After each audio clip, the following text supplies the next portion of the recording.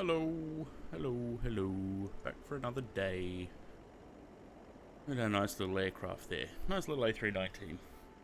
How is everyone that is here? I think there's only 3 people here. But how are we, guys? I'm just going to sit for a little bit. A minute or two, and then we'll get into the aircraft and start doing some planning. Yeah, it's warm.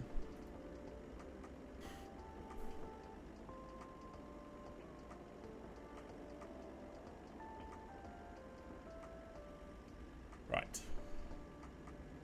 Let's not worry about that minute or two, shall we? Go to the sim. Before we get in the aircraft, we'll do sim brief. We are TAM. I can't remember the number. 3027 from Brasilia to Santos Dumont.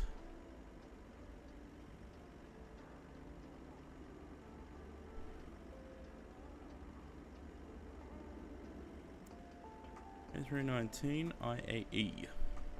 G small. Auto. Generate that.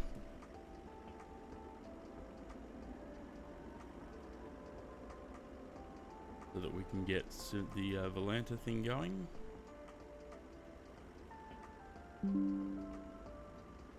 Go. And I can get my charts up on Navigraph.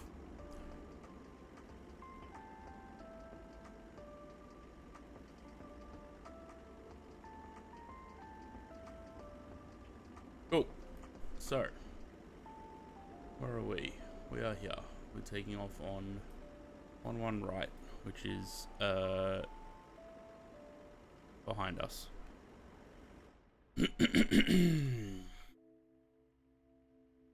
Let's start.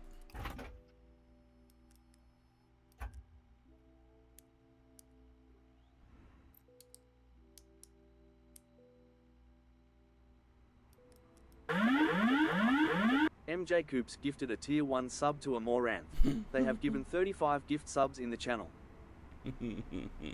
Yeah, she definitely needs that gift sub, you know, because she got robbed, so definitely needs the gift sub. Miles, cheers for the gift sub to Amaranth. We all know how we love to have her subscribed to our channels. How are you coping with the humidity today? Because today's the first day that I'm not really coping with it. A little bit too warm. Too humid. Yuck.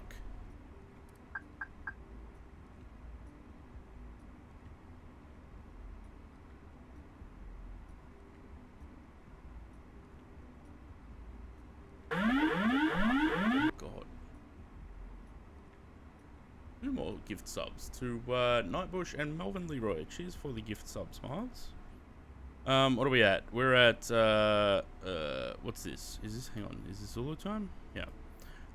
We are at 15:05. This is at 2:10 Zulu. So we need this to be 15.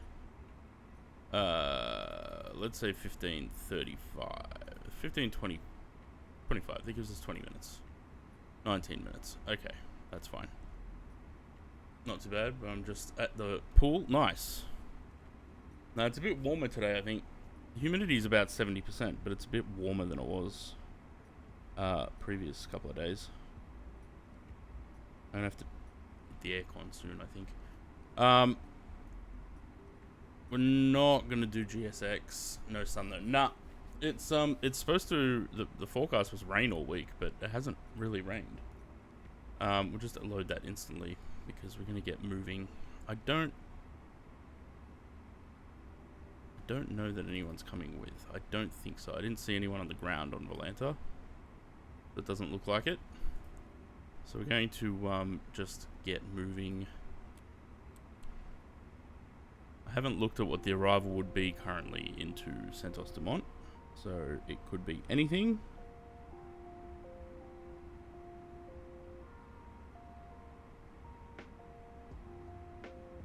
It could be a boring straight-in approach somewhere. We'll see when we get there. Okay.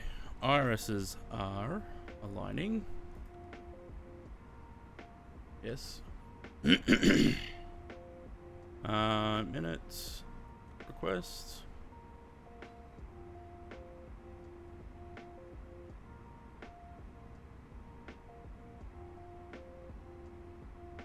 Damn 3027. Brasilia to Santos Dumont. That's fine. Request again. Cloudy for me and temperature of 20 with humidity. So it's about 26 with 67, 68% humidity at the moment. It's not very pleasant. I think I'm gonna have to put the aircon on at some point, because especially with the computer running and streaming and everything, it's unbearable. 5 cost index and cruise out of 390. Bring on winter. Well, yeah.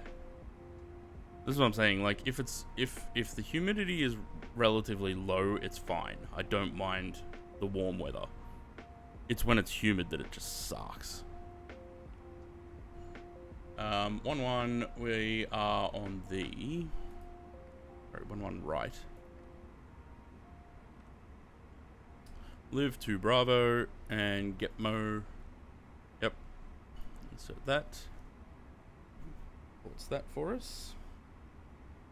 I'm gonna start the APU because we'll be good to go pretty much as soon as the IRSs are aligned.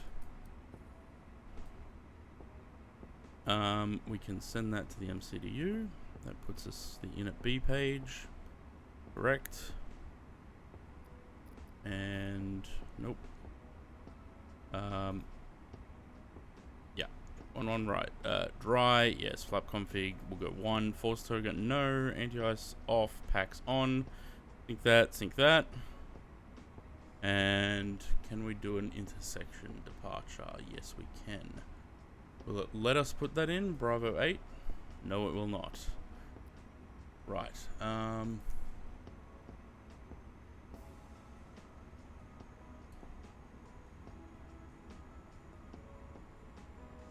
Take off minimums.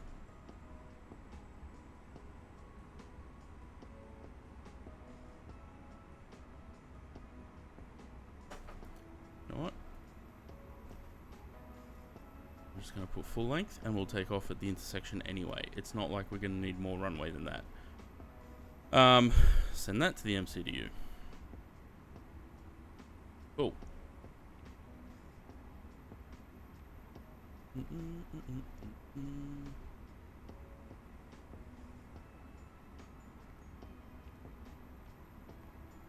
Because if we don't look at those, it's going to yell at us the whole time saying company message.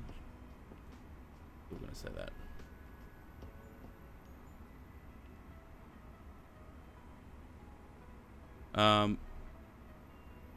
It's done. The flight plan is done. What are we doing? 390. Why is this not working?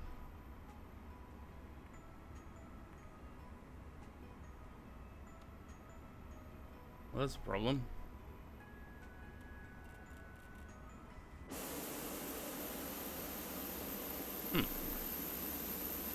Why are we in active pause?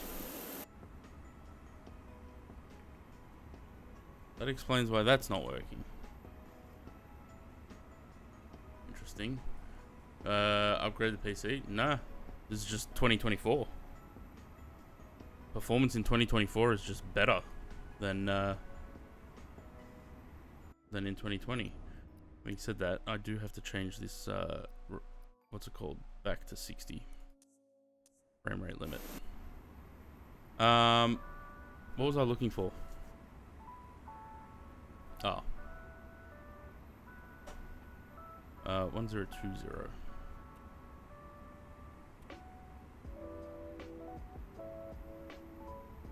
I wonder how I got into active pause.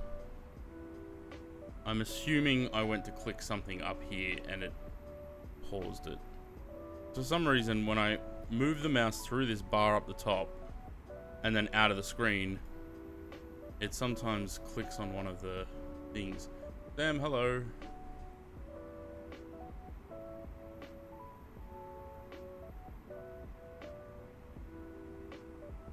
Okay, so we're waiting for the IRSs and then we're going to get going.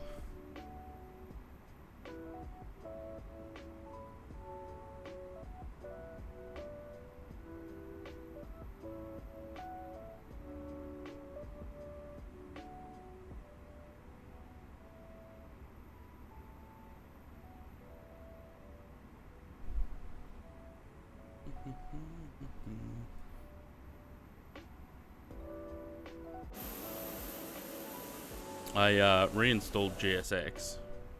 Not reinstalled it. I verified the file integrity. So that looks like it's working again.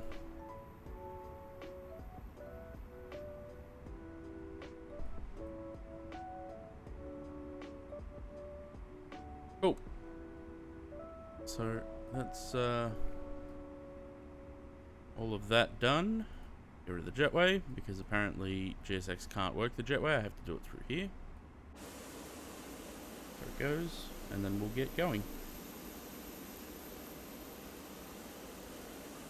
Nice 14 minutes from start to pushback, rather than 40. Pretty good freeway scenery, this one. Off the TO.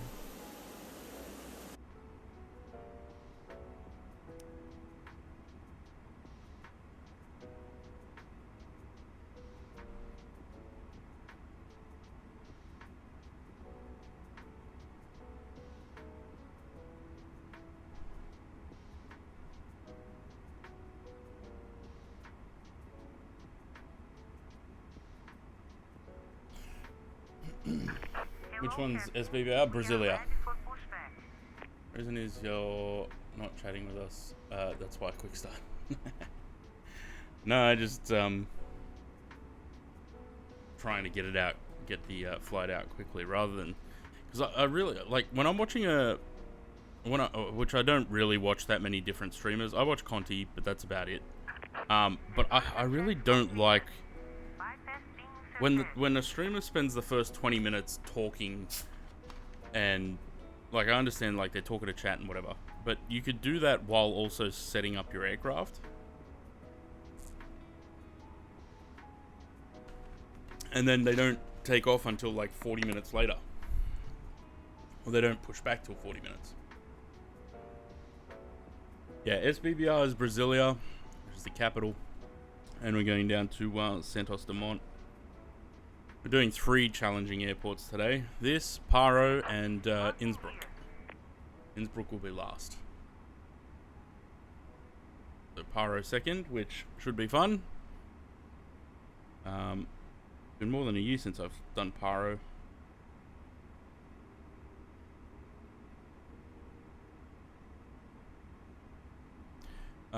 East on Lima 6, all runways.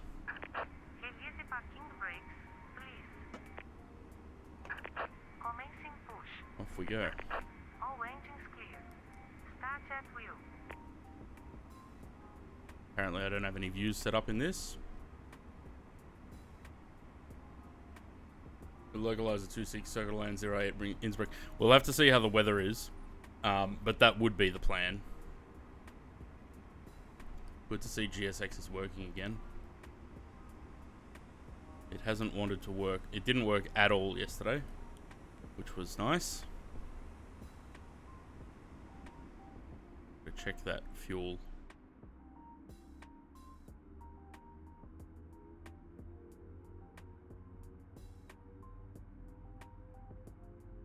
Ladies and gentlemen, please observe the cabin crew member closest to you as we are about to demonstrate the safety features aboard our Airbus A319. Thank you.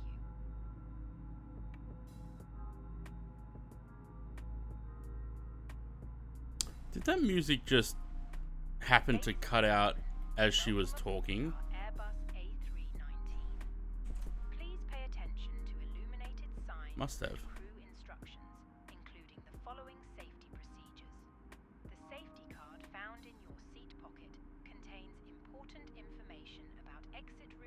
oxygen masks, life jackets.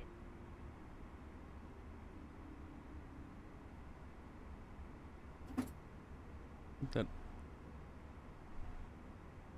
they must have. Okay. Number 2. Please search for King brakes.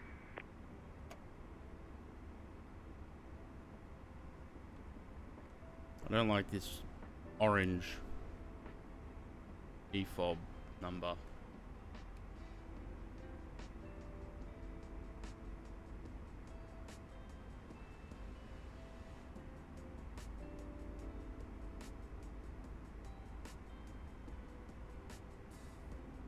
Maybe I should go set up views for the right hand side while the engine's starting. Did her accent just change? Hold the mask in place. With the strap, pull on each side to adjust. Put on your own mask before helping others.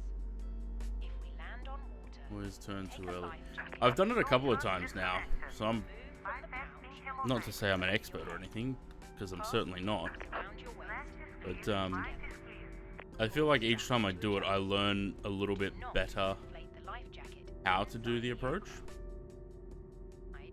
Inflate it by pulling the toggle.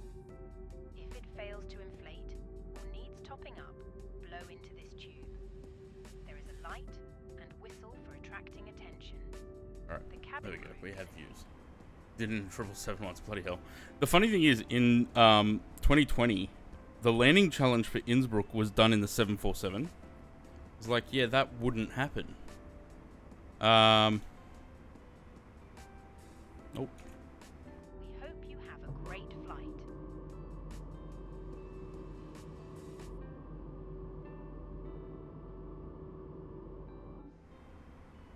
Right. That off. That. They're all on. They are fine as they are. Everything else up there is fine, I think. That. Those are on. 1, 2, 3. Flaps are set. Brakes. That's done. That should be everything. Cool. So, we're going out on Romeo, which is straight ahead.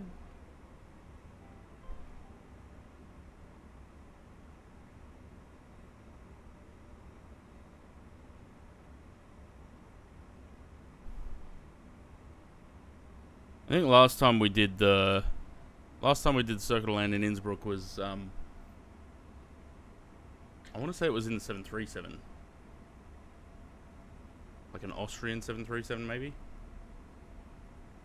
But I have done it a couple of times off stream as well, so that may have been what I'm thinking about.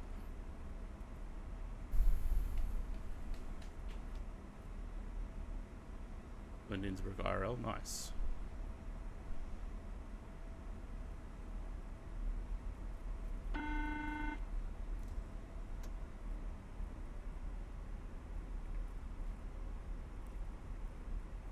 The cabin is now secure for takeoff. Thanks, Vicky.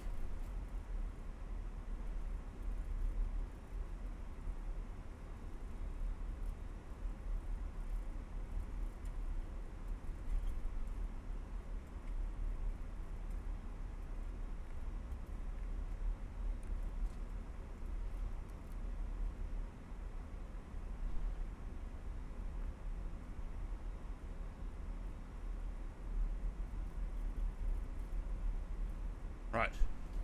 We stay on Romeo. Oh, and the cabin secure for takeoff. Yeah. No Norman on this. Just got whatever female name pops into my head first. That's what we call her for the flight. So she's Vicky today.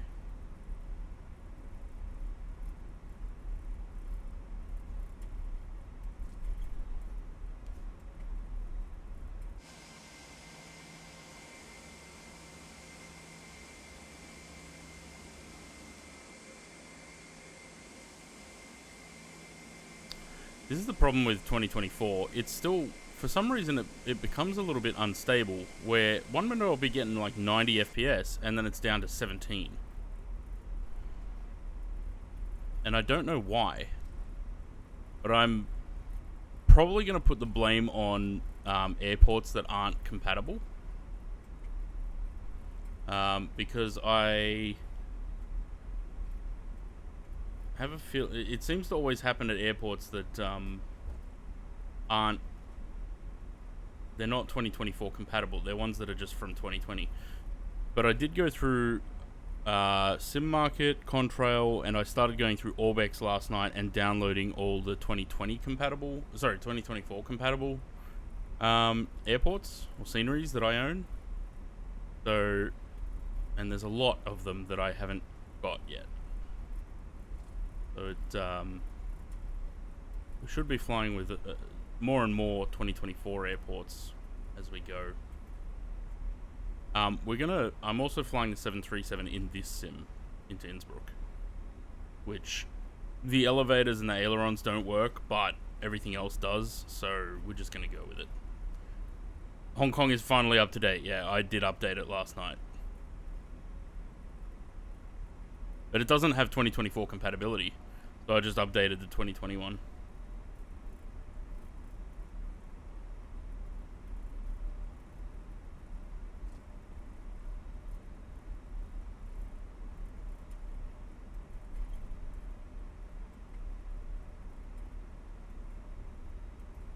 So the other thing I was thinking about is, I was saying that once the 777 and the 737 come across to this sim, then I'll switch to 2024 permanently. I can't do that because of the MD-11. Until the MD-11 is 2024 compatible, I have to keep 2020 if I want to keep flying the MD-11. Constantly changing day by day. Yeah, well, true. But I probably haven't updated the scenery since like 2023, late 23, early 24. Flying into yeah, we are. Nice little hop from Brasilia to Santos Dumont. What's the airtime on this? Hour and 20. Yeah, that's alright.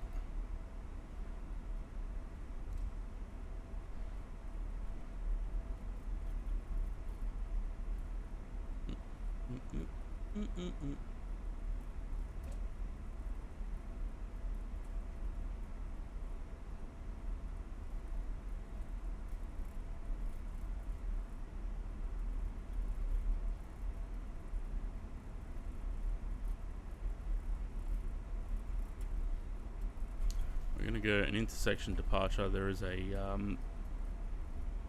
taxiway here. We're not going to go full length because I don't think we'll need it.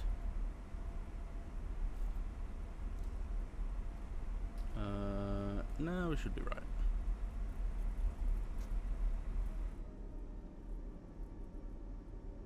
I love this plane.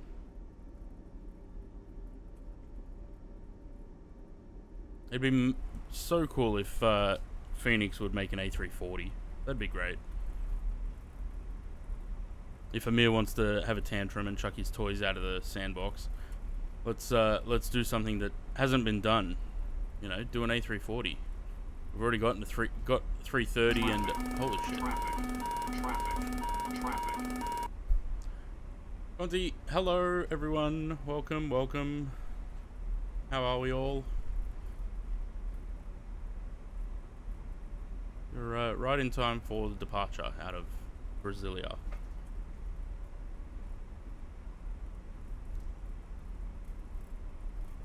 I don't know if I should... maybe... I don't know. I'm thinking maybe I should change the sound for the raid.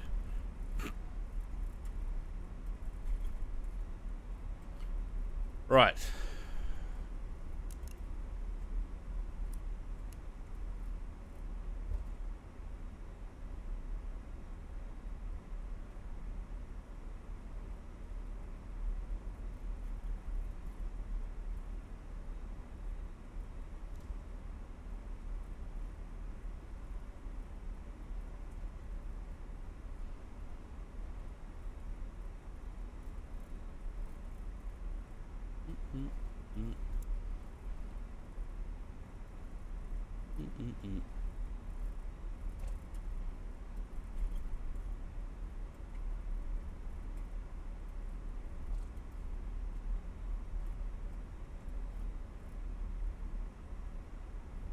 I hope this is enough runway. Should be.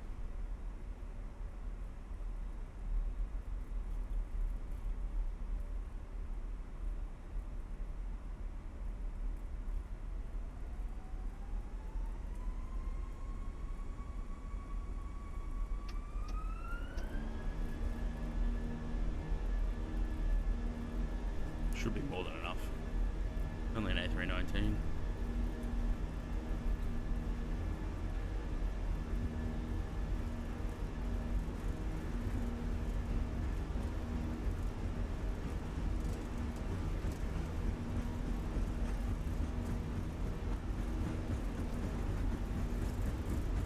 Oh dear. Maybe I should have gone players Tosa. gonna play, and the haters gonna hate, baby. I'm just gonna shake, I shake it off, woo hoo hoo.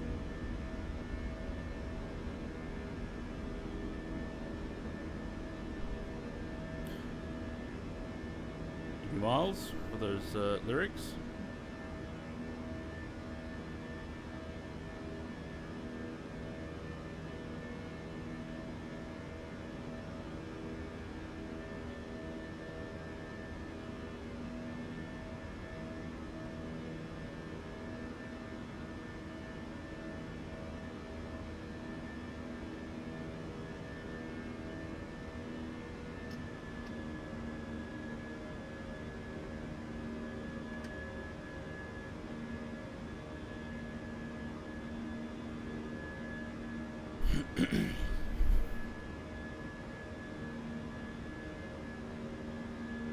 Always finds a way to put some Taylor Swift onto the stream, doesn't he?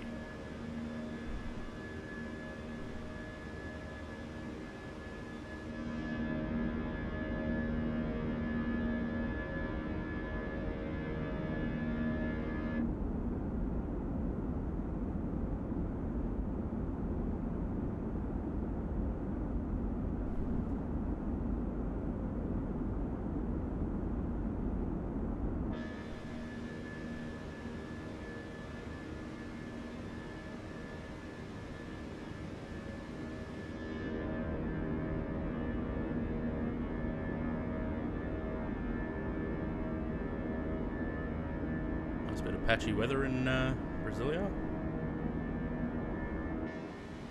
Couple bits of rain.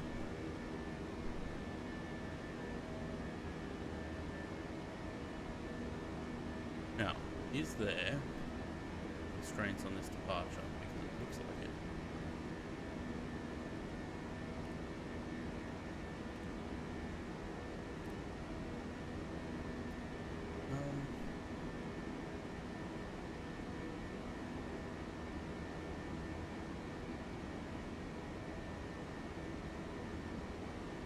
Yeah, we're going to be below 9,000 at Lviv. Why?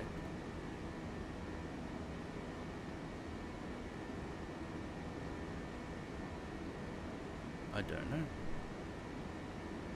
Random altitude constraints for no reason.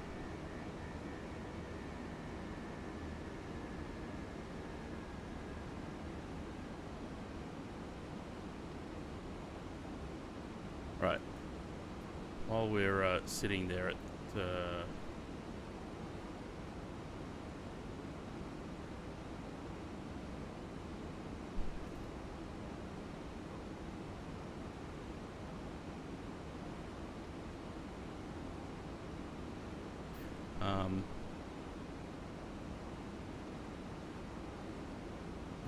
can we just see the whole thing? Apparently not. Alright,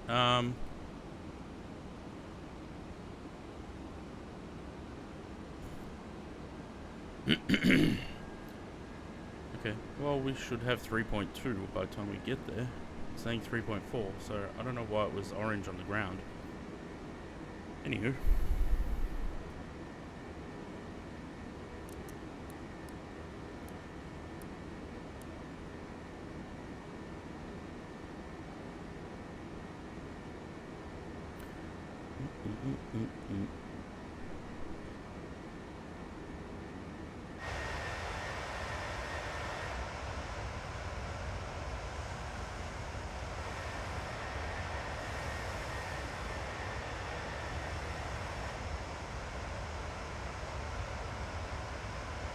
This is always this weird, like, fisheye sort of lens on this. I don't know. I don't like it. Sort of like distorted.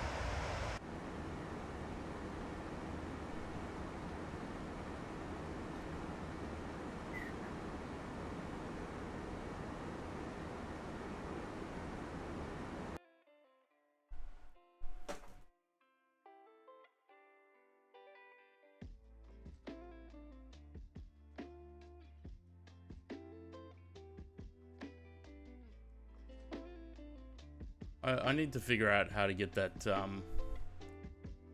thing working again, because I'm sick of these stream beats, lo-fi bullshit. I'd much rather be listening to proper music. So I don't know, it just didn't want to work for me the other day when I was trying to get it working. Cool. So we got 03:57, so about an hour and 20 minutes, which is right on what the flight log said.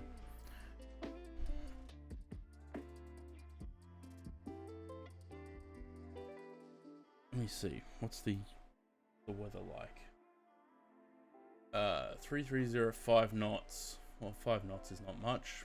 Short 1500, broken 8000. 25 degrees, QNH 1012.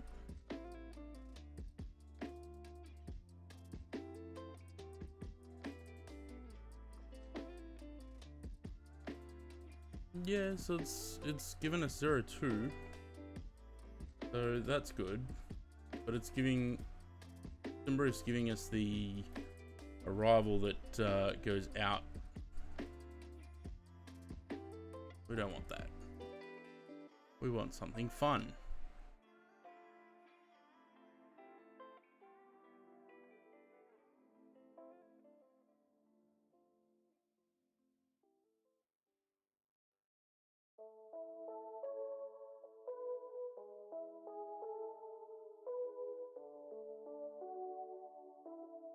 Right. I'm just gonna put the arrival in there now. So we're doing the I have whiskey 02 right. So many arrivals. Whiskey 02 right, Sala 1 Alpha, Tokim, and Gellet. Do that. So that's the one that's going to bring us in from the west. I'm going to do that turn, descending turn over the town there and into the runway. Because what's the point in flying into Santos Dumont if you don't do that approach?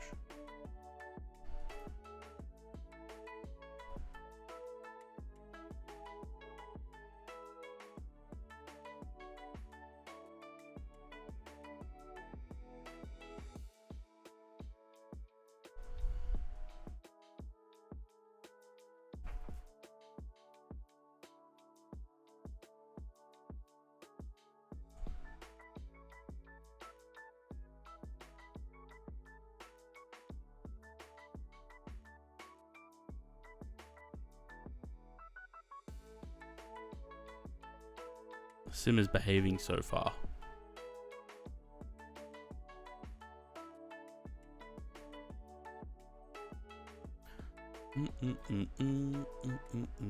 So how is everyone? I already asked the people that were here before the raid, but how is everyone from the raid?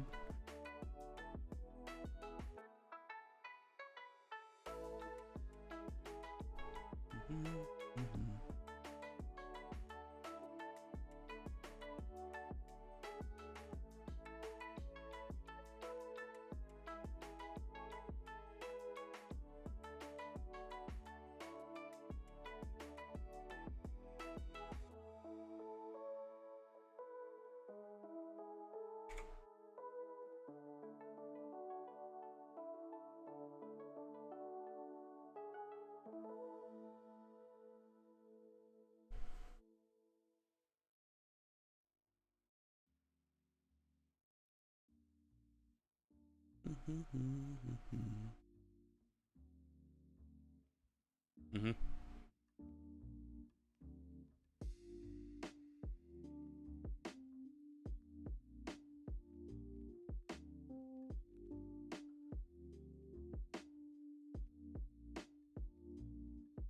Dinosaur with a really long beak has just appeared next to your sunbed.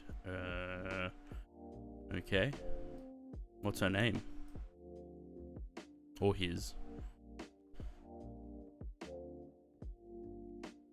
What's their name? That's the word. No, that's what I should say.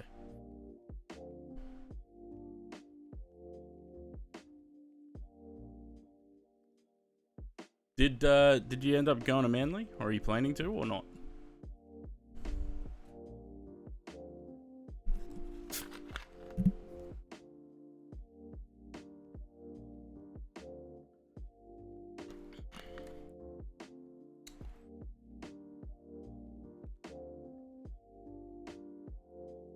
Dropped me lid.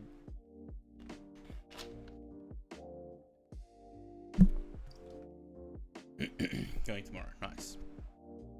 What's the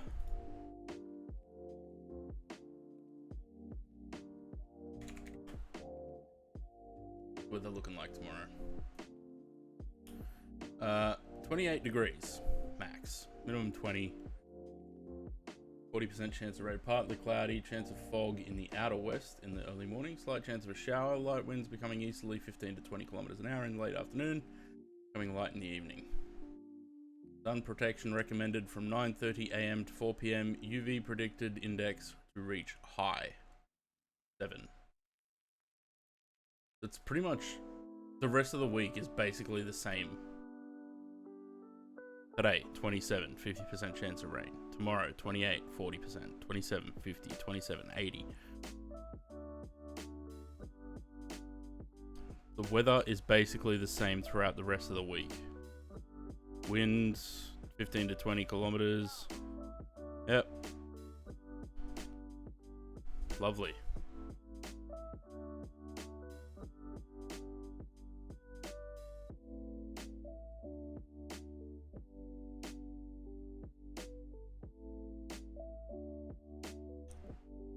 Lovely weather for the rest of the week. And humid as fuck. The humidity does not let up.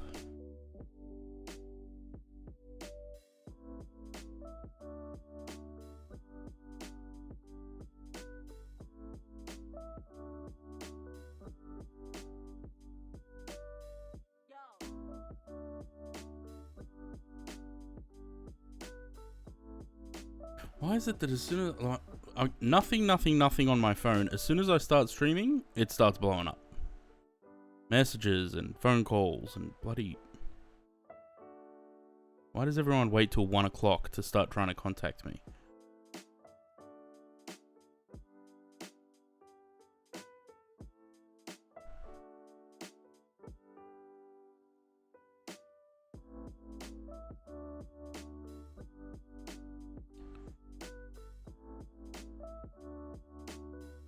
I don't know.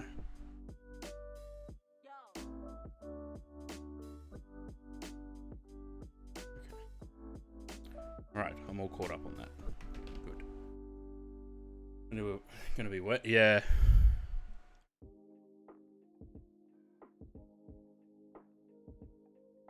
Yeah, but the funny thing is, for the past 2 or 3 weeks, it's been saying that it's raining constantly, and nothing. We get a little bit of drizzle here and there, but nothing major.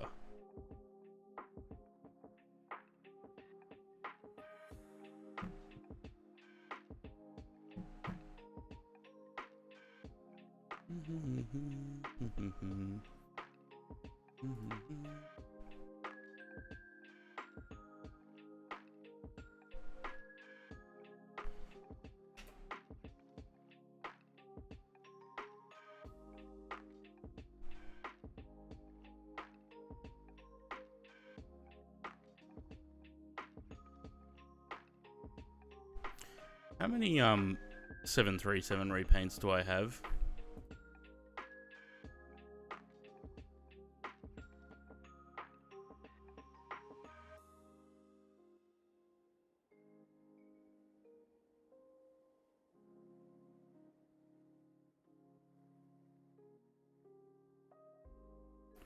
16 of them.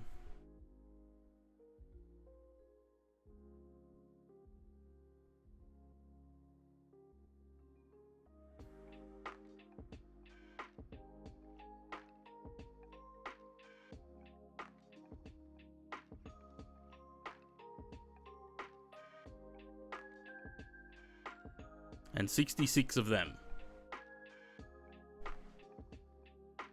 Ugh.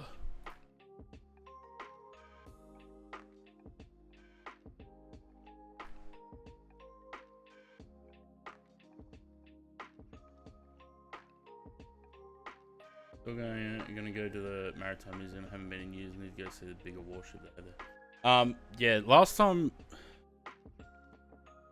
What did they do? I don't know. They changed it. I think originally those the Maritime Museum there in Darling Harbour.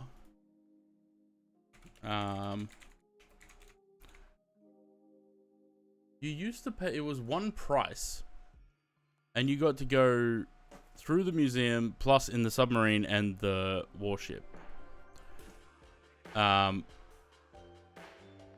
But it seems like they changed that, where you now have to pay for those separately, I think.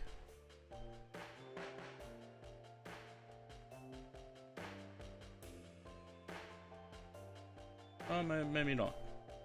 All exhibitions and vessels. Okay, so, well, that's okay. 35 bucks.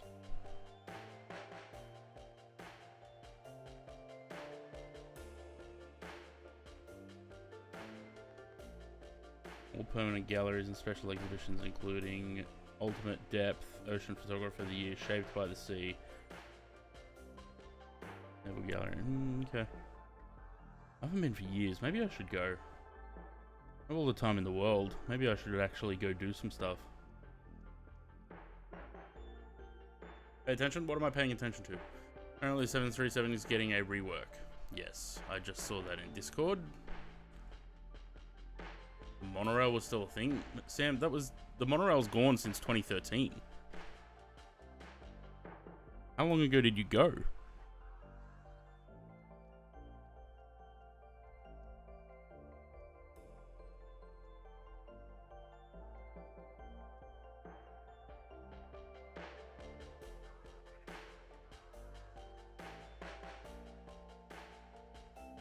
I don't even know when was the last time I went to the Maritime Museum. It was a while ago.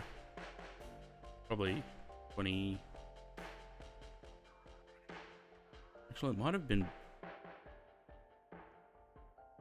It might have been when the monorail was still there. Maybe. 2012? Maybe, yeah. It was a while ago.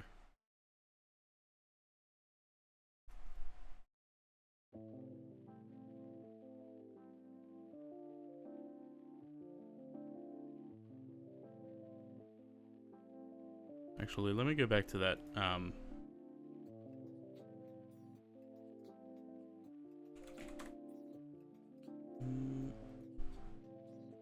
Those are some very dark contrails. Wow.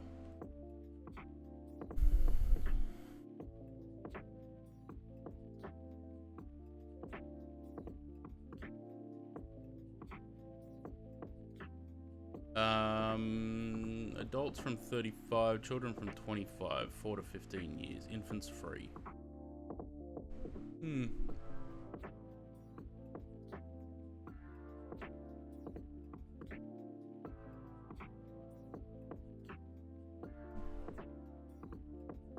$90 for 2 adults and 3 children.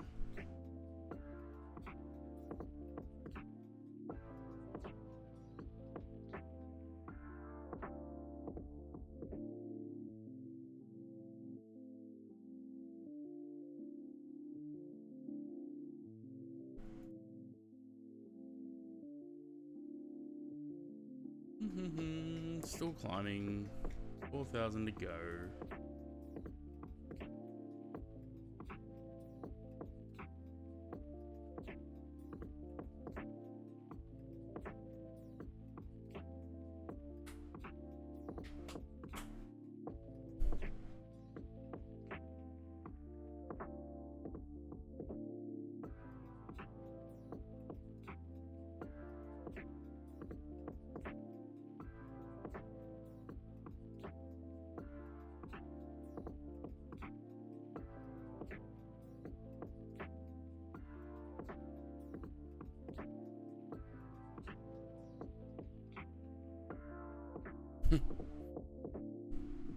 Oh, is this spotting bin chickens?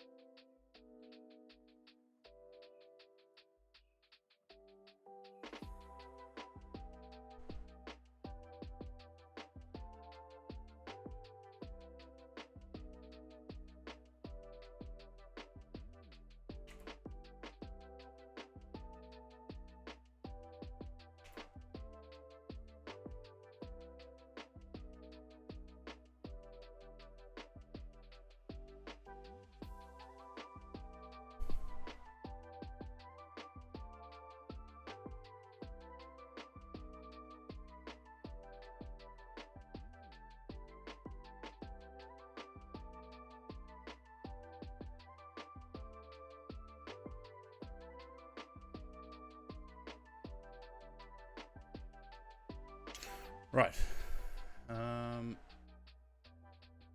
See, why does it do that? I don't like that. That's annoying. I hate that handlebar. I really wish they would do away with that.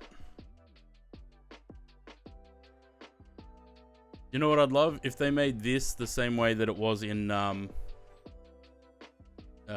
P3D, where you had to press something. I think you had to press Alt to bring that up at the top, the menu. Last time was 2018. Well, the monorail was well and truly gone by then.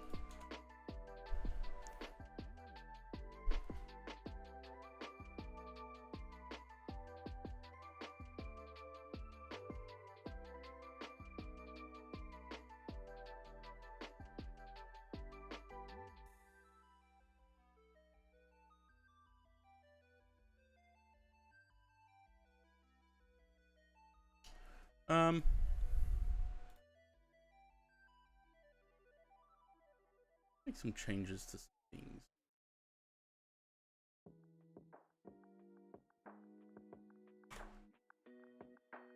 You know, I haven't logged into Squarespace for so long to manage the website. Authentication app. I can't even remember which one that was. The Google one? Yes.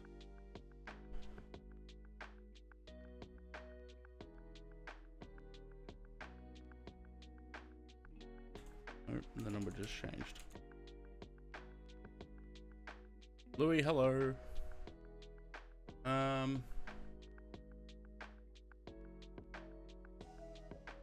Website.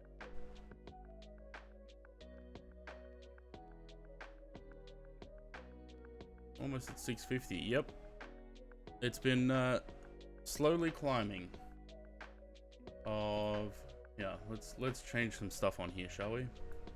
Because truth is truth. Welcome to the semi-retired repainter and sporadic Twitch streamer.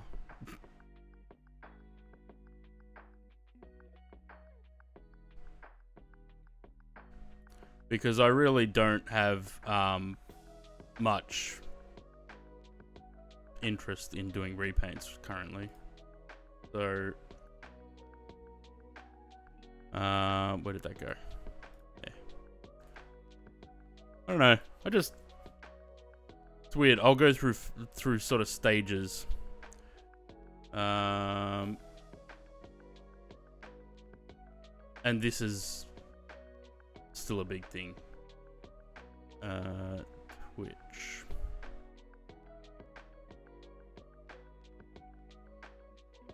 How do I edit the bio? Nope. Going sporadic streamer again. No. Just changing the repainter part.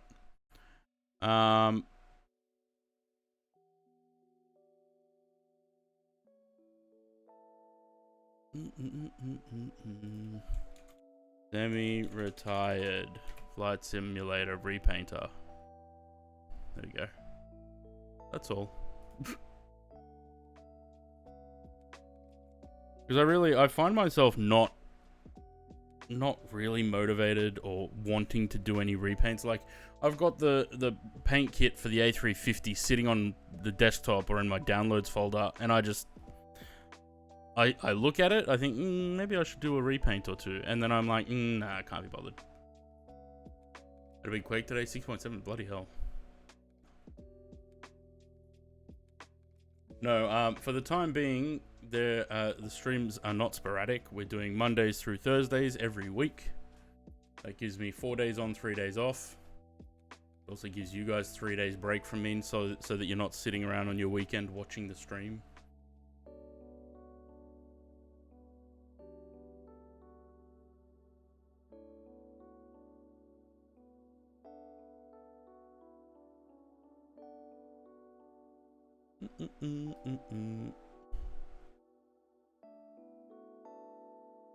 Company message. I wonder what it could say. Latam Ops. No ADC required, I would assume. Yes. Good. Wouldn't have sent one anyway.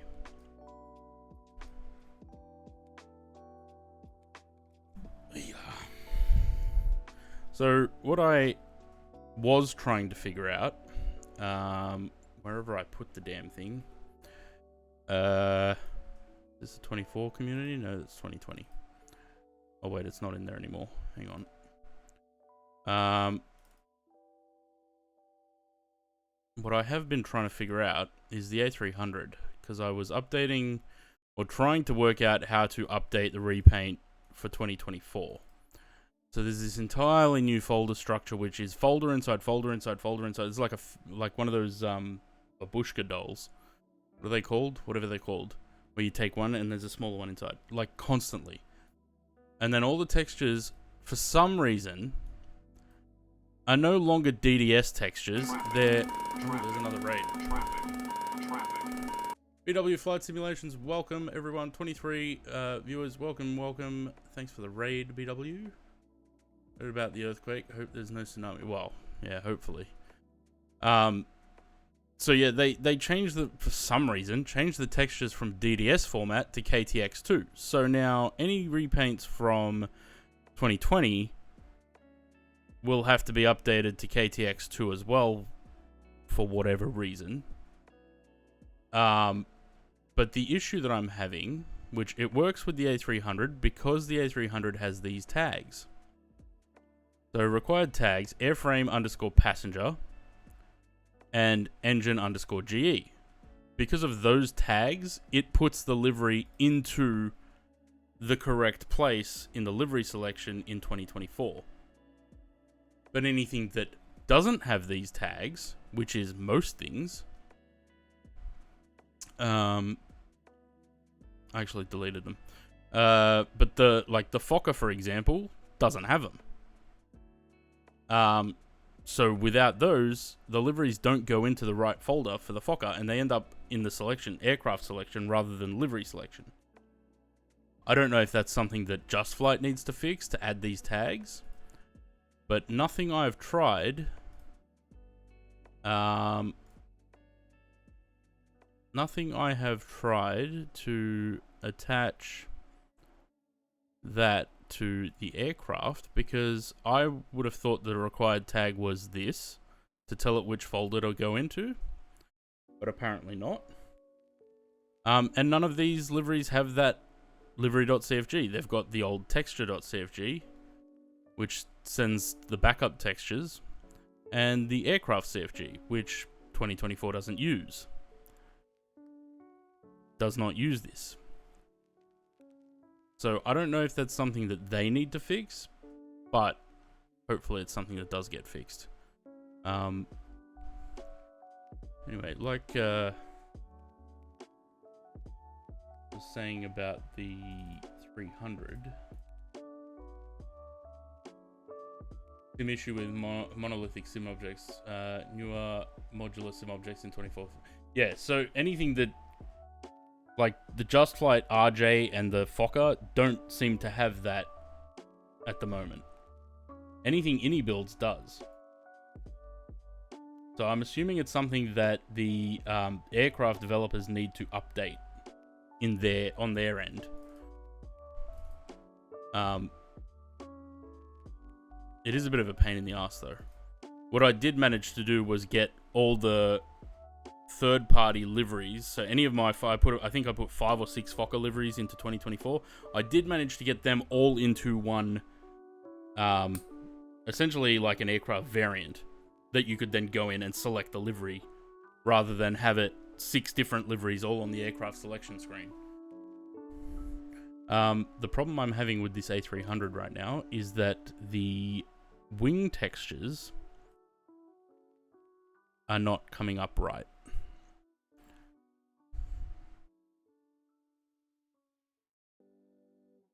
And this is why I haven't uploaded the repaint yet. So that's the color in Photoshop. And you can see that the spoilers here have the same color as where they connect to the wing. But when I have a look at it in the sim,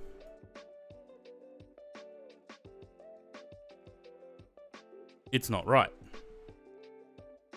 It's pretty close, but it's not right. A lot of work, like at least a month. Should fix the bug on that. Oh, you know what I think Asobo should do? They should just go back to the old style of livery and aircraft selection. I really hate the aircraft selection menu in 2024. So yeah, that's the issue that I'm having with the A300 at the moment. For some reason, most of the textures are dark except the spoilers and the flaps. And I have no clue why. But I don't want to upload it like that. I mean, that's better than this was. But I don't want to upload it like that because that's not right.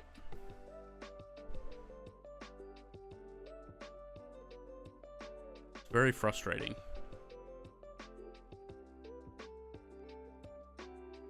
But on the plus side, at least I know how to do the KTX2 textures and all that shit. Wasn't designed with hardcore people who have tons of liveries, but yeah. I mean, I'm saying, like, bring up PMDG. Actually, it might not show in here because it's not in 2020. No. 2024.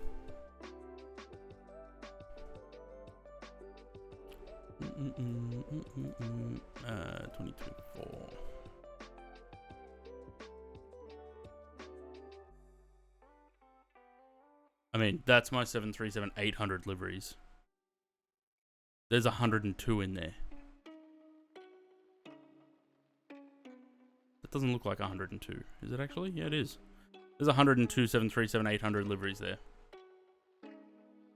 And when we get to that flight that we're doing with the 800, we'll see. It'll show maybe 4 liveries as an individual aircraft variant. I know Air Pacific's one of them. When you go into that, then there's another 50 or so liveries in that same thing. When am I painting AirAsia 777? Never. Wonder how any have done it because the 350 don't show. Yeah, well, that's what I was saying with the 350 liveries. I really should put this in there. 350. Go with any of these, for example. So this livery.cfg, it has this required tags. And if it's got that as a required tag, it will put the livery into that aircraft. And then when you select the aircraft, you then go liveries and the livery will be in there. But Phoenix and PMDG and Just Flight, they don't have this. So the liveries don't show up in the aircraft. They show up as an individual variant of the aircraft.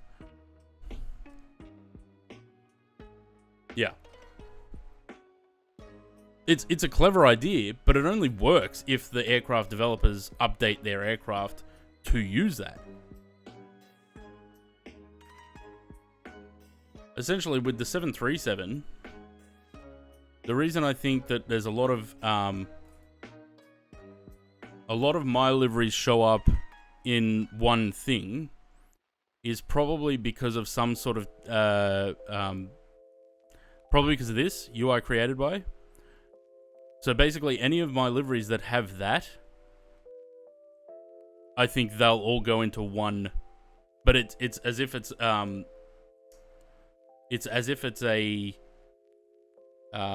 variant of the aircraft, not the livery itself.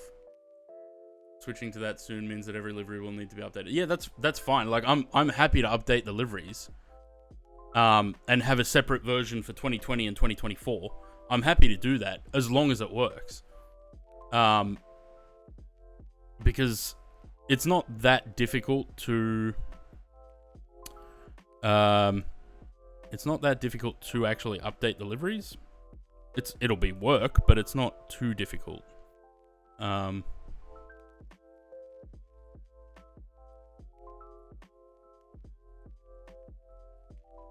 Essentially, it's just changing this file structure and then replacing the aircraft.cfg with a livery.cfg.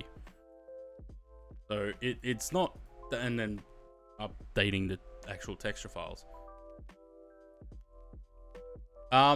There is an external thing. Someone's made a why do I keep going documents? This thing. This is what I was using the other day to test with the 350, 300. So you put each of the different texture files in here as the PNGs, like that. And then you can run this batch file. It will convert them to the KTX2 textures.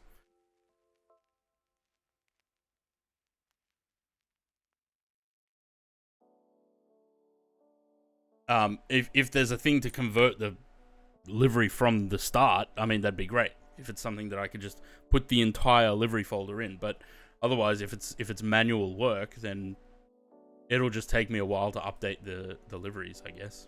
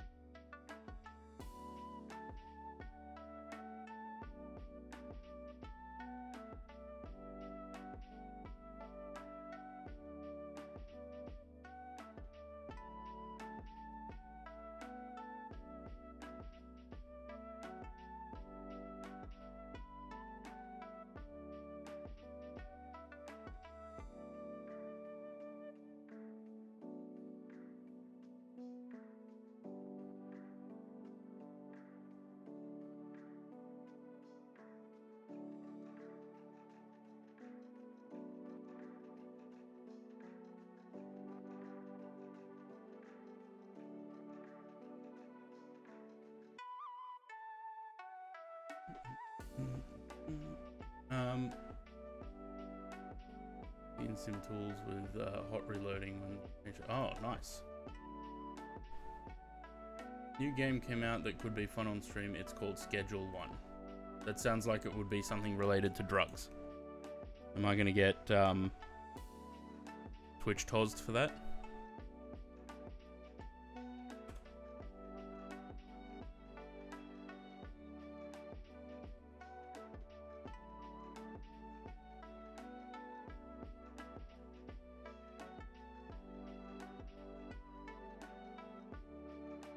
It actually literally just came out today. Or is coming out. It did come out today.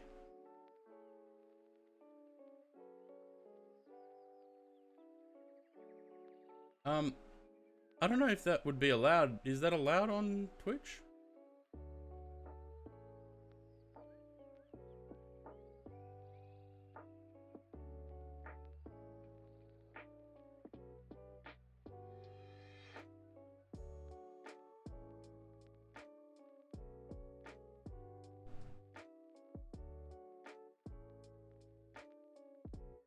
now with 24,000 viewers on Twitch. Well, so what you're saying is if I played it, I would get 24,000 viewers?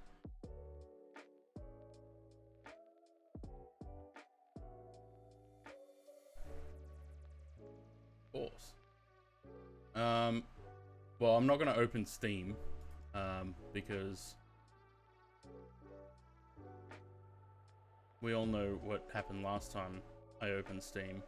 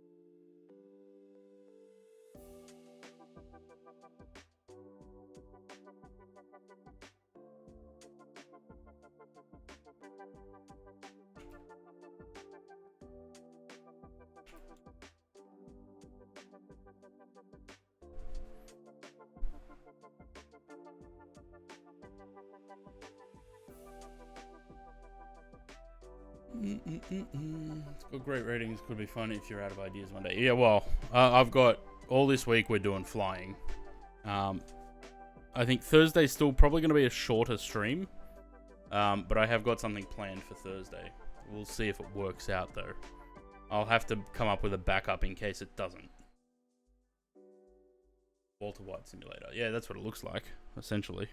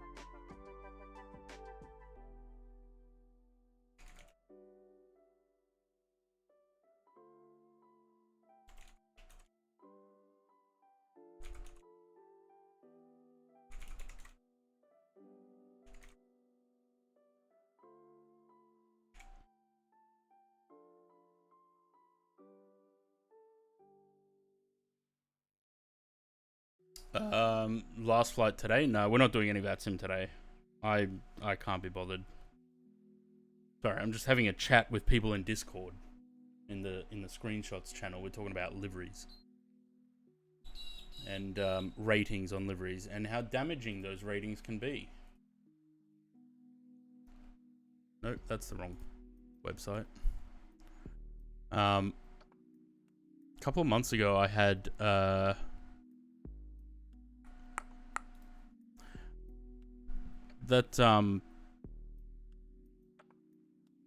these, so the JTA whale shark liveries. I wonder if we can find it now. I hate that you can't just see all your liveries.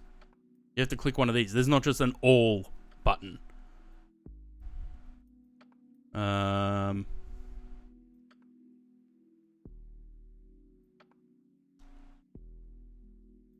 is it?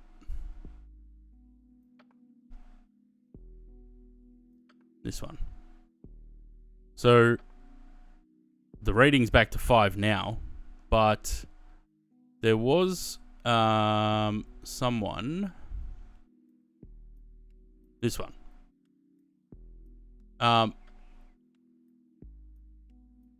One, it's hard to even understand what this guy's saying. Install PTP file, but after other the explanation for the ini file don't answer anything about me. So there's an instruction file in the folder that tells you where to put the ini config for the cockpit config and all that. And it had both the instructions for Steam and the Microsoft version of MFS telling you where to put that file. Obviously, this guy didn't understand that. He gave me a 1 star. And it was the only comment and rating on the file. So 1 star dropped this to a 1 star rating, and it came up poor. So I don't think some people don't realize that is pretty damaging, because if it's the only review and it's a 1 star and it says poor, no one's going to download that livery because they're going to think that it's a bad livery. So I re-clarified the instructions and asked him to remove the 1 star rating. To which he said, yes, of course, it's okay, and then left the 1 star rating there. So I had to report it and get the 1 star rating taken off. And that's why there's 5 star ratings, because I asked people to go and rate it. So Matt, Sam, and Maverick for the 5 star ratings. New Korean livery, yeah, I don't like it. Where do you get the info? I generally will just try and look at photos of the cockpit if I can find them. The only problem is that if there's no photos of the cockpit for that specific registration, you have to try and use other aircraft in the fleet, and that's not always correct, so it's kind of hard to get that information.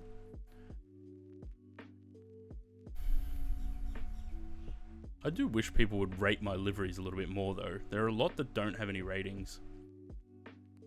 Ratings help.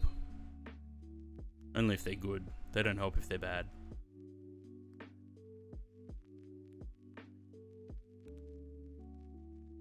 I have one star rating somewhere. I don't know what. A couple of 3s. 1 3 and 6 4s. Oh yeah, I know that they're not getting downloads, like, just because of what they are. Like I said, you can look through. Look, this one, it's only 72 downloads from 4 months ago. There are some that, actually we can go, if I go to most downloads and then go to last page, we can look at them backwards. Strategic, look at that. A year ago, 49 downloads. I know, because I'm doing, like, really niche. Let's see things like that. The Fokker Ansett Northern Territory Fokker 78 2 years ago. There are a lot that, because you get a notification when you hit 100 downloads on a file. So there are a few that I still have not even hit 100 on. Which I wouldn't expect to. Something like this, like, that's just the Department of Civil Aviation. It's a random livery that I saw on the Fokker. I put into airliners.net or something, Fokker 28 in Australia, and just started doing liveries. I'm surprised about this one, though. Oh, that's Singapore. Okay. I have a lot of liveries.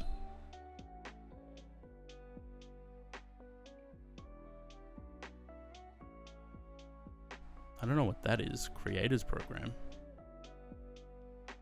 Oh. Right.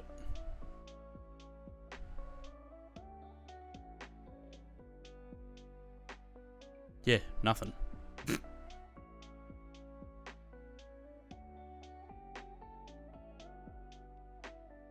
Very few to FOM's download count. Here's 1 star. Oh god. Oh yeah, okay. That's right, because this livery didn't want to work. And it does work now. And that's why it says this here. So, there was a problem with this livery that I unintentionally broke it. Because the model CFG had... apparently, PMDG had updated something. And the model CFG was pointing to the wrong places. So when you'd load into the aircraft, there'd be a very low-res cockpit. And then no external aircraft. It took me a while to figure that out. The problem is... Oh, here we go. So it wouldn't show up at all there. And this would be the cockpit. The problem is that... What I don't like is it's really not necessary to just give a 1-star rating for that. Because now that, like, even though the livery works, I'm stuck with this 1 star unless I report it. Or I contact him to get him to remove it. Which it's annoying. Yeah. Oh look, we're at top of descent. Good timing. I don't know what altitude we're going down to, actually. I didn't look. 7,000, apparently. Not 4,000. Yeah, so it's kind of annoying. You get left a 1-star review, and now I'm going to have to go and either report that review and say, look, it does work now. Can you remove it? Or I have to send him a message and say, can you remove the 1 star?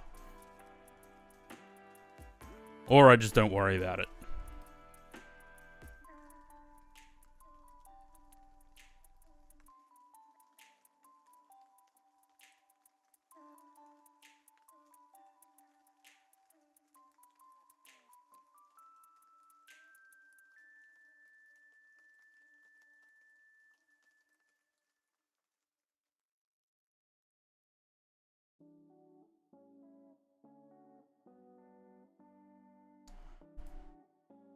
Alright, what do I need?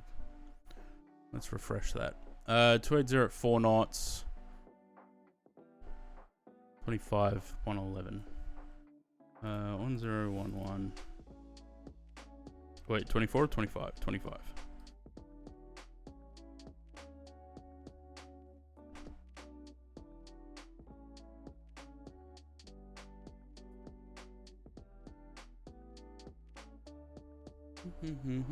Tell me about the reviews if it's less than 3 stars on the front. But that's the problem. Like, so any livery that gets uploaded gets pushed to the front of the livery section, right? If it gets a 1 star, straight away people are just going to go straight. Like, I don't download anything less than 4 or 5 stars. I mean, unless it doesn't have a rating. But if there's a rating on it, if it's got less than 4 stars, I won't download it. What am I looking for? I can't remember. Oh, minimums.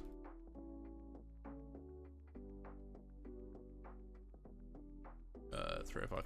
And I don't want to sound like I'm whinging just because I don't like getting, you know, low ratings, but I would leave that up to you guys to decide, like, do they deserve ratings that low? Or, you know, because I don't think they do. I know I've done some shit work sometimes, but I don't think they deserve a 1-star rating. What happened to Samoan? Don't know. What about it? They don't exist anymore, do they? I think I did a livery for Samoan, didn't I? On the 7.3.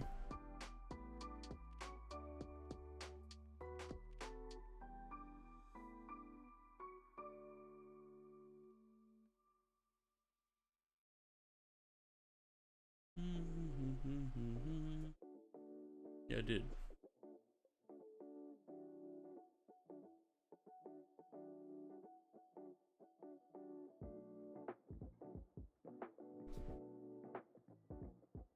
Yeah. So, what livery was that on?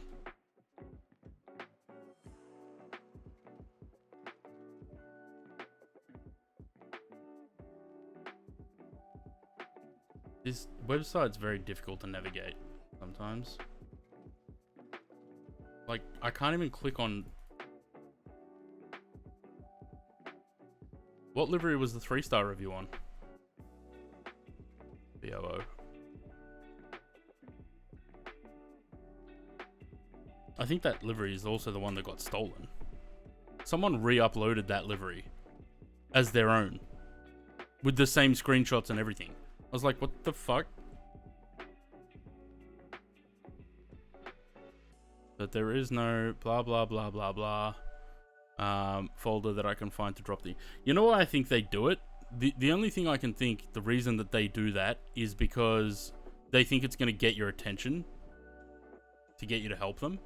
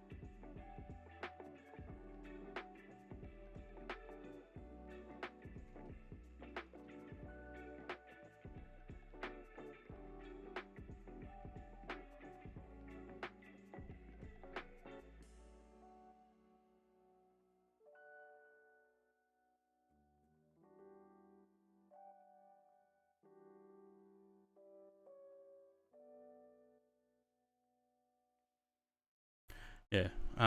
Actually, did I fix that for that guy? I can't remember now.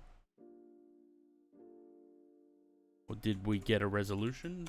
Because the thing is, they can change the review, or they can remove the rating.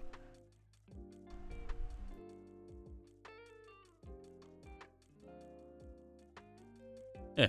Okay. So he found the path. He found where to put the file. Left the rating.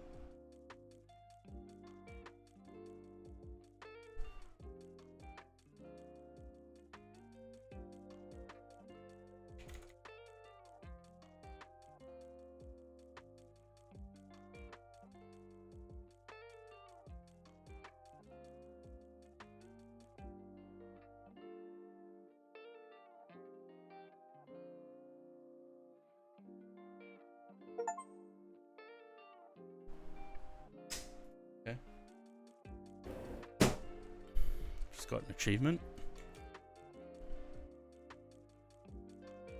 Accumulate 50 hours of total flight time. Okay.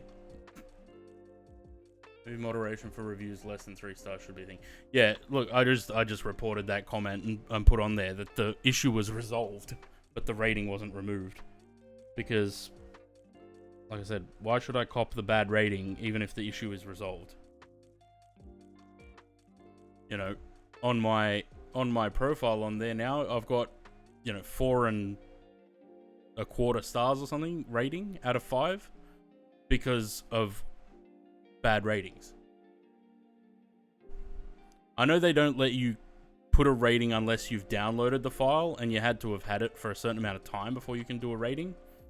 So that's at least something, but that doesn't stop anyone from just downloading a livery and putting a 1.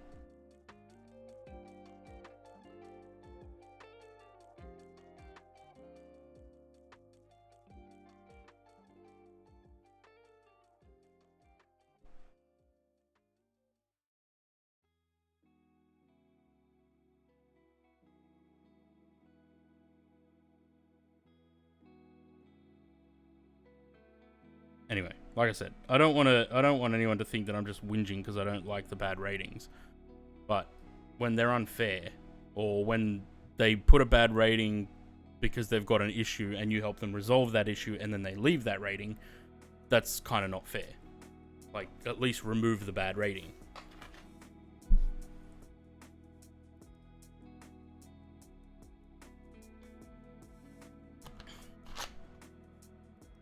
That was completely room temperature by the time I drank that.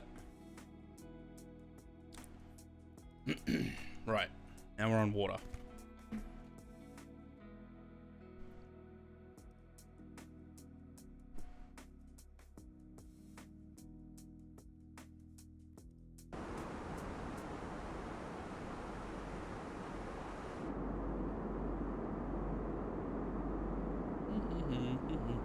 been a while since I've landed into Santos Dumont. Boeing 737-7H2, cheers for the follow. Welcome to the channel. 44 people in the stream. Me and Louis are the only ones talking. Yeah, that's okay. A lot of people like to lurk. I'm okay with lurkers. Whether chatting or just watching, that's fine, because at the end of the day, people being in, even if they're lurking, it helps bump up the average viewers. And that's currently what I'm trying to work on. That's right.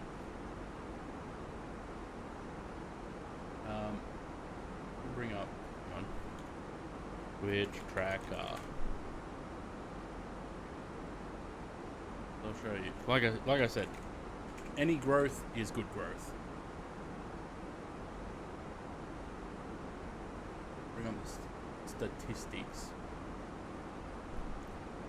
because I love statistics. I'm a bit of a nerd like that. So this is the YouTube experiment in this area here. That's why there was no growth on Twitch. And this is the Kick experiment, which is why there's no growth on Twitch. But since coming back to Twitch, it's been a very steady upward, and especially since coming back full-time at the start of this year, it's been a very steady upward climb. But the average viewers is what I'm trying to build. So even if there's what altitude are we at? We're currently descending through 20,000 feet. Seeing, you know, the average viewers for March at 21, where in November last year we were at 12. You know, so almost double the average viewers. That's what we need. And 61 new followers this month so far is pretty damn good too.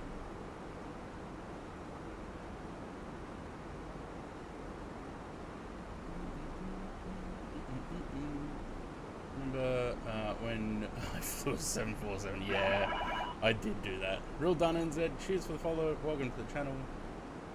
Yes, I did do that with the 747. I wonder if was there a clip maybe on James's channel, because it was during his stream. I feel like there was a clip.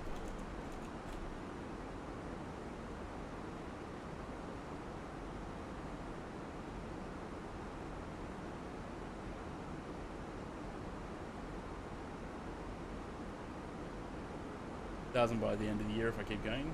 Well, hopefully.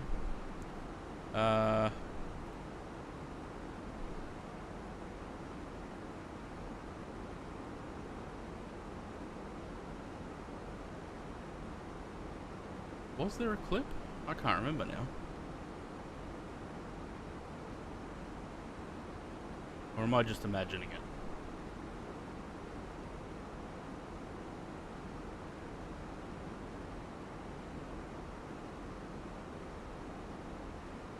Maybe I'm just imagining it.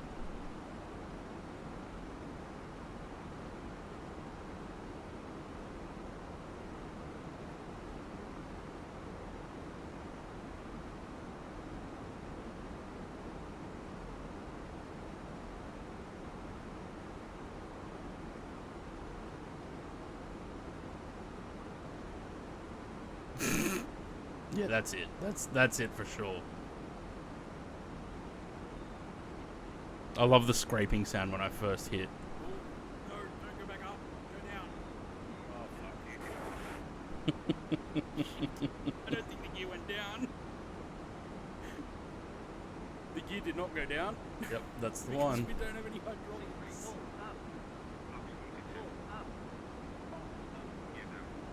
Gear's not down. Frick. Of all the clips that have ever happened, or all the situations that have ever happened on my stream, this had to have been the funniest. Because either through my own mismanagement of the fuel, or We're dead. We're definitely dead. a possible bug that was chewing through fuel, but then everything lining up, like not finding the right dirt strip and those rocks being perfectly in the way. Like, they're just right in front, like, perfectly. Running out of fuel the net. Yeah, and then running out of fuel the same stream twice. I know. Terrible.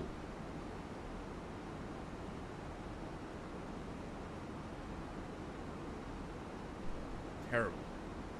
Bad pilot.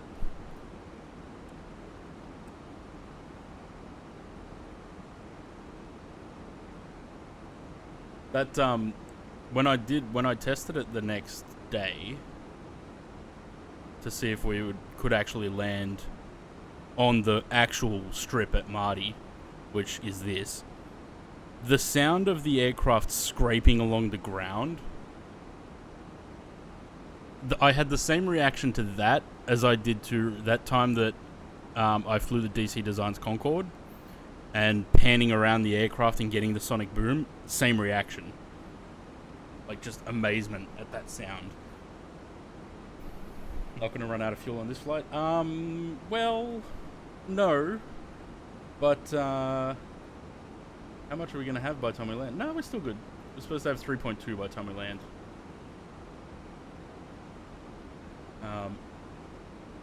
Get a bit of spoiler.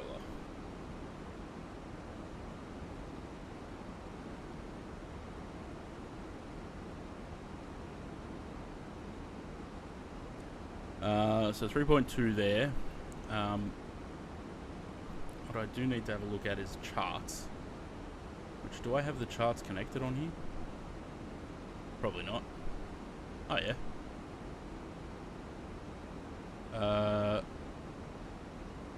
You know what would be good? If I could sync the SimBrief app. What's it called? Navigraph app. Because that's not the arrival that we're doing. We're currently on the other one, Alpha. Rid of that. So we can look at that. And then the approach. Scrolling doesn't work. Nav RMP Whiskey to 02 right. This one.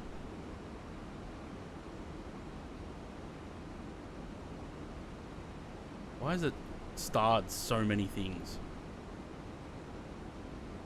Like, it's just got stars on all of the approaches to 02 right. Okay, so that's where we are now. That stream too. The stream was meant to make people not buy it, and yet I bought it. Wait, what? Not buy what? Oh, the Concorde. That's right. Yeah, it was supposed to be like, yeah, here, I'll show it so you guys don't have to go buy it. That's right.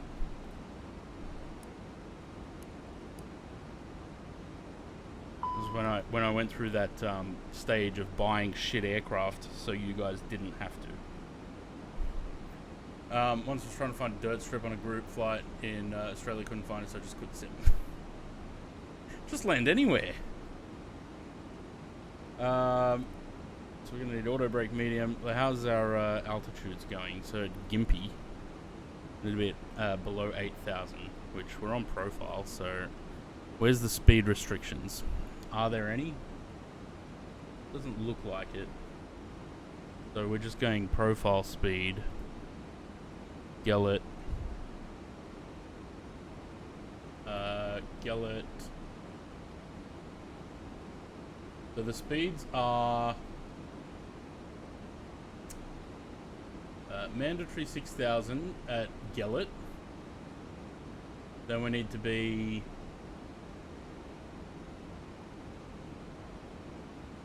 at 802. We need to be at maximum 140.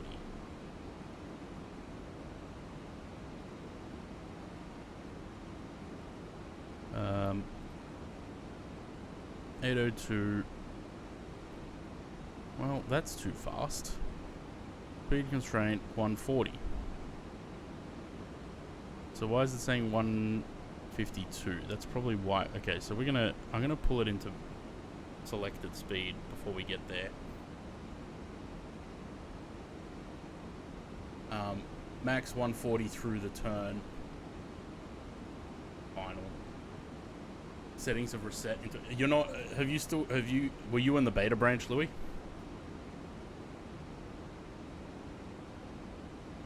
Because, yeah, you had to unenroll from that. So the other day there was a thing that if you're still in the beta branch, it could give you a phantom update that deletes everything, basically. When did you opt out of it?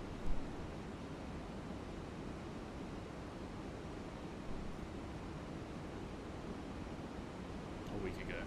Okay. Shouldn't have done that. The only other thing I would suggest is maybe try and resync the cloud data. Because that might help.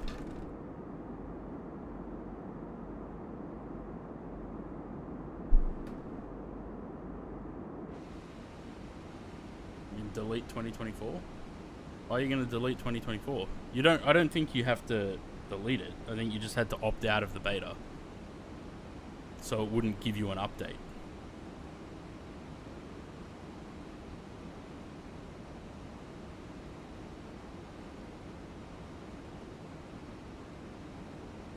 Alright, so Gellert is the initial approach fix, so we'll chuck it into approach.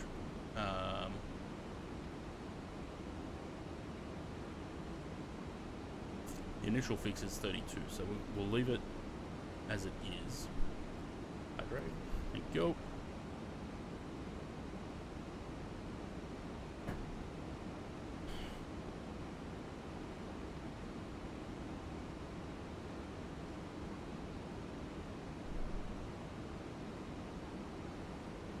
This is going to be interesting with these clouds. I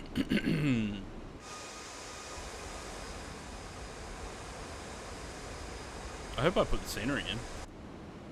Pretty sure I did. Remember that last time that I flew here and didn't put the scenery in? Like an idiot?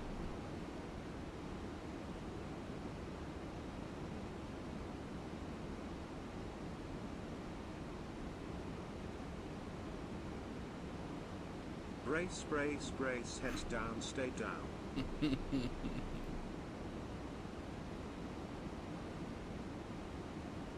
It's bespoke? Nah, maybe, but I've got the Paulo Ricardo one. Oh shit, I didn't get rid of the bespoke one. That might be an issue. We might have an airport double up.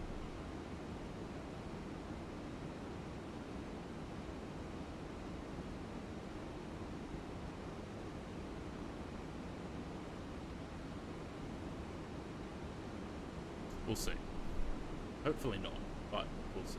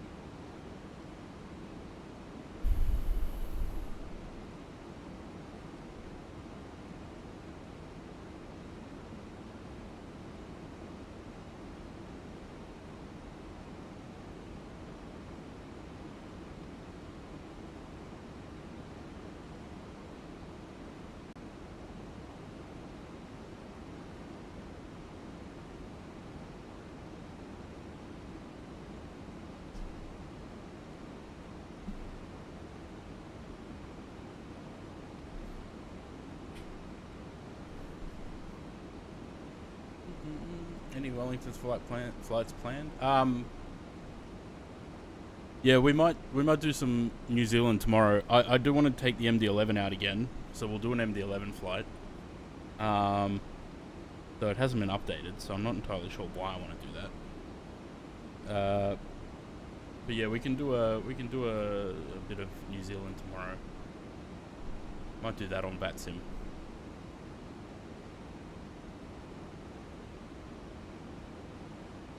If there's any controls. Otherwise, we might still just do it on VATSIM and right. Aircraft still descending. Good. So RJ032 is the initial fix.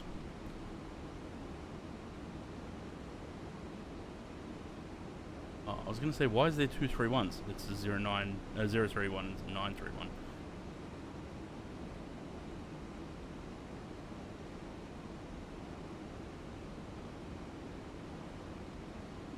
Well, it looks clear enough.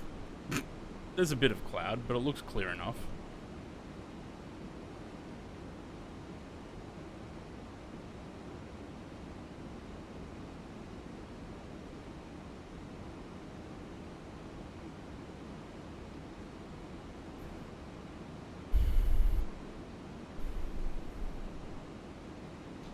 $48. 35 is the next one. Or landing checklist. We don't do checklists. What do you think this is? I also kind of don't like that they moved the checklists from here to this. Oh, actually, this has got a checklist. Oh, look at that. Done, done, done, done, done. Altimeters, done. Landing checklist. Yep, done. Not yet, not yet. Would this work better if it was... I don't understand why it won't save this configuration. Yeah, that works better.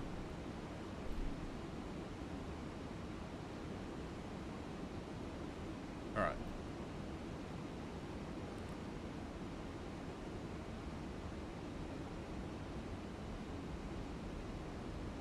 We're gonna be max 160 at RJ801, max 140 at RJ802. So let's just get the spoilers out to slow us down, and then we'll get the slats out to keep us slowing down. So 160, 140, 140 in the turn. Maximum 140 in the turn.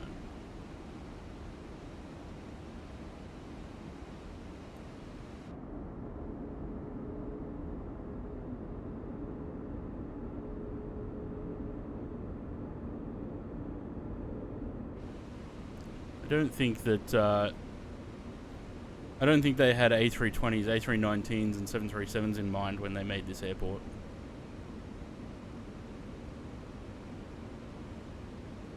Into Salzburg, the Great Downwind approach. I have to have a look at that.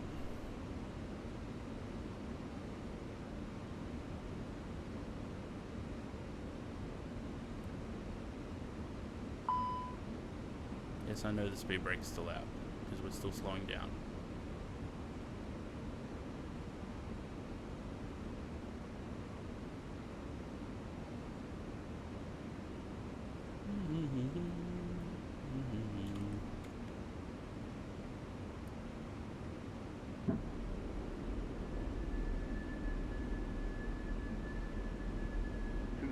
How good is this approach?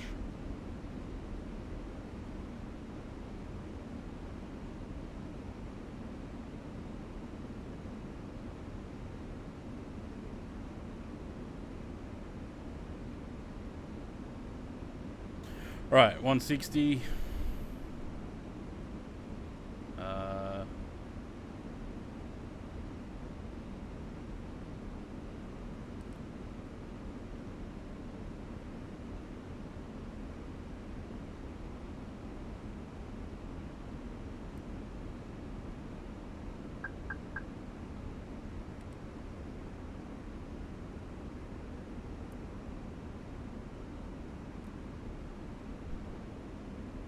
Whoops, forgot to put the cabin signs back on. My bad.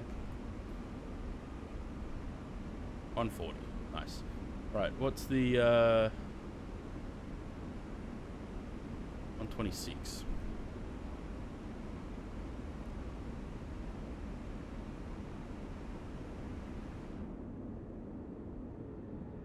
This must be terrifying as a passenger. You haven't done Santos Dumont? Should. This approach is awesome. I'm gonna let the aircraft fly the curve and take off as we round it out. Take over as we round out.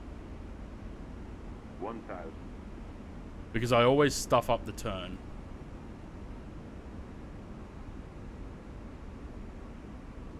Five hundred. What an incredible approach.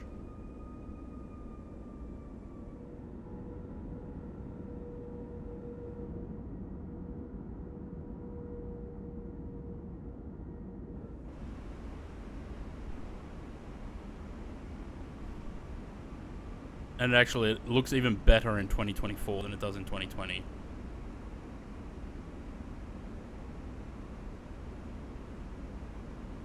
Beautiful.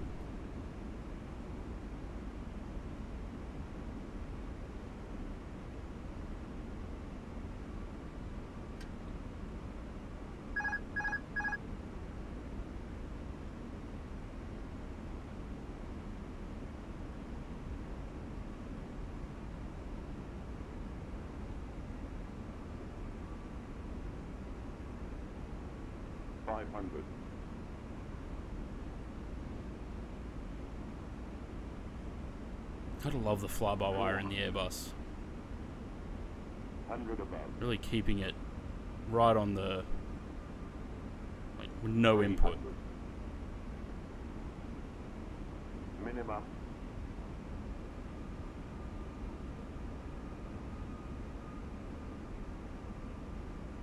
200.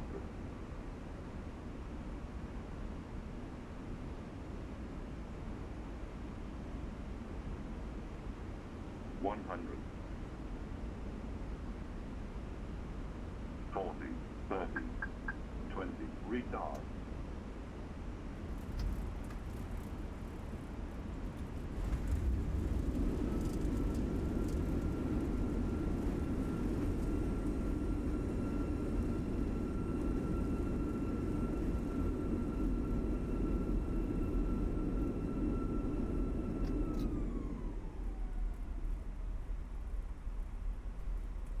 Nice.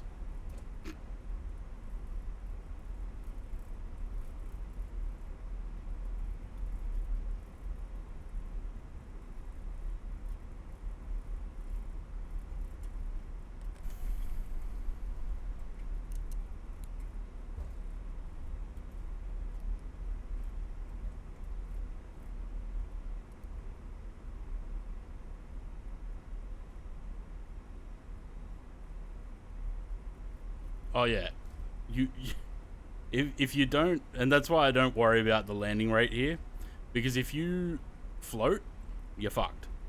You need max reverse, and you need to put it down on those bars, or as close as possible to those bars.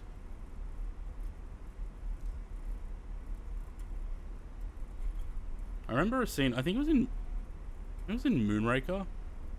There's a scene in, I think it's in Moonraker, where Bond is up there with the cable car, and he's like watching the airport here, and there's a cargo Lockheed Electra departing that he's watching.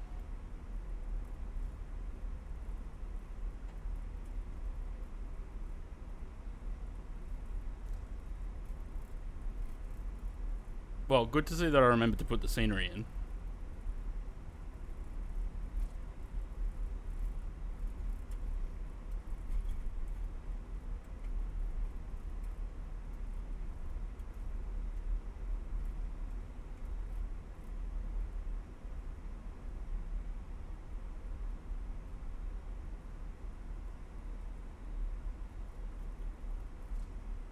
Doesn't look like there's a double up at the scenery. Although there's two windsocks there, but one's yellow, one's red.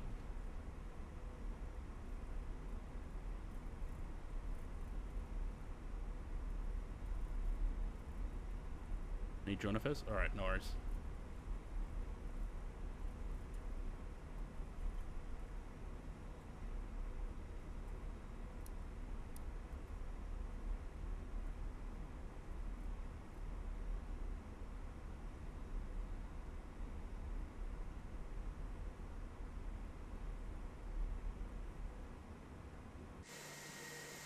Oh, there's the stutters.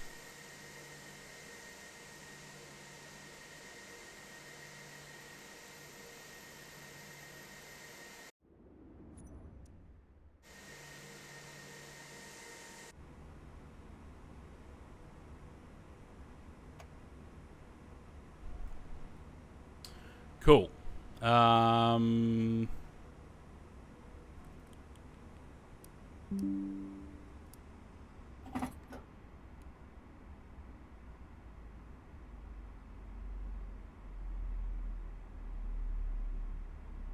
I'd call that a success. I think I was pretty happy with that.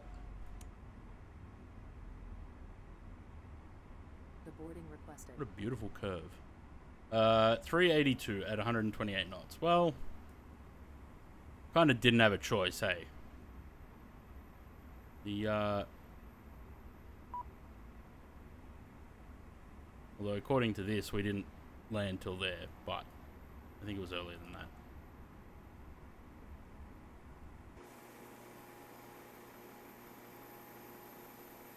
Okay. That'll do for that one. End the flight.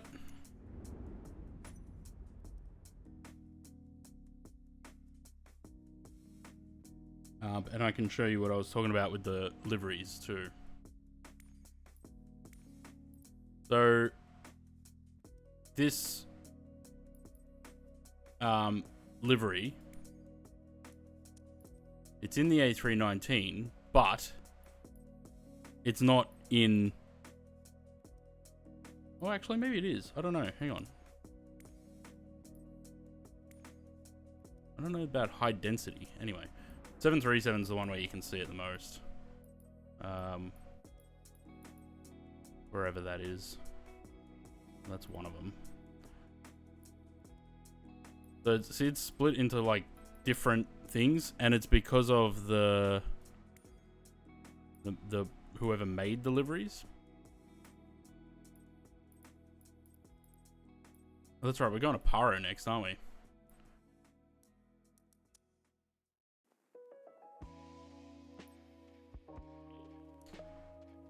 Oh, well, look, now you get to see the full new Aussie 6 livery. That was unintentional.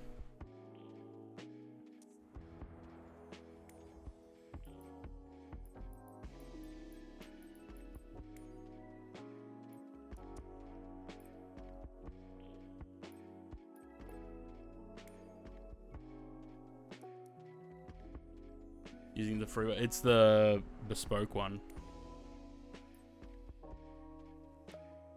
The one that comes with the sim.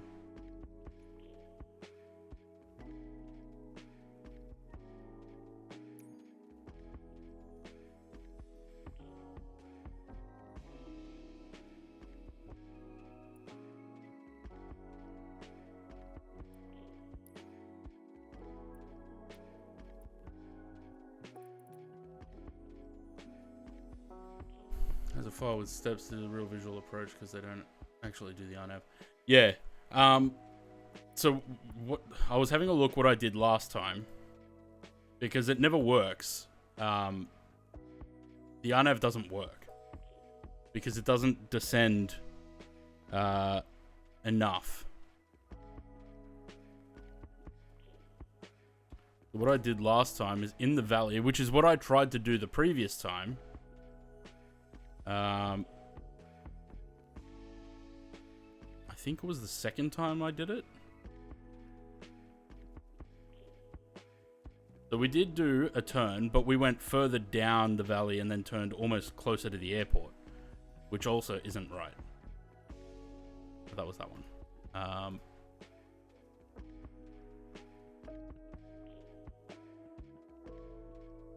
that was when they threw 20. Where's the one where I killed us?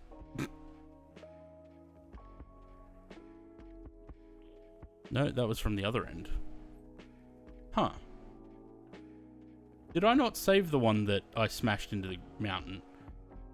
Anyway, the last time I did it was this one, and I did a tight turn in the valley and came down. But if you've got that, if you've got the link to that, so I can have a look, we'll have a look during the flight.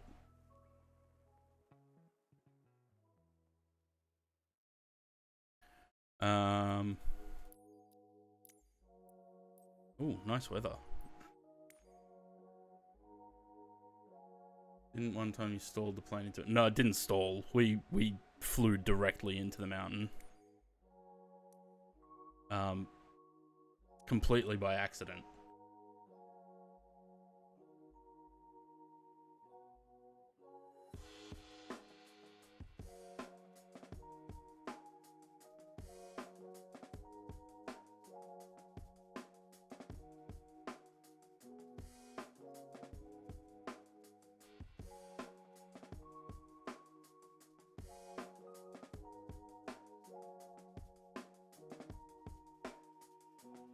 No, I don't think James has ever done Pyro.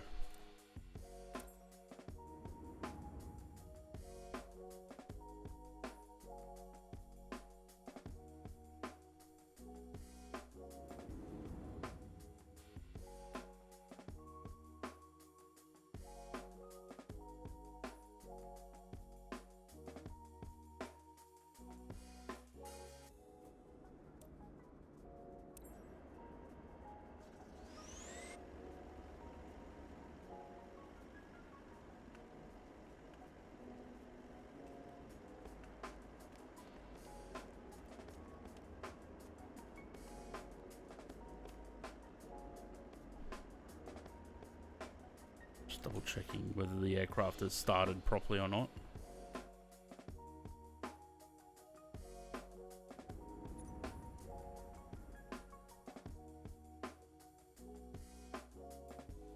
Hey, Josh.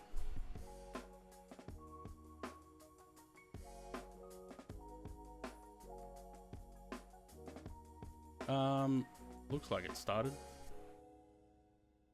Right. In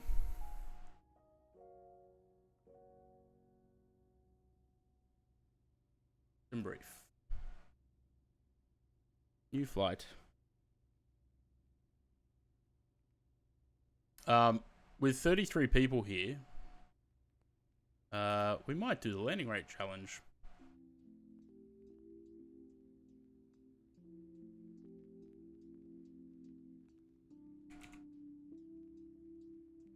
What do you reckon?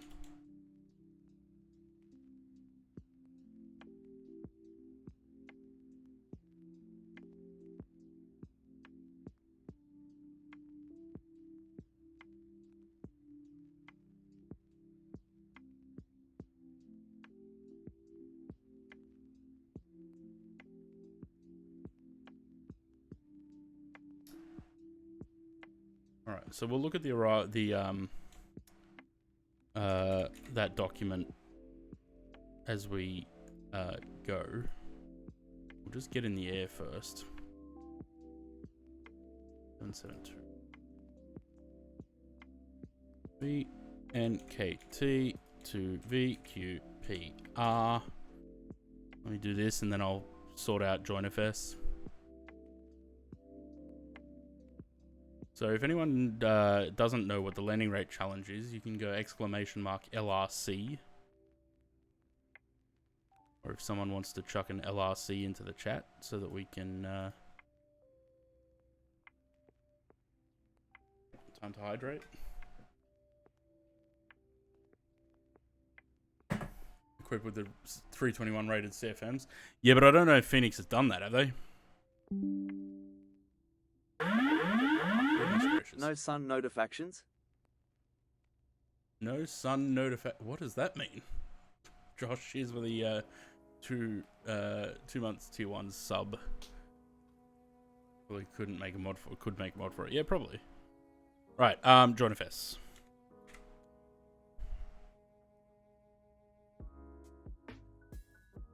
Join global. Oh, it's gonna search for the models first. There's some random thing in. Ah, fair enough.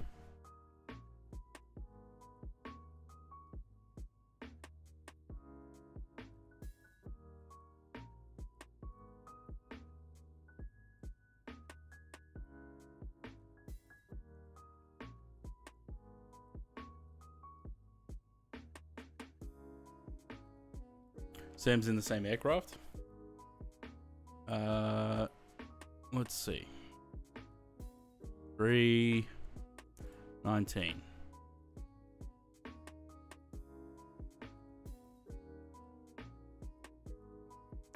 What's the other airline? There's Bhutan and Druk Air. That's it. Let's put him in that.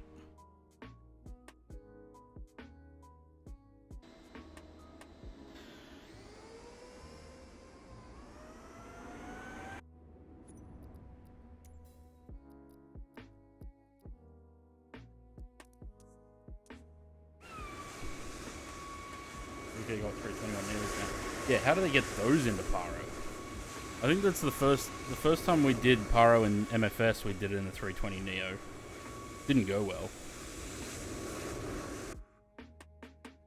Okay. Let's power up the aircraft and get started.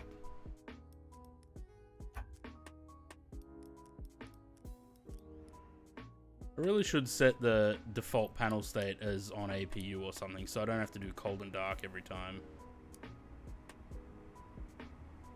Very weight limited, can't even be half full. Yeah, probably.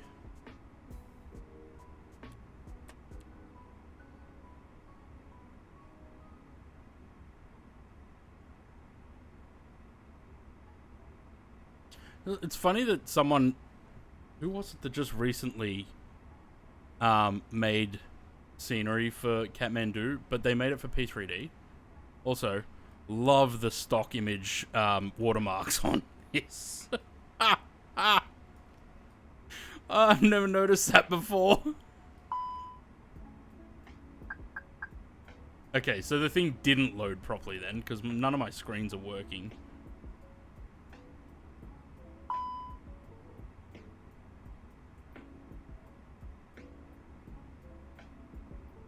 Hang on. Oh, there we go. Looks like it just crashed. Phoenix. Let's restart the app.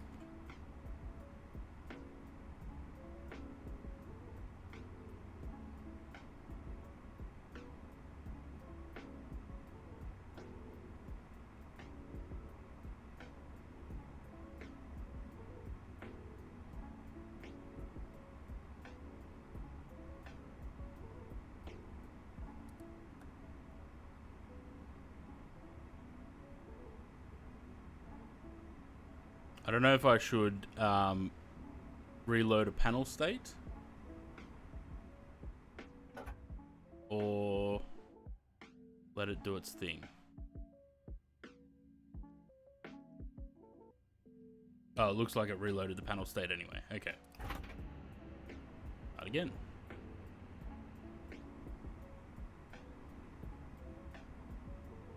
There we go.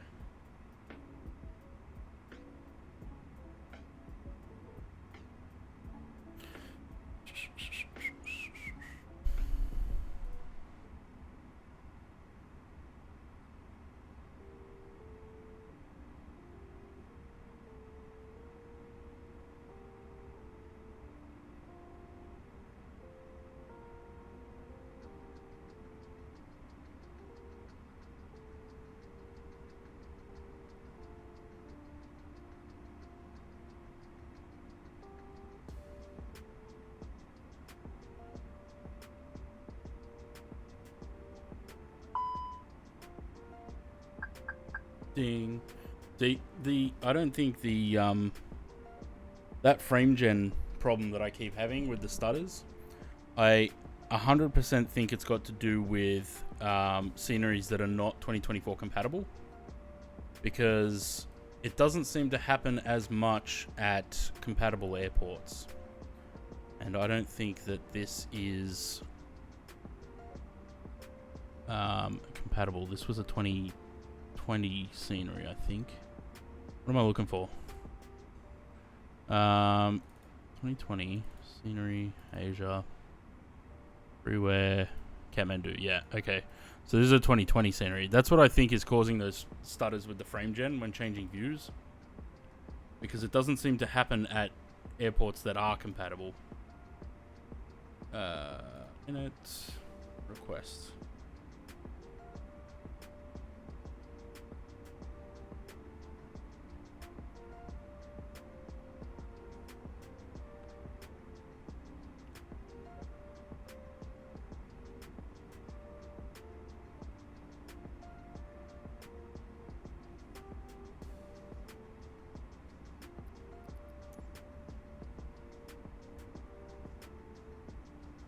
Right, we are Bhutan. I don't know what their actual call sign is, but I'm guessing. 772. Cost index of 14, and we're going to 350. My plan, Kathmandu. Do that.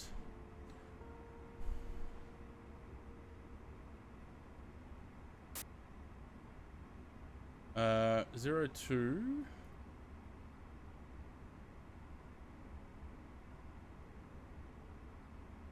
Okay, so we got a nice pretzel departure.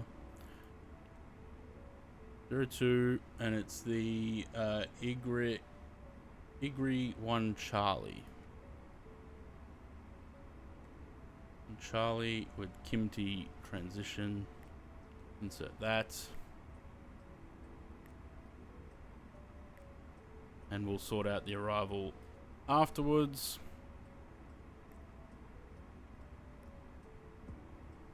Performance.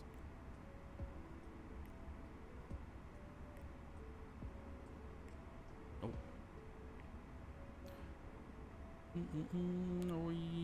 1 plus F should be fine. Should be.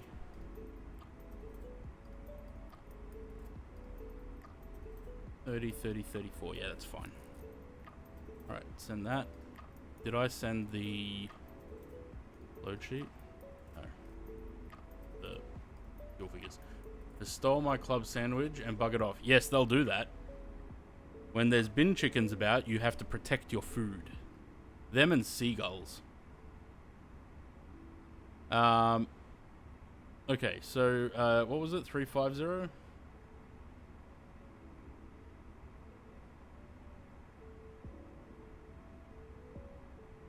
Wait for the IRSs, start the APU, and we'll be good to go. Sam's plane is gyrating over there.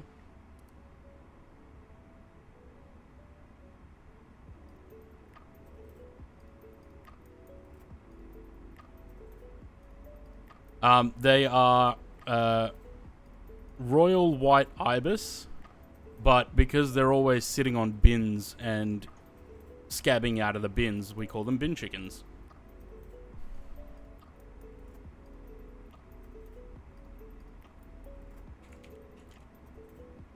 They're not very royal, though.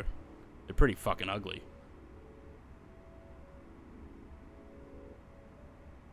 So that's what they are. Royalty. Nothing royal about them. No, not really. They're pretty ugly birds. Like, they're not nice looking birds. But I guarantee the Wikipedia page will say that they're bin chickens. It'll be like an other name or something.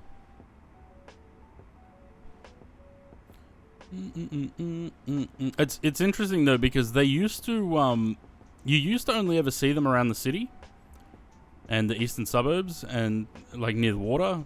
They're moving further and further west now, because I see them near my place too. I'm not that far west, but I still see them around here.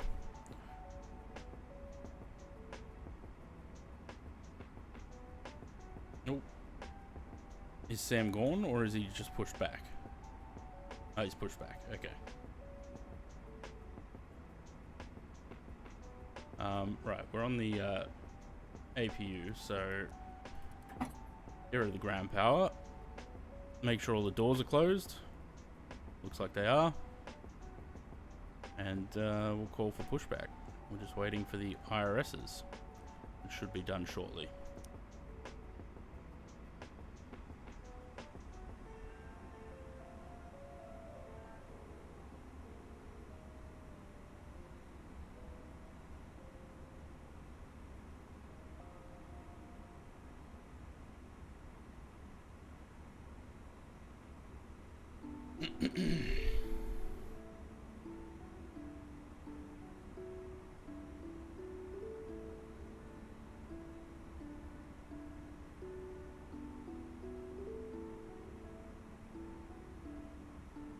Hello, Captain.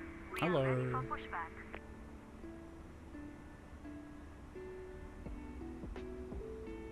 Oh, apparently the views didn't save for this aircraft. They would have been in the IAE model only. That's annoying.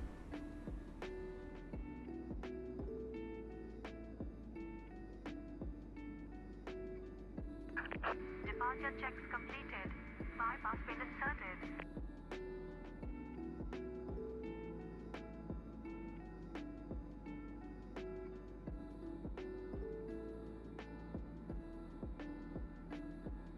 Love's broken. Yeah, I haven't put the thing into SimBrief yet. Into Volanta yet. Hang on. Let me just set up some wing views and then I'll do that. Locking gear.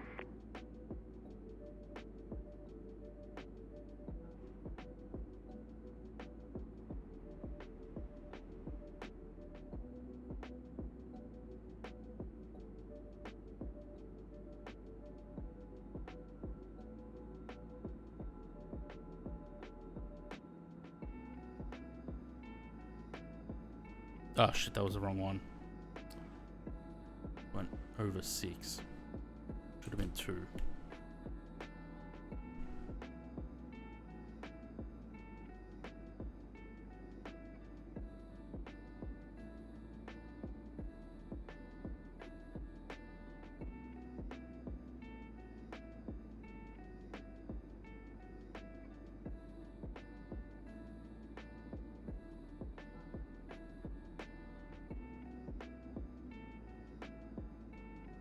Sam, are you waiting for me to push back?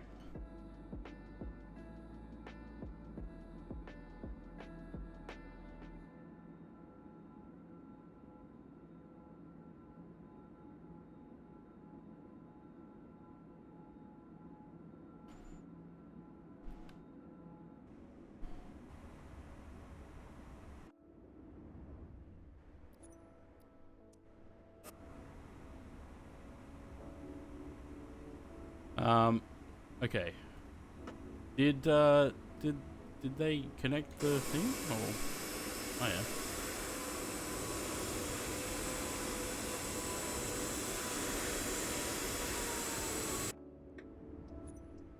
Bloody frame gen. It's great because it gives you extra performance, but when it stuffs up when you change views, that's kind of annoying.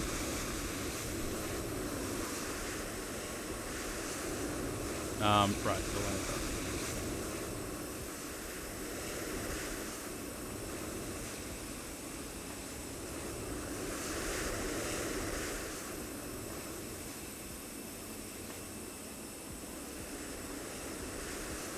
Bush turkeys are the greatest Australian animal. Ah, for fuck's sake.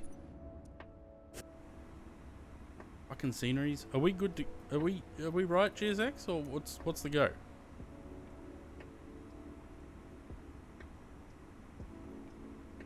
We're going right. Release parking brakes, please. Commencing push. All engines clear. Start at wind.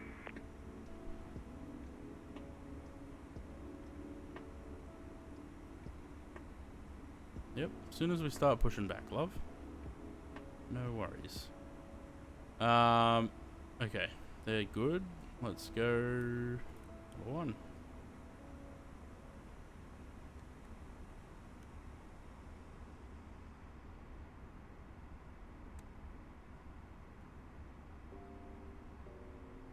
This nice pretzel-y departure we've got.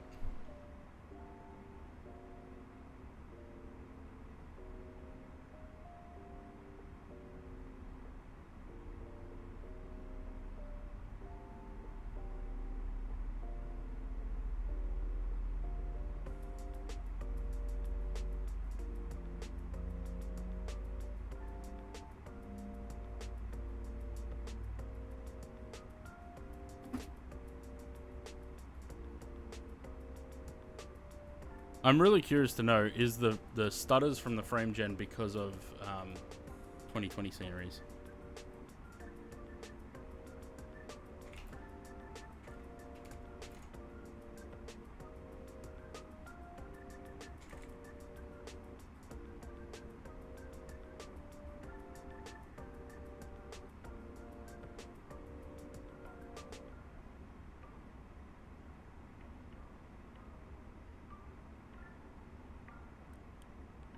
And suddenly we're back up to 70 FPS.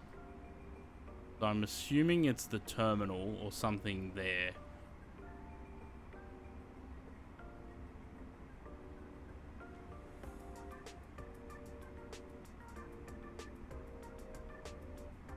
Please set parking brakes.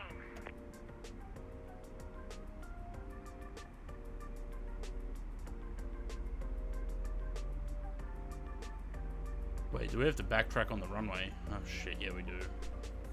Ugh.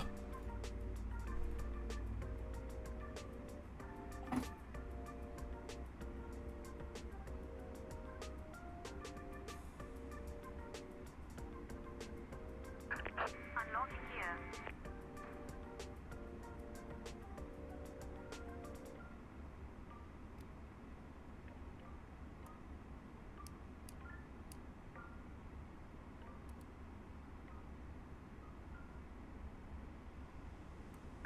Tow truck disconnected. Pipe has been removed.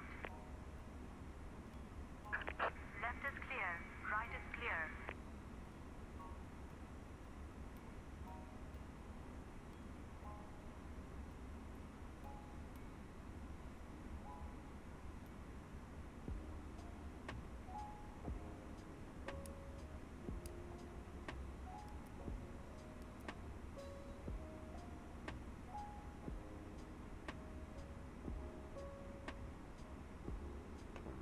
Bong. Nah, not setting the brakes, we're going.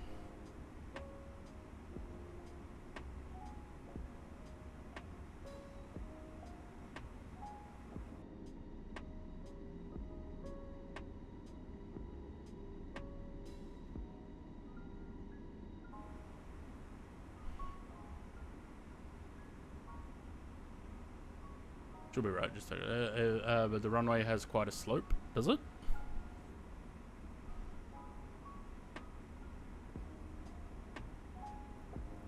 Um, 4320 at the takeoff end, 4395. Yeah, so about 75 feet. That's an upward slope.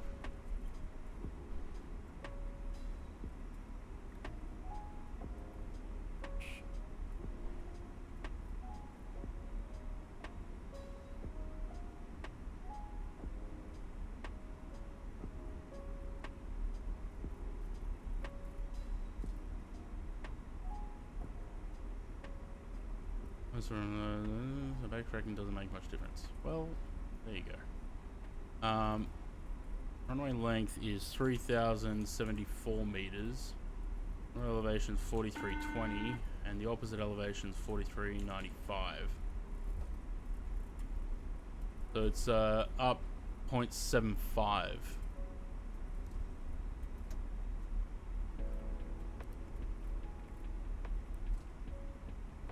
The cabin is now secure for takeoff. Yeah, thanks, Denise. Whew. Going on there. Traffic. Traffic.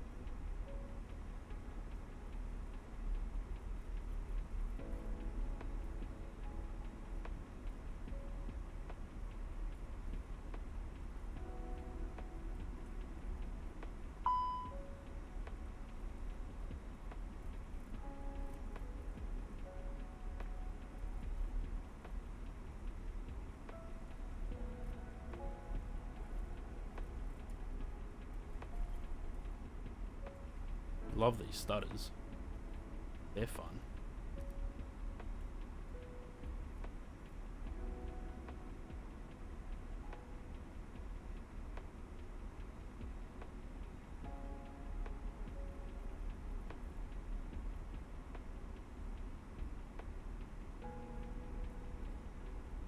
Come on, give me my performance back.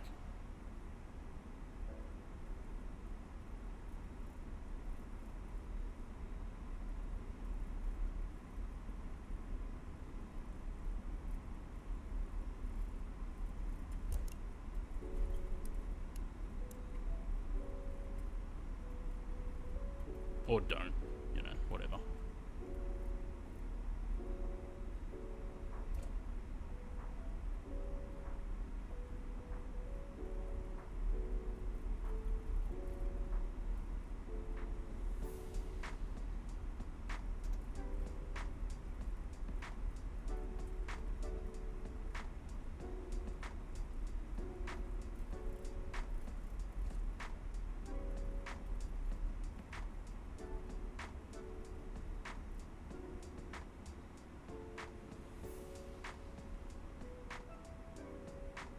That turned a lot tighter than I thought it would.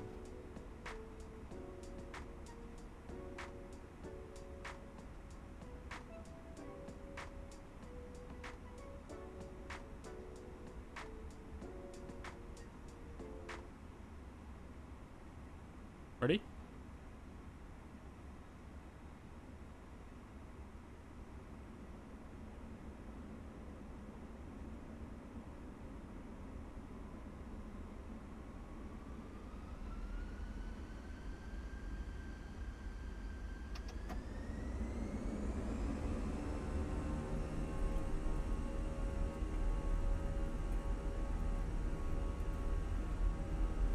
Not a fan of backtracking.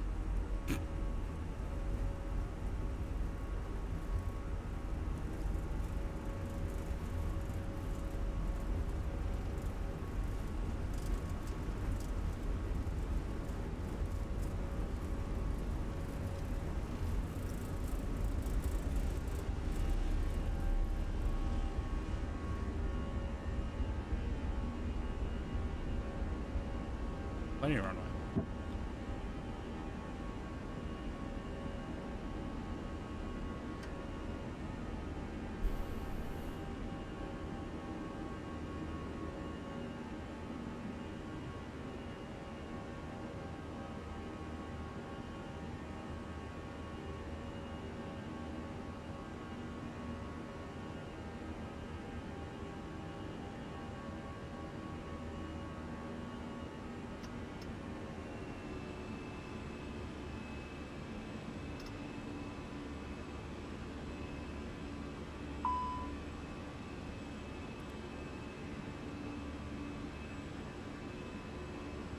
Left side stick fault. Calibrate null zones. Okay. How do we do that? Probably not in here, eh? Is that an actual, like, is it a failure or no? In the MCDU? I've never seen that before. Right, config, controls,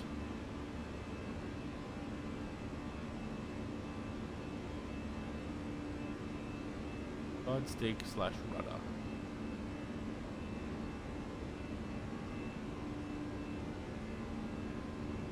Not a bug? Okay. There's...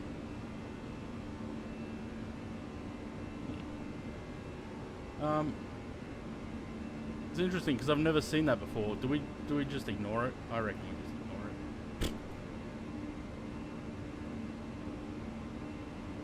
I haven't changed anything. If anything, I would assume that it's got to do with I'd assume it's got to do with the performance drop during rotation. Get it on most slides? This is the first time I've ever seen it.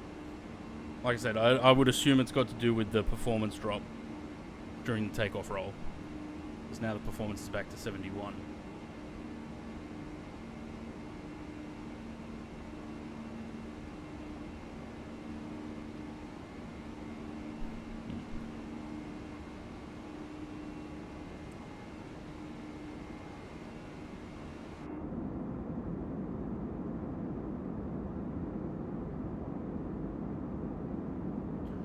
I swear I've seen a video of a Thai 777 taking off from here. I'm gonna try and find it.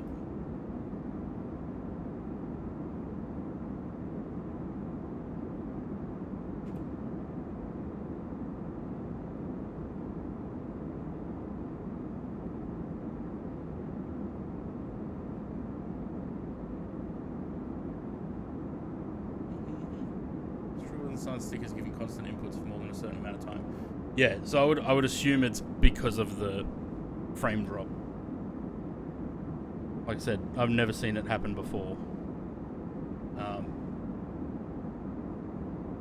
You know, Thai definitely has blown the 777 in Kathmandu. So when Malaysia tells me that, oh, we can't send an A330 to Kathmandu, yes, you can.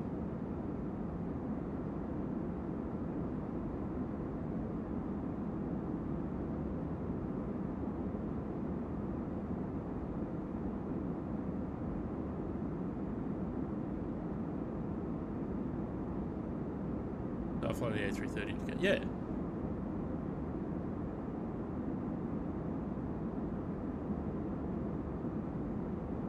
It should be fine. I wouldn't worry about it. Oops. Never remember whether it's up or down on that, and I always do the wrong thing.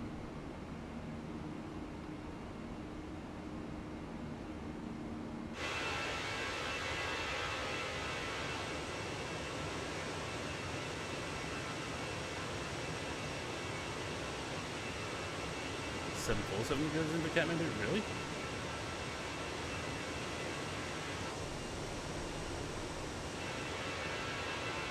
Yeah, it's 3,070 something.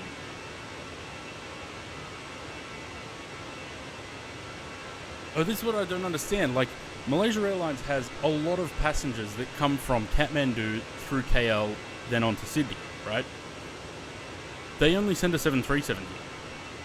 And then, because of weight restrictions, they end up leaving a lot of baggage behind.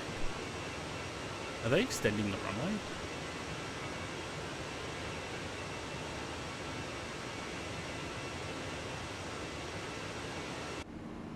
I don't understand why they don't send an A330 over here.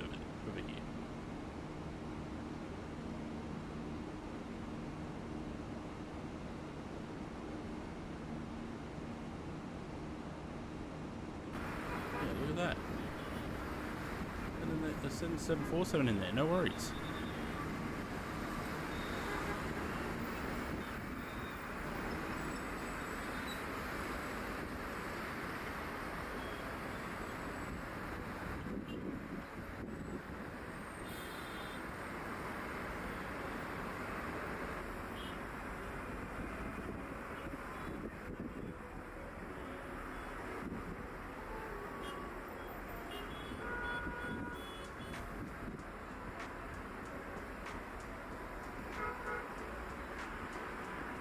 Very sporty approach. Conti did it a couple of years ago for World Flight. He took the 747 in there.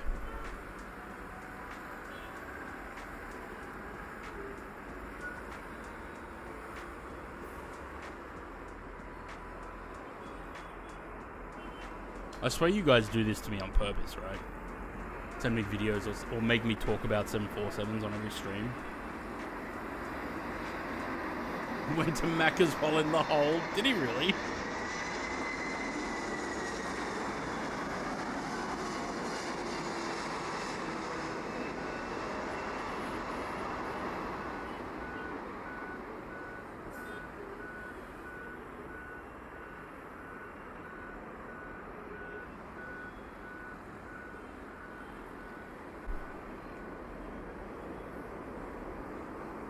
People in the hole for it. Yeah, I saw that. I do remember that.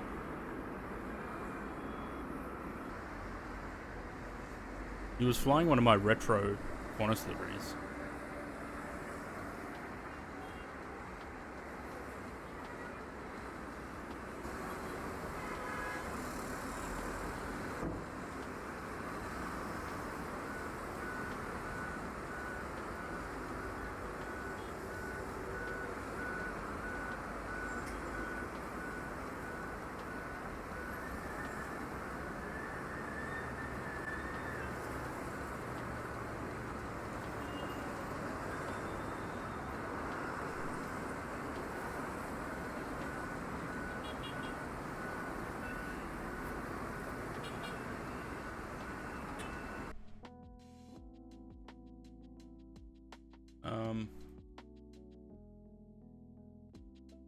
I don't know. Maybe the scenery that I have for Kathmandu.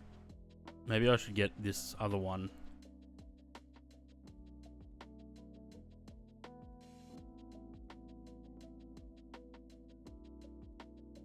Oh look, that shows the elevation difference there.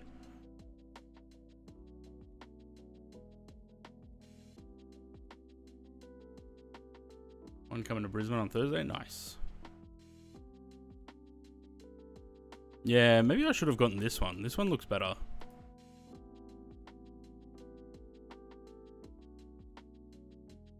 The only thing is, again, I need them for 2024. Oh, that's probably why I didn't get this one. Because of all the extra shit that you need for it. And I don't do object libraries anymore. I don't want to clog up my community folder with all this shit.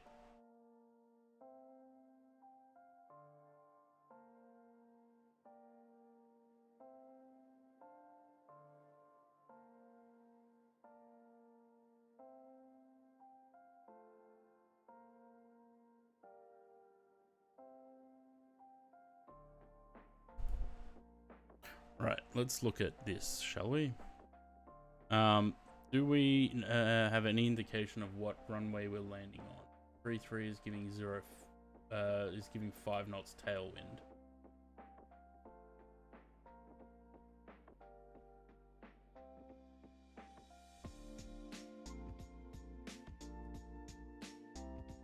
Okay, so not 33.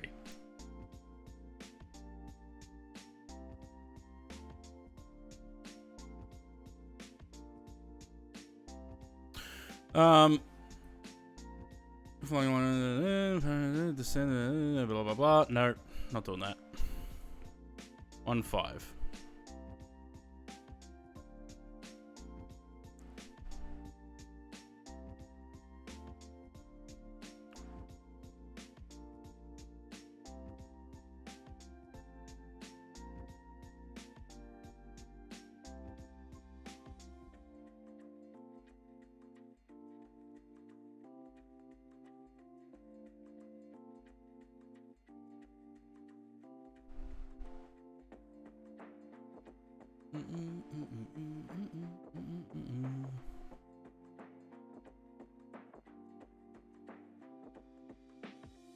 This is too much reading. I don't want to read all this.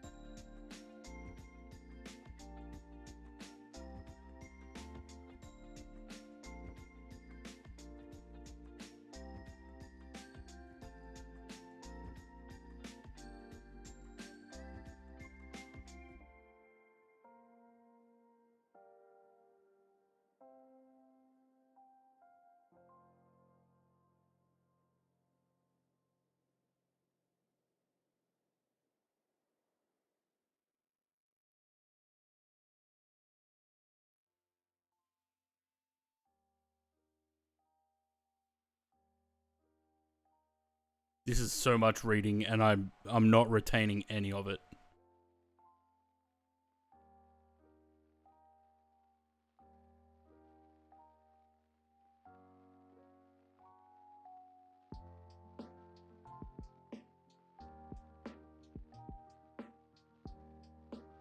I mean, otherwise, all I'll do is just do my own thing.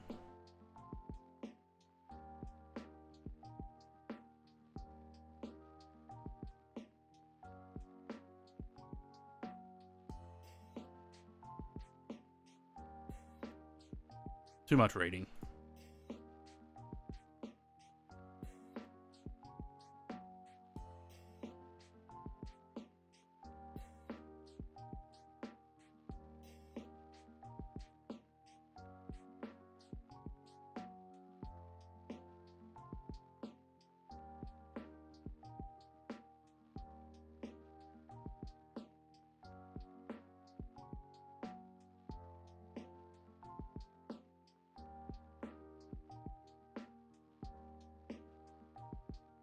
Besides, the approach is not what we're looking for here. It's the actual landing itself.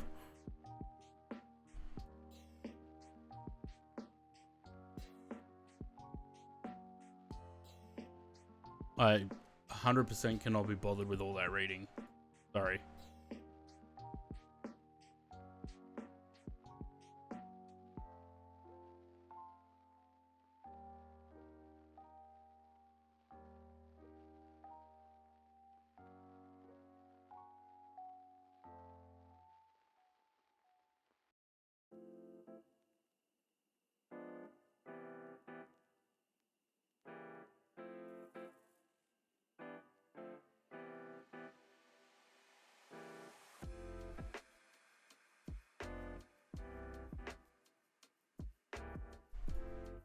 Um,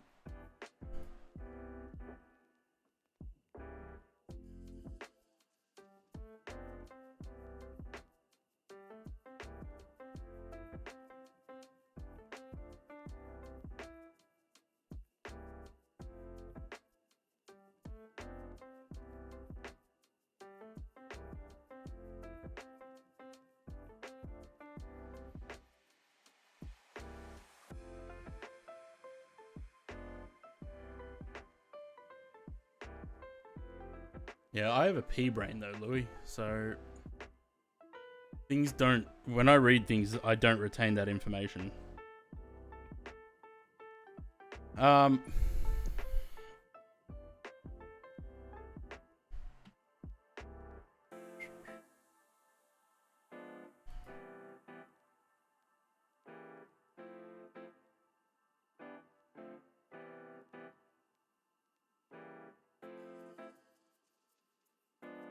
Not above.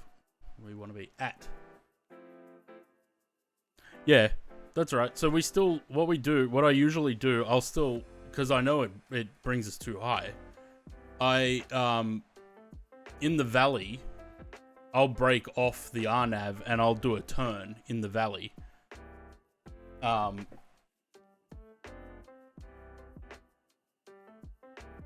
then like do a full 360 basically in the valley and then come back in, losing altitude as we go.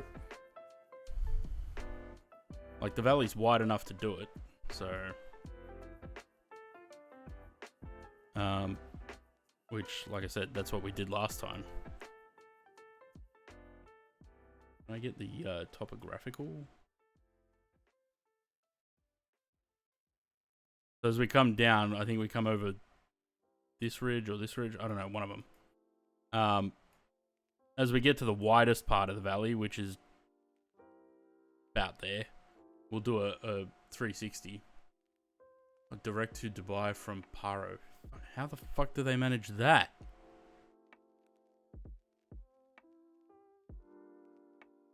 Are they not, like, they'd be weight limited, wouldn't they? Right, 888, 744. 744, no, 842. 842, we're going to be at 15.2. I'm just going to hard set these outs because otherwise it's not going to do it.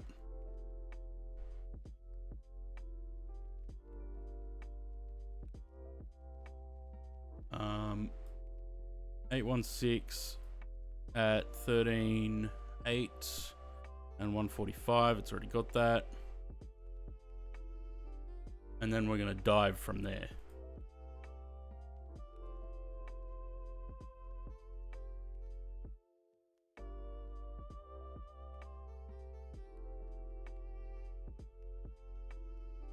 Right. Mm-mm.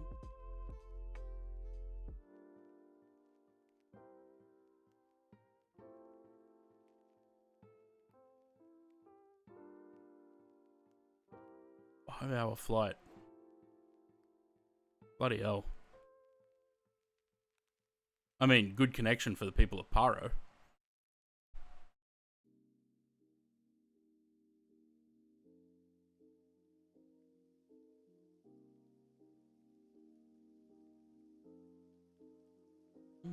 Is there anything I've forgotten to do? Yeah, turn the lights off.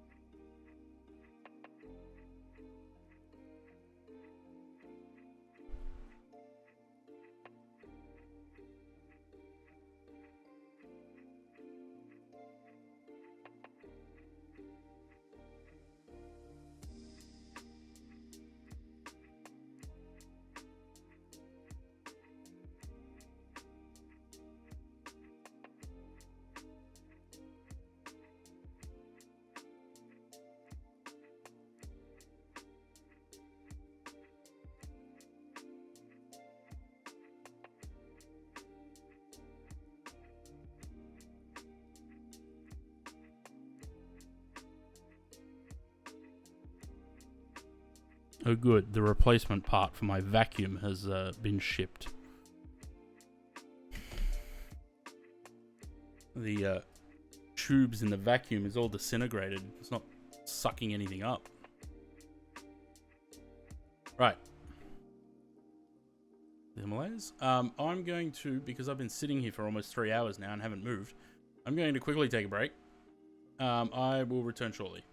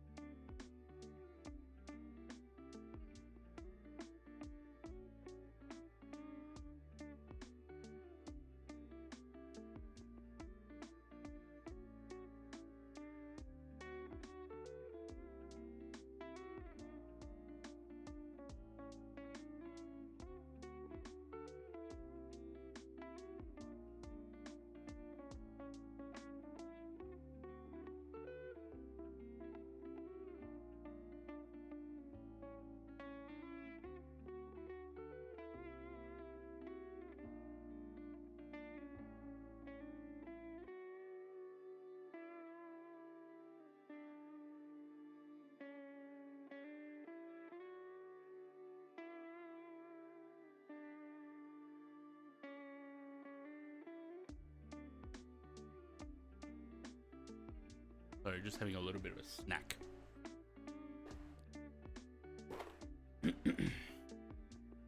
So I'll just leave the camera off while I do that.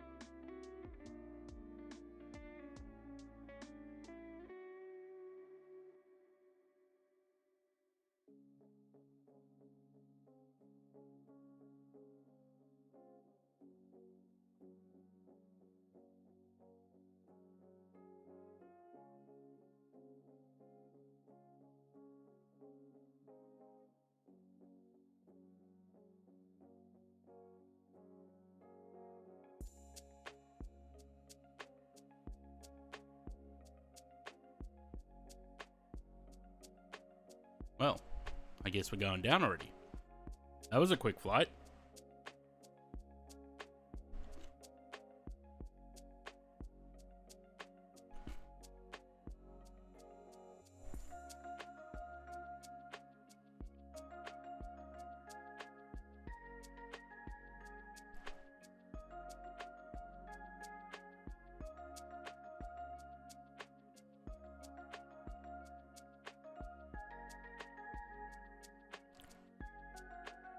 More drag? Nah.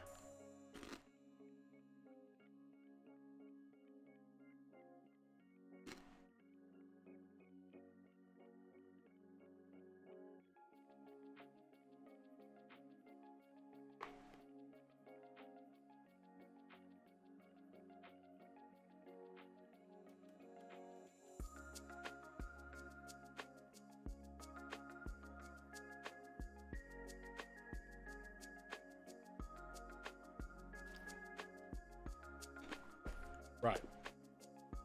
Let me get let me get Fly Live going so that you guys can put in some landing rate predictions.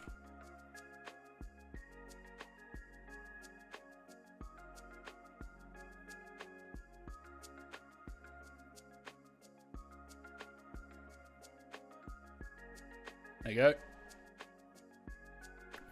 Because whoever gets within the closest to the person that gets the closest to the actual landing rate within 25 feet per minute will win a 25 euro or something.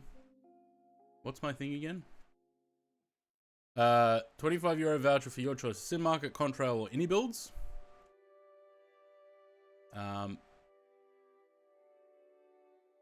Need to add 44842730799. I already went through and did altitudes for those. They're all set. As long as we're at 13.8 and 145 at 816. So yeah, get in and do your predictions. Exclamation mark predict, and then a landing rate that you think I'll hit.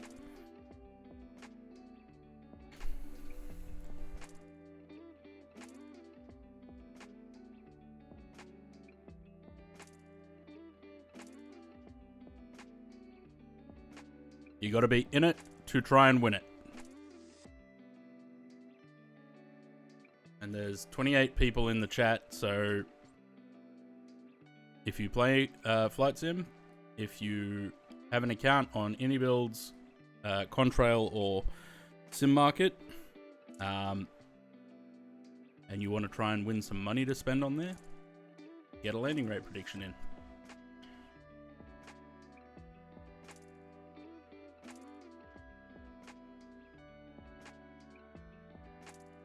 And the landing rate does not count if I smash into a mountain. It's only when wheels touch runway.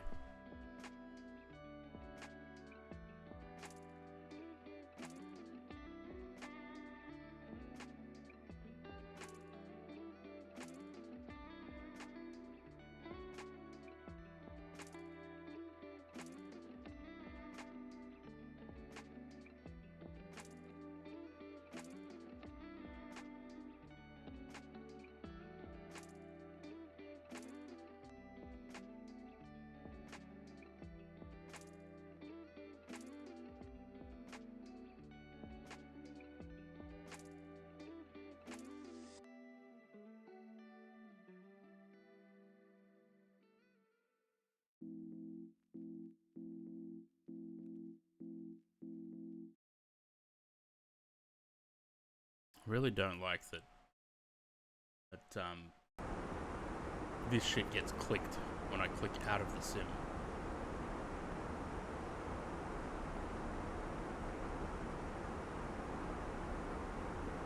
Company message? I wonder what it says.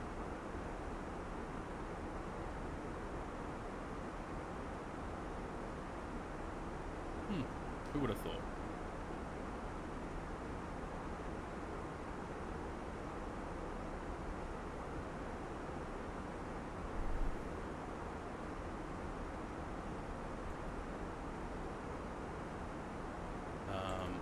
Predict.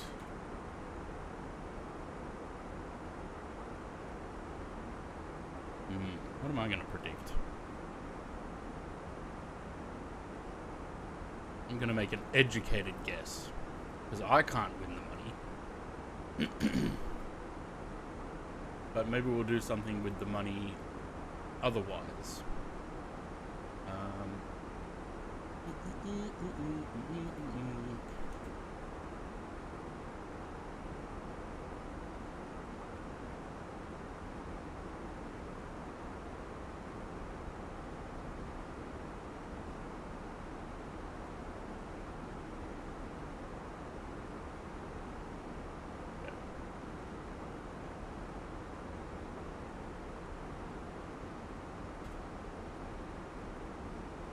I'll make my own prediction, and we'll see if no one else is if no one else wins it, if no one else is close enough, if I'm the closest, then whoever was the next closest to what I predicted,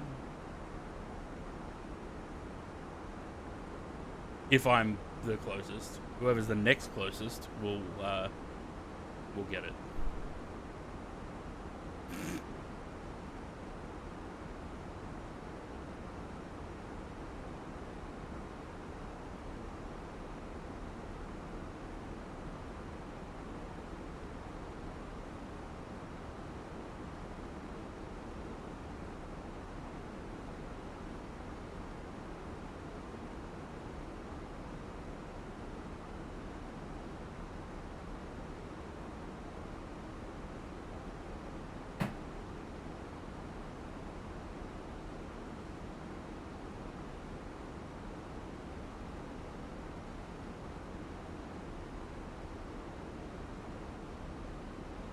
Sam's ahead of us somewhere.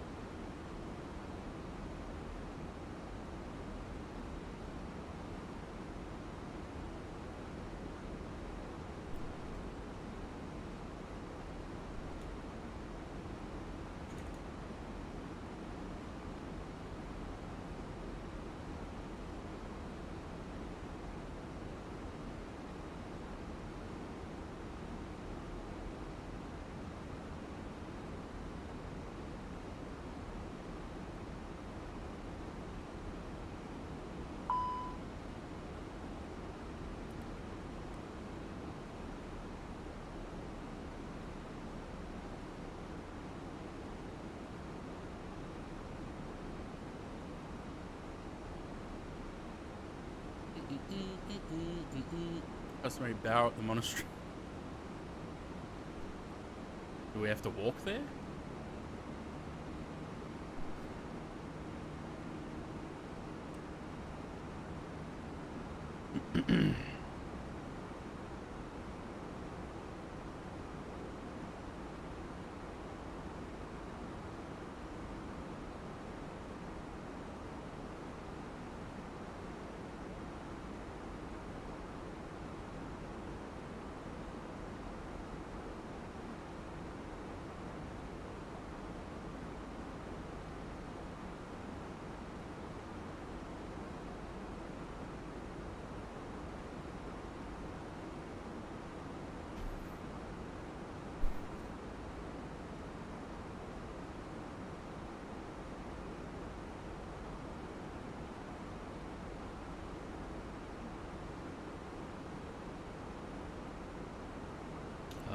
don't think we're at the transition altitude just yet, but we'll go with it. There's probably, well, surprising there is a METAR. 1405 17 1022. Wait, say 5 17. Weather was, the wind was 5 17 405.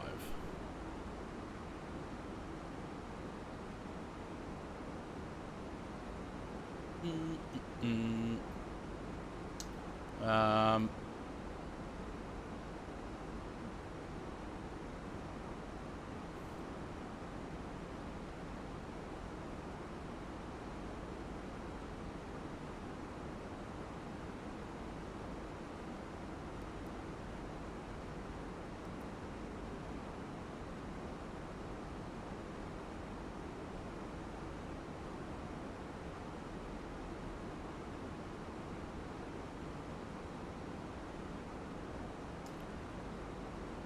setting on, yeah, above 10,000 feet. 10,320. Nuts.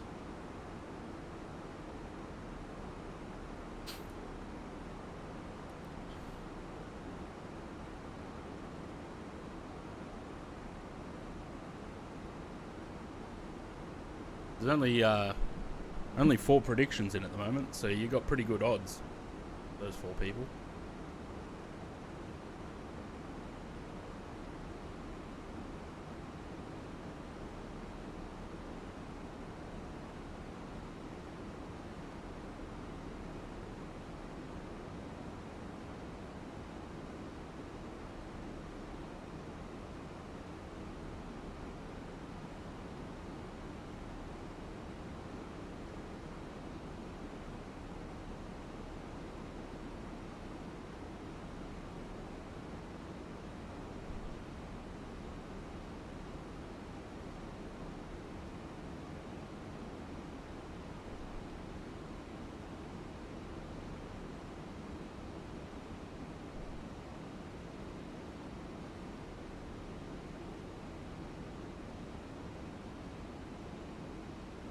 What are we at? We're at 888 now. Max 185. We're not at that speed.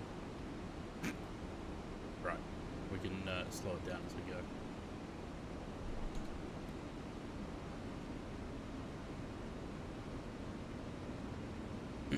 As long as they're at 145 at 816, I don't have a problem. Actually made it back just in time to possibly watch me fail at Paro again.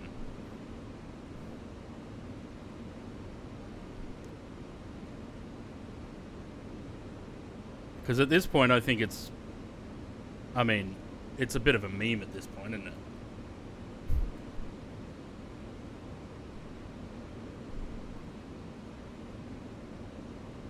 I always find 185 is a little bit too slow anyway, so I'd rather keep the speed up a little bit.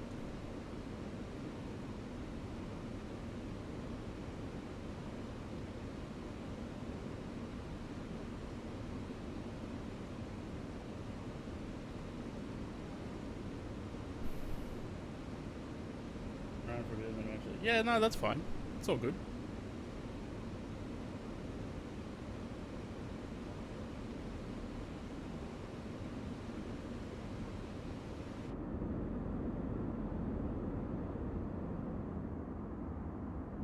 I'd love to go to Paro one day just to see this approach. Knowing my luck, though, I'd go to Paro and we'd land on 3-3.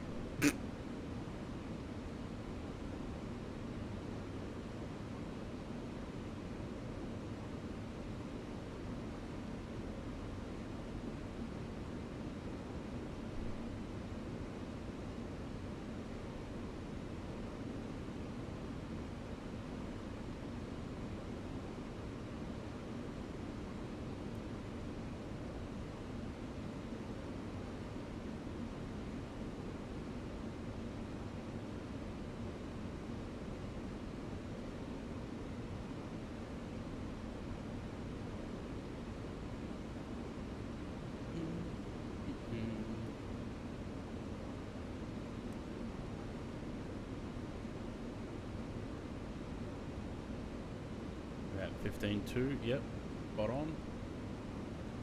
13.8 at 799, and then we stick to that till 816.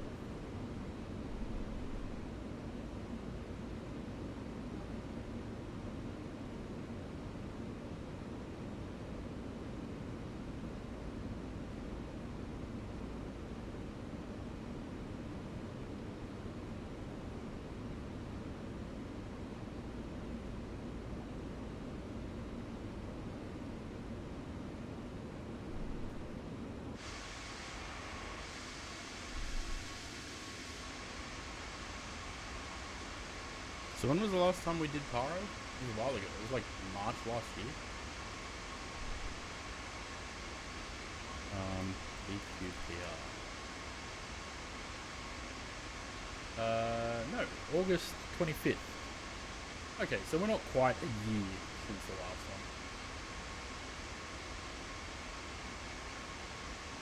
I think Sam stuffed up. You're right, Sam. I can see you took a left into the other valley. I do this approach now as with the old VOR cloud break. Nice challenge. Yeah, so Louis was pushing for that, but I was like, nah, we're just going to do it whatever way I see fit, which is generally where we stuff up, or where I stuff up. I always say we as if it's like a group effort, but it's not. It's me. I'm the one flying the plane, and I'm the one that crashes the plane when we crash. Good vision is daylight. Yeah, remember that time we tried to land in the dark? Did we get a refresher on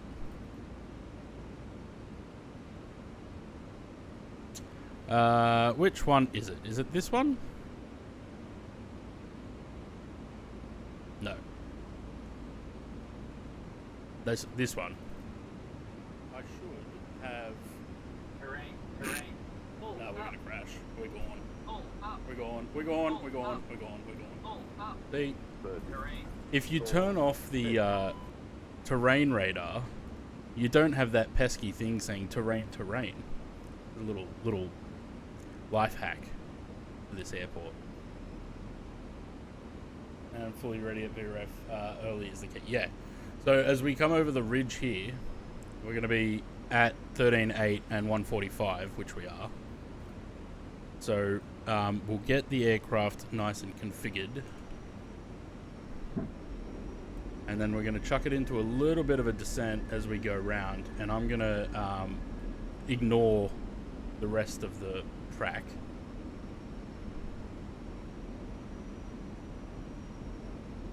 And do my own thing. Because that's where the fun starts.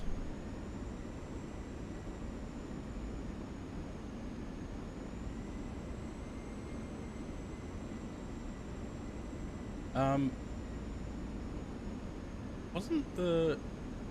Oh no, it is 1022. Apparently I didn't set the altimeters correctly. That's my bad.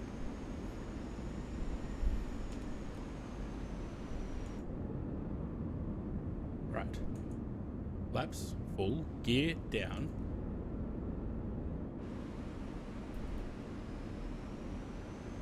All the lights so that, you know, we can be seen when we need rescue.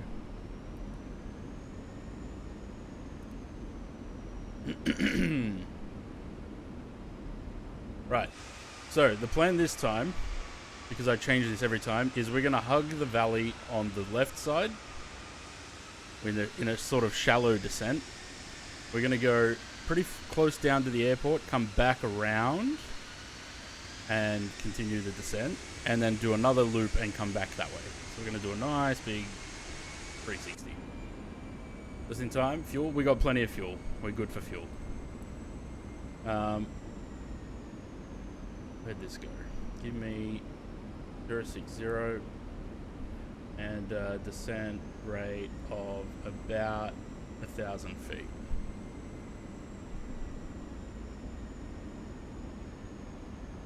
Right. Nice big valley. We're gonna go this way, around, and then a tight turn there, and then come back. I'm Might need more descent than that. It's 12. If you haven't already, get a landing rate prediction in, because you might win some money.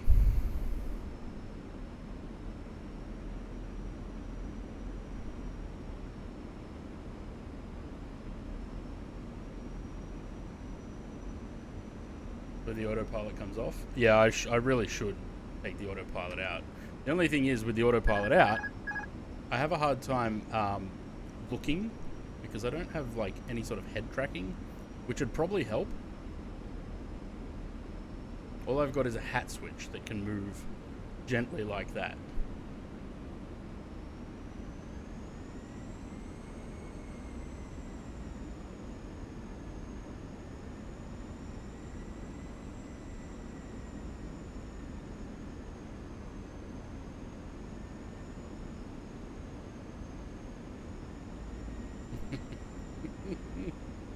Don't want to talk about your landing. Louis, right now, really? Hydrate?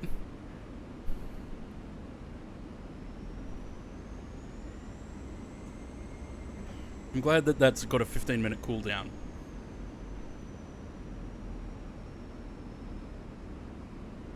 Oh, did I just take it out of...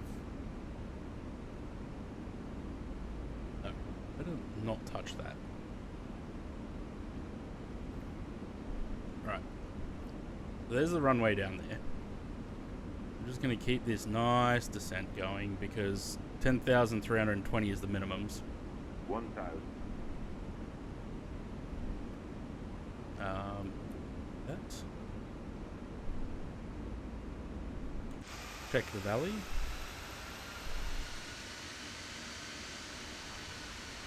Because we're basically going to go like this, lose the altitude, come back and down the valley that way. Forget their procedures. I want to do my own thing because I feel like it's more fun. 1,000.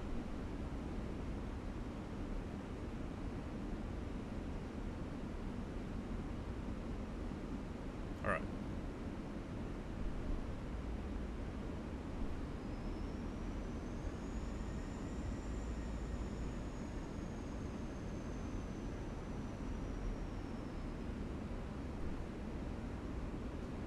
So the minimum's 10,320, which we're just about approaching. 100 above. And I think we're good. Minimum. And the airport altitude is 7,800 or something. The airport elevation. Yeah, we're visual. We're all good.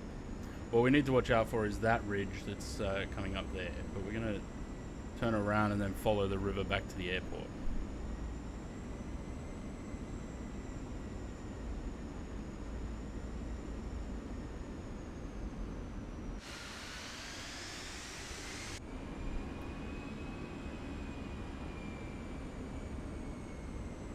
See, why don't they do this in the real world? This seems like it would be much easier.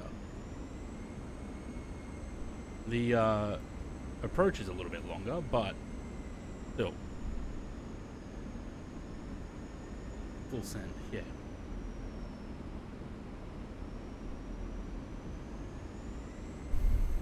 Right. What I do need to check is that we've got enough room to make that turn without smashing into the mountain on the other side of the valley. Ah, yeah, plenty. Alright, let's go.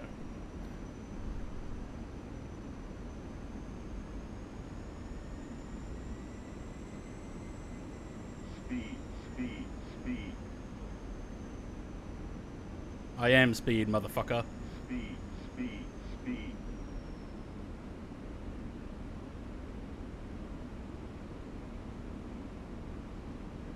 Sort of pushing the limit of the turn there, though.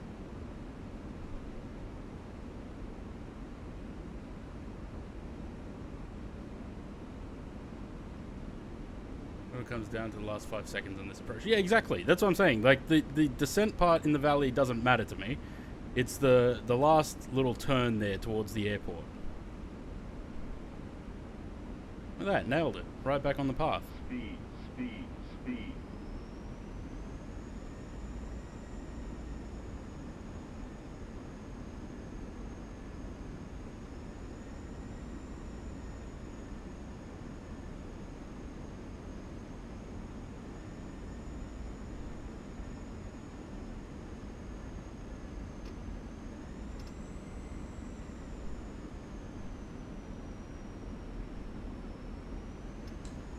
I need to get my throttles checked. Because I keep getting this lever asymmetry thing. And probably shouldn't be happening.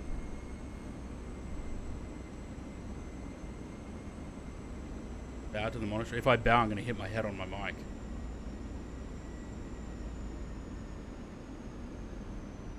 Okay, now I'm a little bit too high.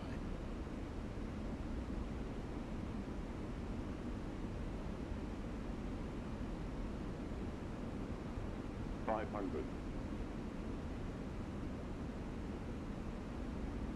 400.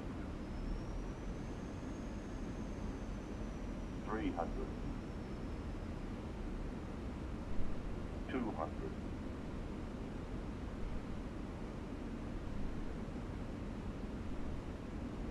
100. 50. Oh. 5. Wait, who got it? 210, we're 251 off. Oh, well, shit. What was the landing rate?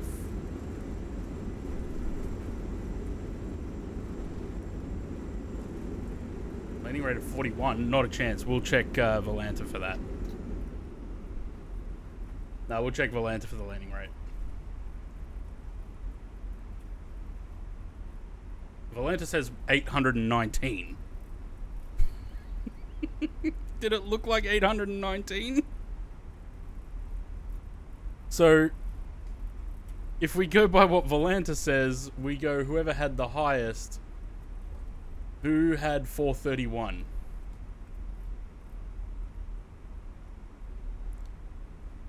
Whose was 431? Louis had 431. Right at the end there, he changed his number.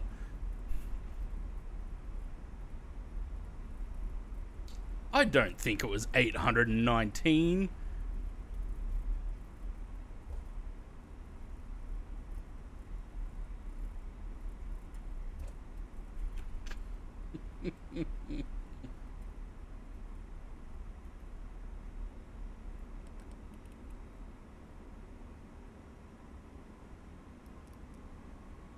Come on.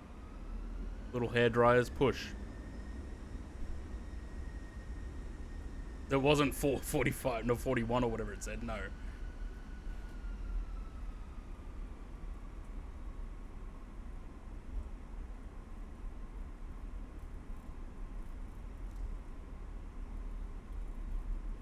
Approach once in blue, yeah. I was a little bit high and fast at the end there, but whatever. I still had fun. I don't know what to... We're definitely not going by Fly Live because it was not 41. But it definitely was not 849 either.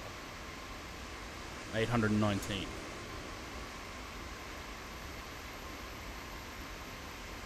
Yeah, it was very similar to this, wasn't it?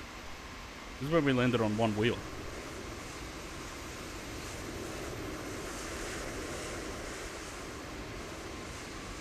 Or is that now? There's another clip where we landed on one side. It was very similar to that.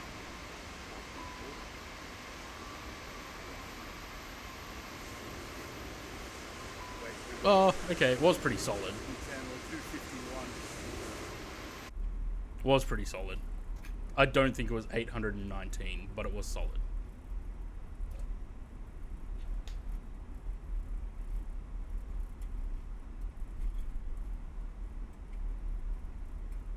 I'll give you that, Louis.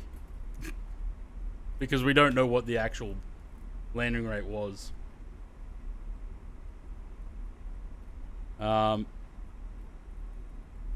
Take your pick. Sim Market, Any Builds, or Contrail.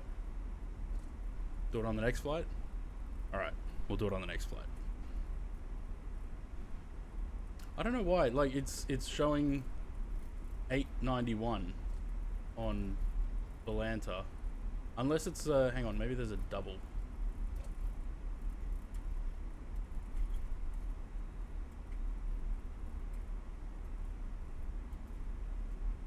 Only for you go off Fly Live.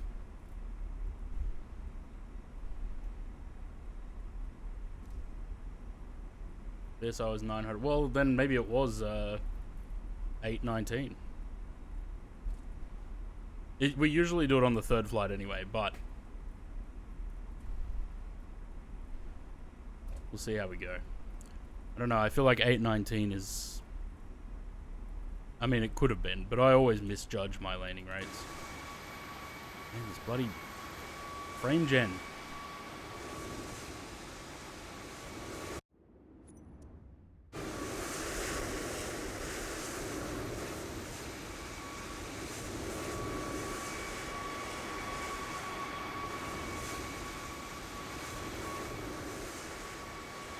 I never quite get the landing right in Paro. I think it's only happened once where it was okay.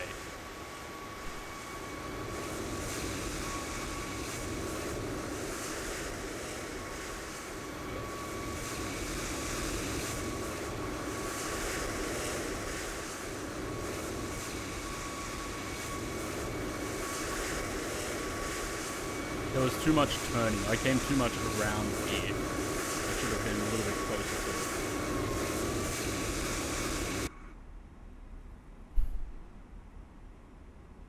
Look at those roofs. Yeah, the color of Shrek's piss. What the fuck is going on with them?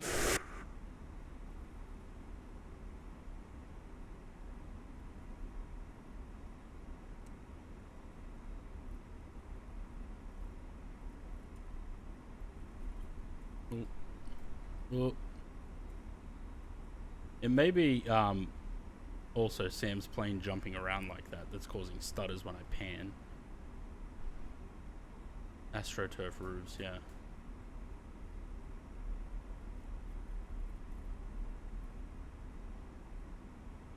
Right. Let's go to Innsbruck, shall we?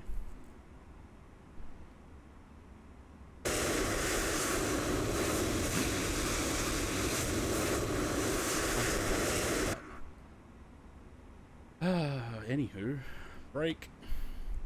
I'm not even going to bother shutting the engines down or anything. We're just going to go back to the menu. Light on.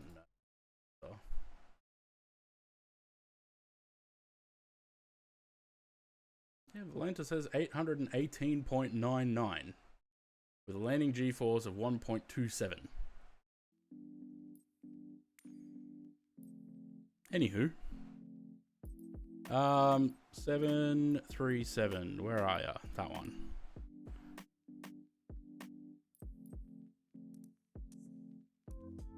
Now the 737's a little bit broken in this sim, but we're gonna do it anyway.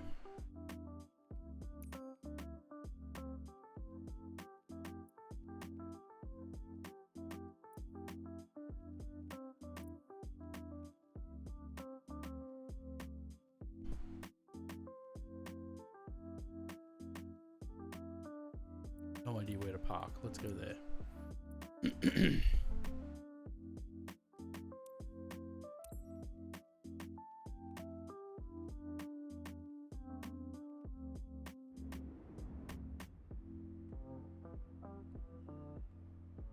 This time I landed with a landing rate of 0.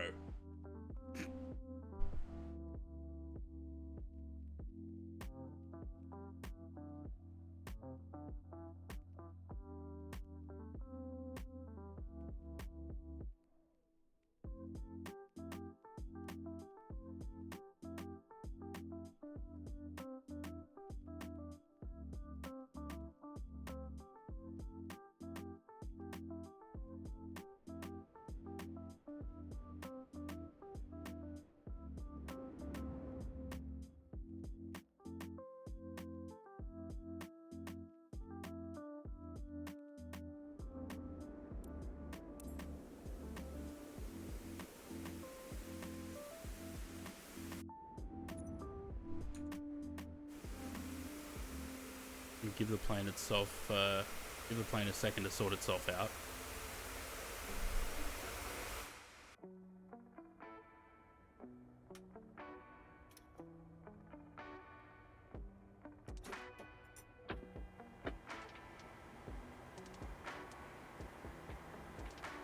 forgot to put the Boris sounds in. Yeah, look, it's I'll show you what the problem it is with it in a second. How do we still do panel states through that, don't we? I don't think my panel states are in here, actually. No. Right, load that one. So the only problem that the 737 has in this sim, the elevators don't move, they're stuck in that position, and the ailerons are also stuck in that position. The only other thing that doesn't work is the certain lights don't work.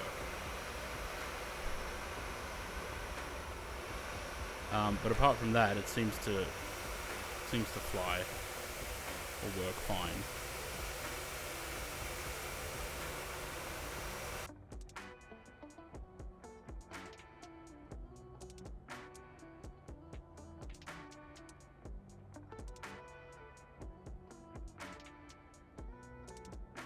And again, I don't think Amsterdam is updated for 2024, so that's probably an issue.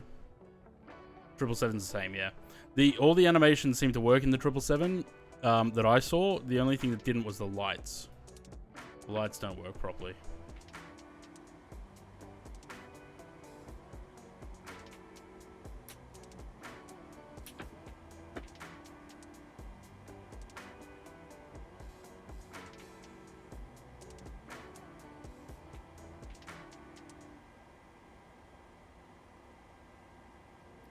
Right. Wait. Yeah, I think it's that one. Battery, ground power. That was on as it was. Those.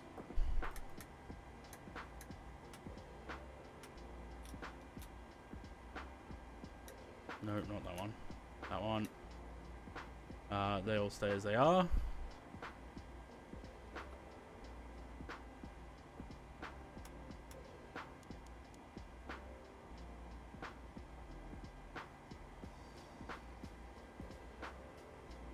Oh. That's a problem. Hang on. I'm going to switch to 2020 for this one. It'll just be easier. No issues with that.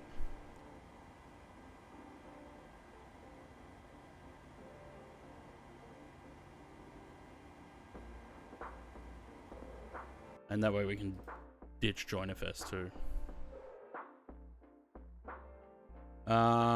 Okay. Disable all that.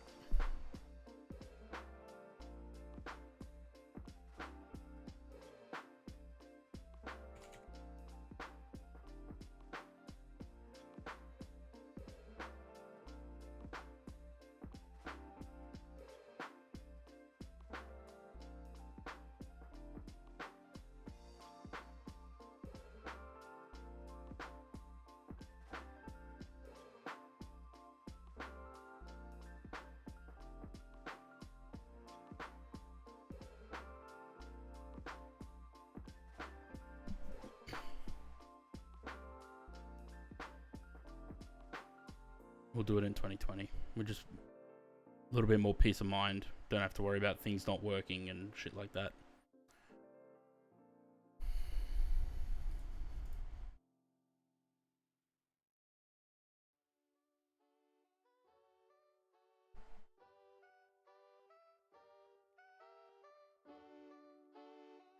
No, the sim didn't crash. It's just the screens on the displays in the aircraft weren't starting up when they probably should have been. Right.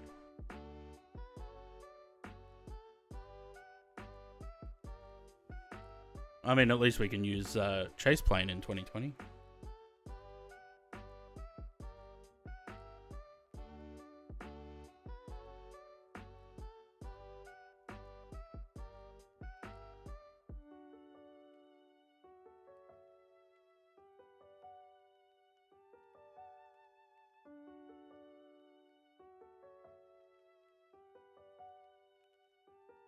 So for 2020, I still need to use the 777 currently. 777, 737, MD-11. We still need 2024. But everything else we've pretty much got in 2024. Has in Innsbruck. In real life, no.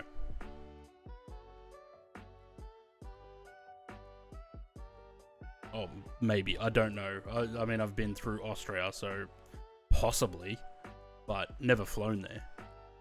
May have driven through.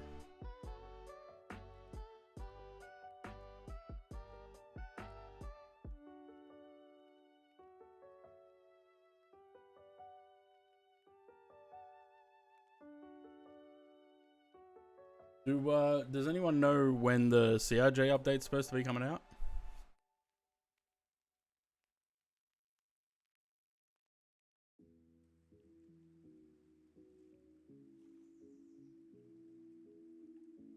No news.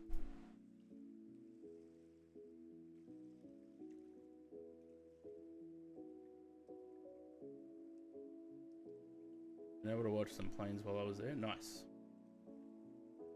Were they doing the Circle to Land?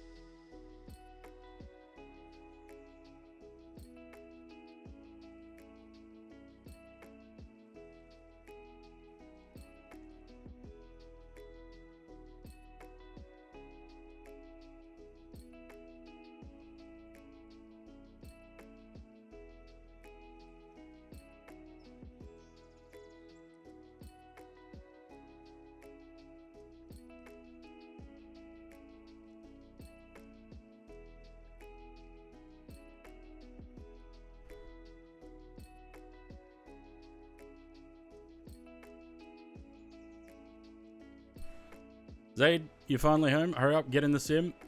We're going to Innsbruck. You wanted the flight, so...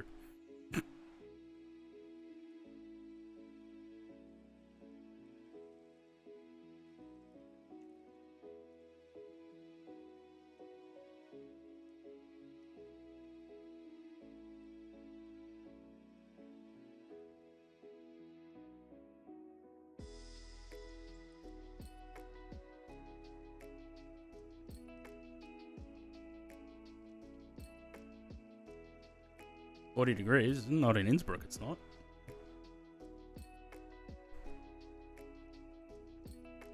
Come on. How was Pyro? Well, it was Pyro.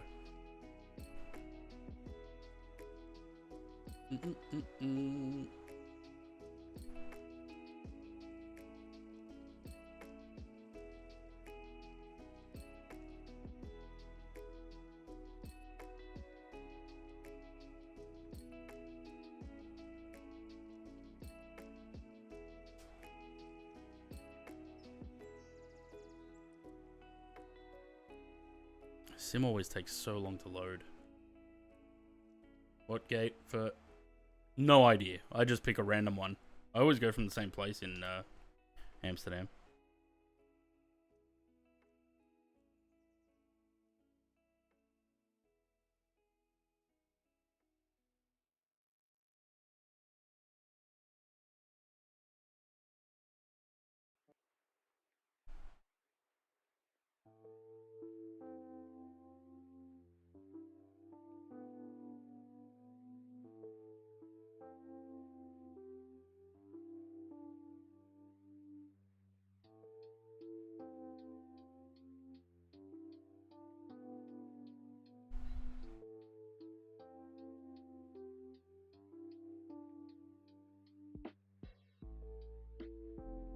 I think this flight's not a very long one either, is it?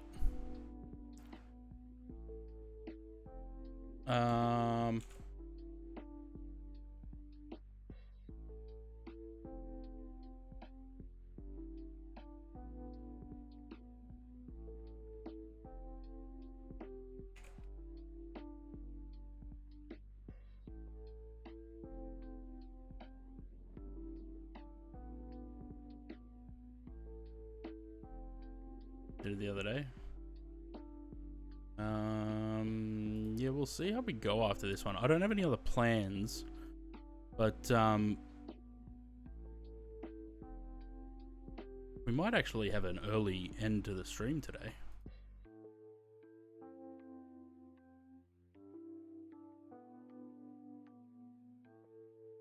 I didn't expect Paro to be that quick. That was a very quick flight. It was an hour and 16 airtime. Okay. This sim takes so long to load compared to 24.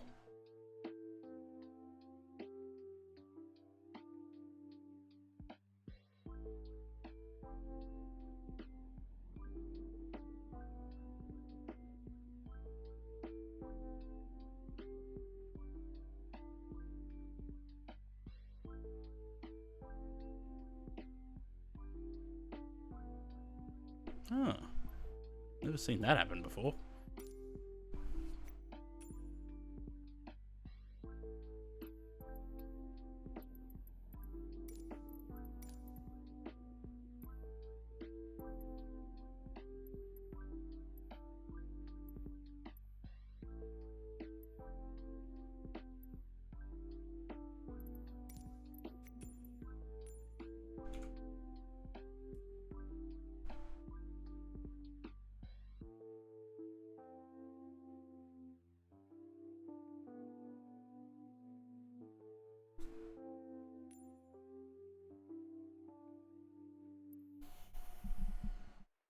I don't know why it takes so long. Yeah, you and me both.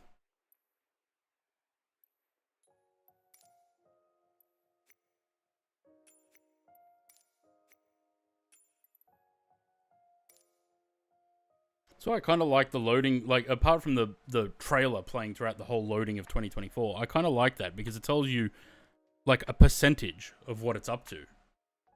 Enough of my own repaints? Yeah, I never uninstall them. I just leave everything installed.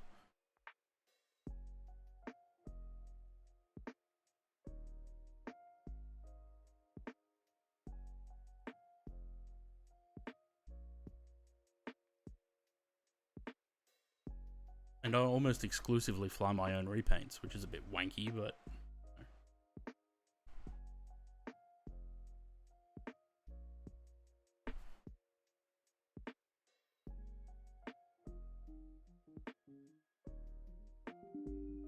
Oh look, GSX crashed.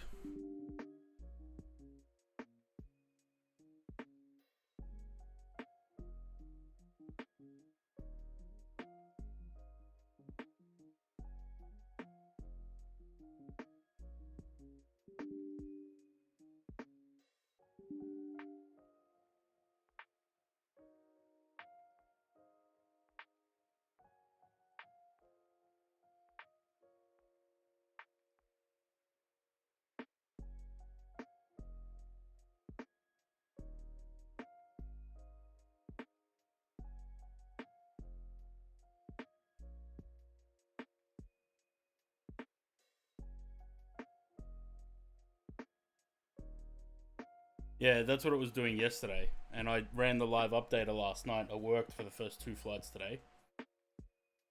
And now it's dying. I don't think it really likes switching between 2020 and 2024.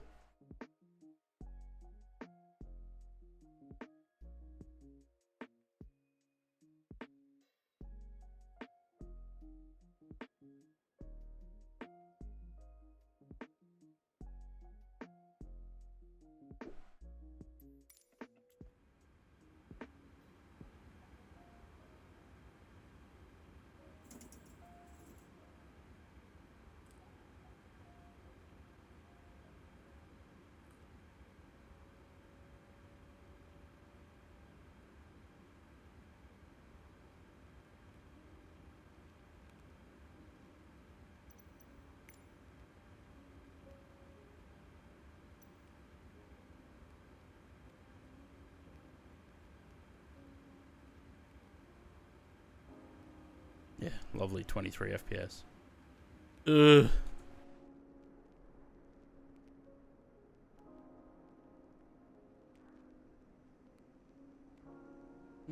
Anyone like switching between? Not really.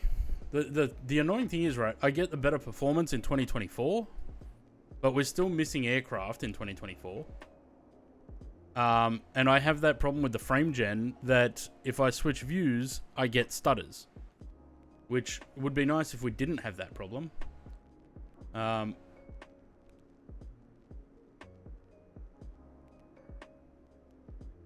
Wish they just did mass and merge into one for what? The sim? Or for GSX? Well, that's essentially what it is. It's because when you update it for one, it updates it for both. Anyway, let's start doing some stuff.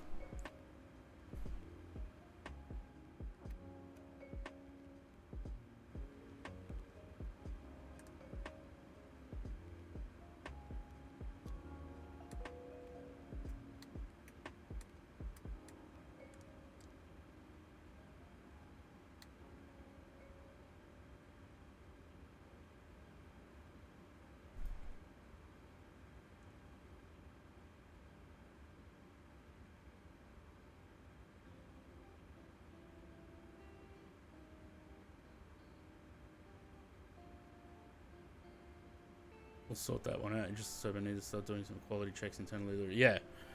Look, Sim Update 1 helped a lot with the stability of the sim. Sim Update 2 is supposedly going to be an even bigger update. So I would hope that after Sim Update 2 that we're more likely to be switching over permanently to 2024.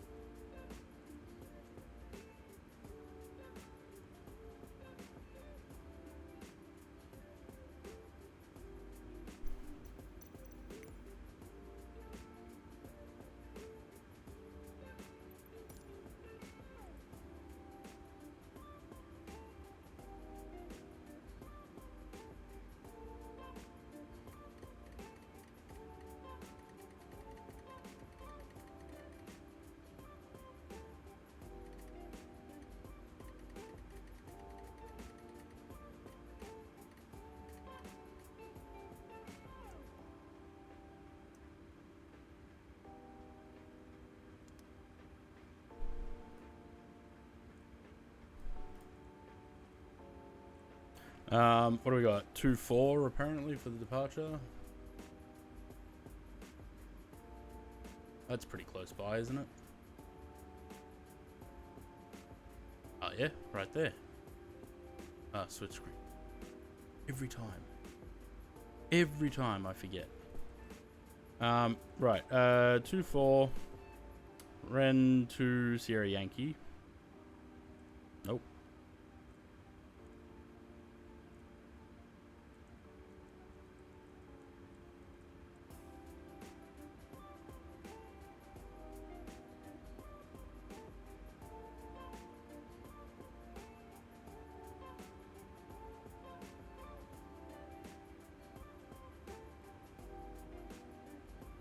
Hang on.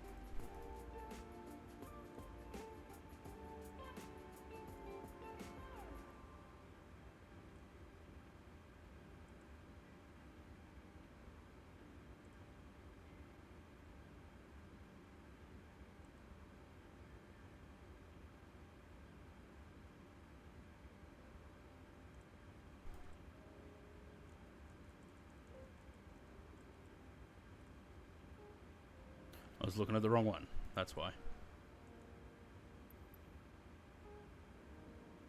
But we had the wrong data.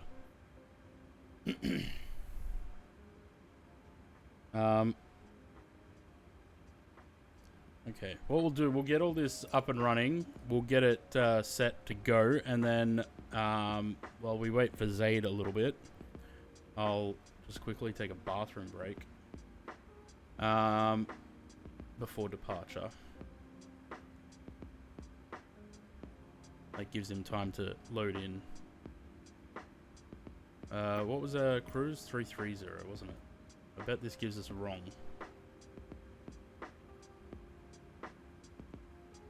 Yep.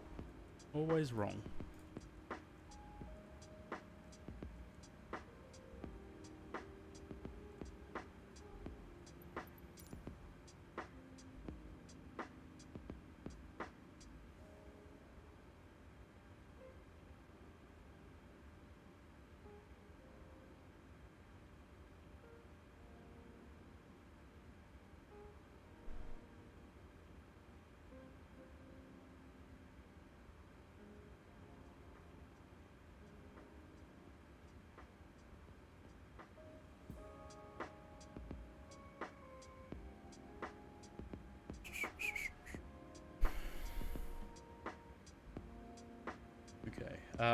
Flaps 5, DG,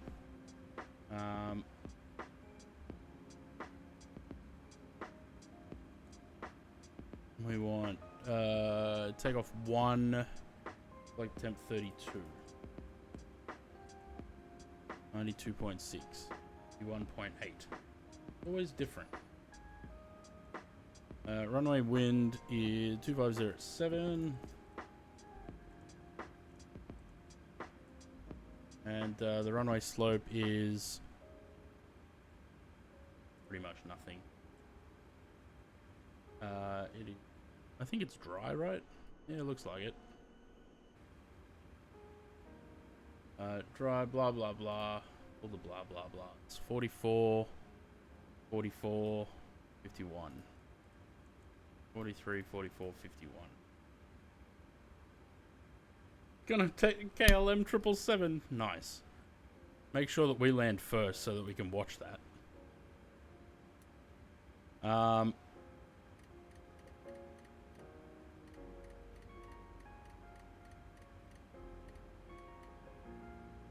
yeah.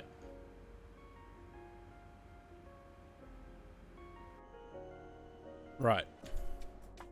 Press that button. I'll leave you with this view for a little bit. I will be right back.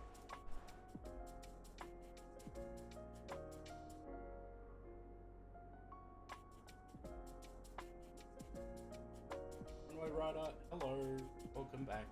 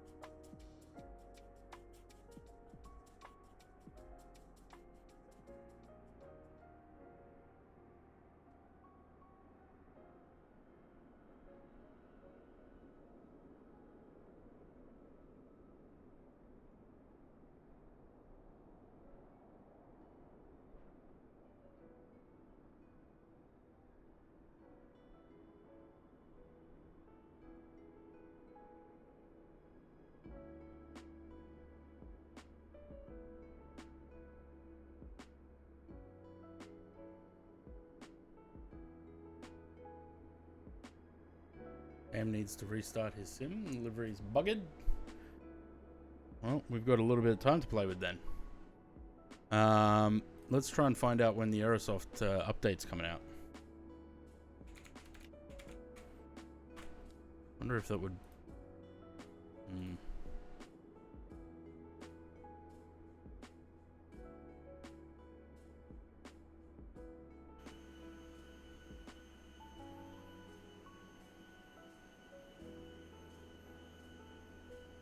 Landing rate challenge? Yeah, so I did do it on the last flight, but I stuffed the landing so badly that we decided we'll do it on this flight instead.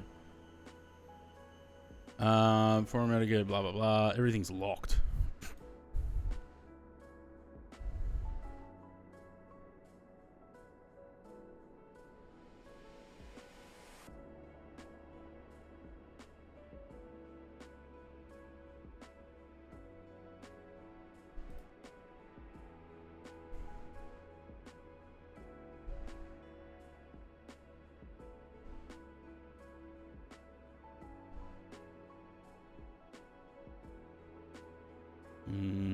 Doesn't say.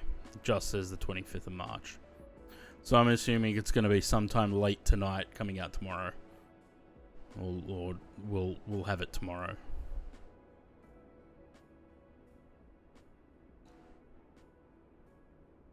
Yeah, it'll probably be like 4, 5 a.m. our time, as usual.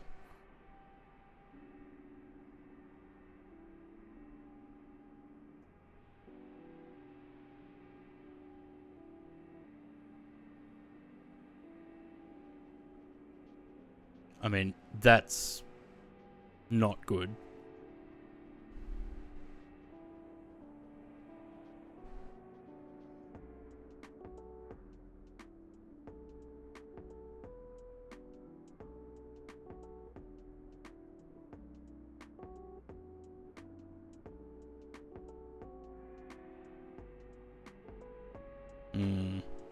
So, I mean, from this, I'm getting that we waited all this time for CRJ updates and all we're getting is a cabin. And SimBrief integration. To an extent.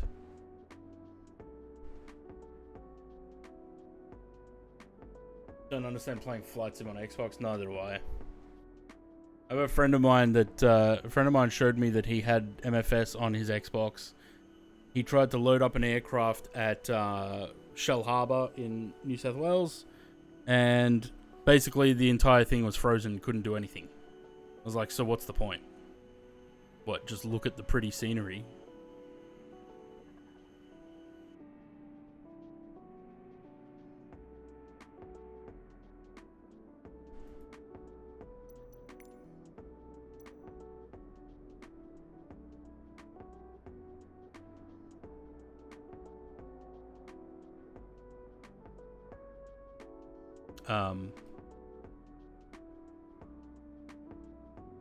I don't think this is the tower. I think that is.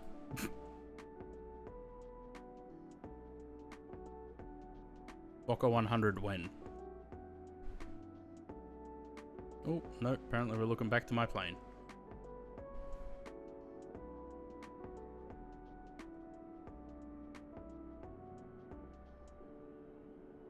Still have the wrong badge? You've got your VIP badge, Bob.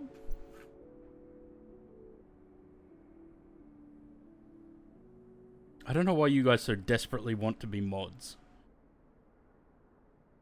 If you guys are mods, who's going to, if you guys are mods, who are you going to moderate? I made no such bet. There was a joke about the bet, or about the airborne laser, but there was no actual bet.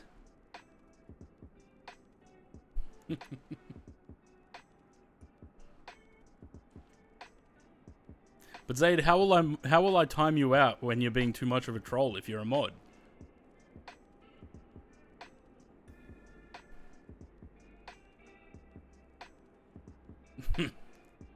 the raids and everything.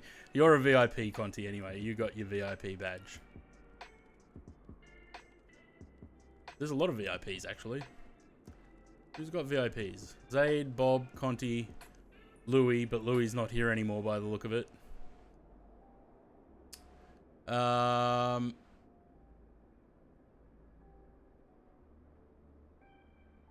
Miles isn't a VIP.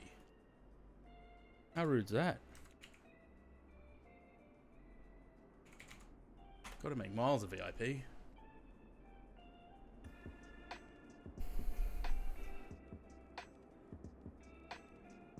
Matt P when he rocks up. Nah, Matt was a mod, but I took it off him because he never shows up. I don't know if he's a VIP either. Hang on.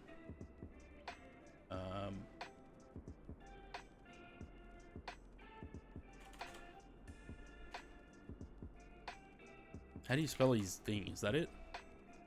Nope. Does he have a? He has a 91, doesn't he? Yeah, I think that's him. No, he's got a VIP badge, but he's not a mod. Sam, I think you've got. I think you've got VIP. Well, mods can't be VIPs. Sam's got a lot of badges.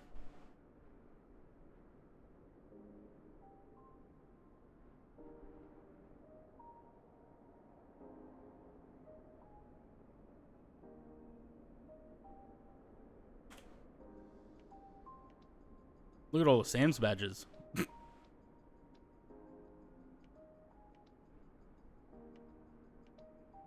You got mod, founder, gift subs, Prime Gaming, September, Twitch recap, 23 and 24, Cheer 1, Cheer 100, Cheer 1000. Is Amaranth a mod? No. Not unless she gives me a Bitcoin. You on multiplayer or join fest? Multiplayer, because I'm in 2020. Or a VIP at least. No, I'm not wasting VIPs on Amaranth. Have you guys loaded in? Sam, are you back in or are you still loading?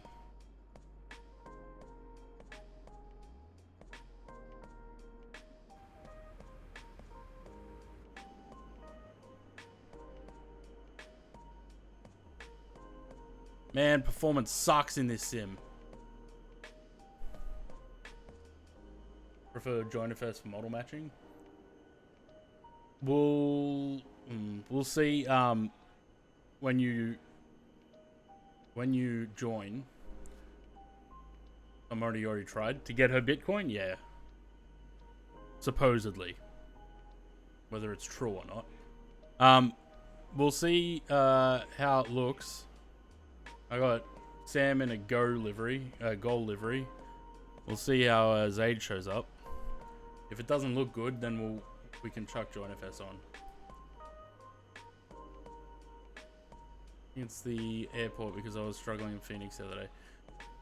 I don't know. We'll see when we get out of the airport, but I don't think I never get over 30 FPS in 2020.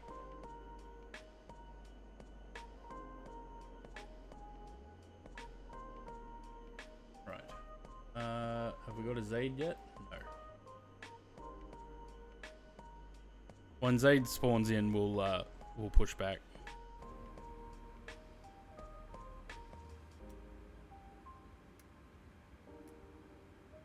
Always been bad performance.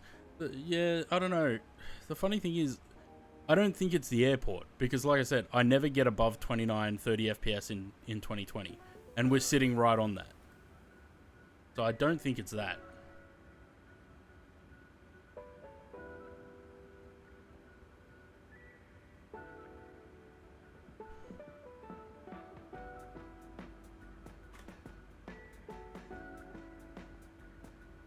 Objects and size, yeah.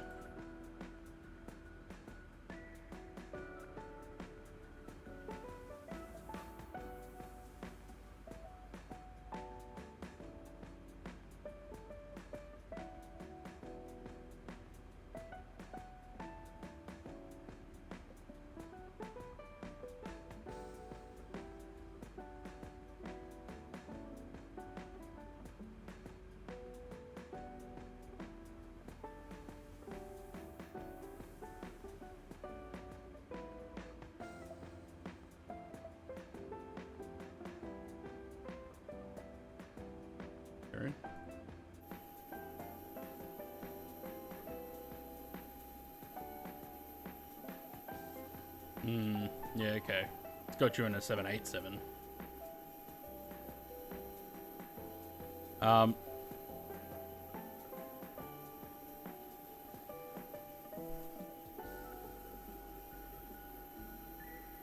Halfway around the airport to the Polder Barn Park, and you don't realize how far it is.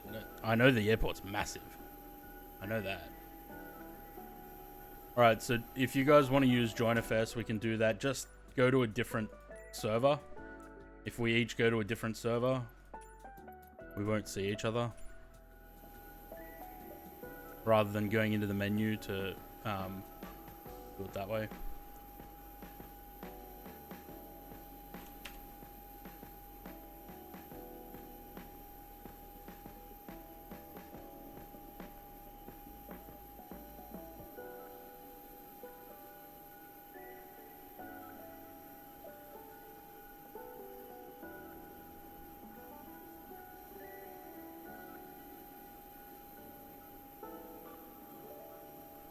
$3,737 models found.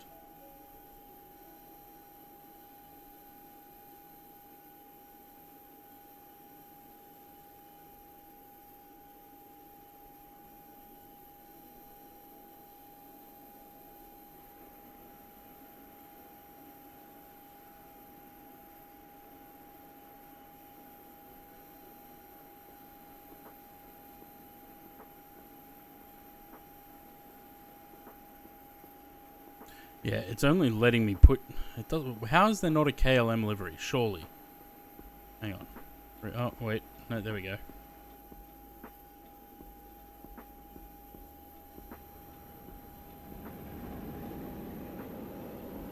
And he's gyrating.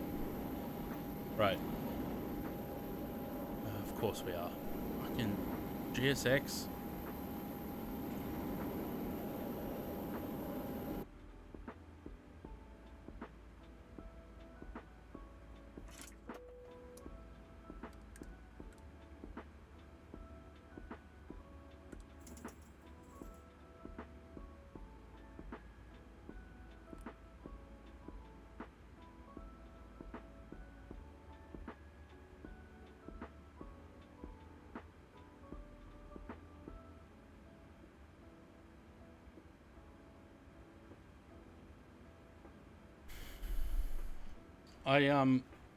I think Chase Plane is fucking with the sim.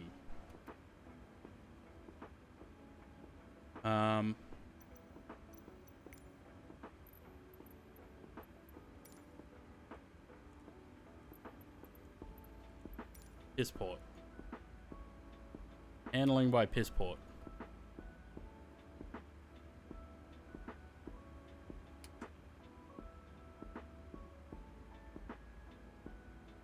Okay.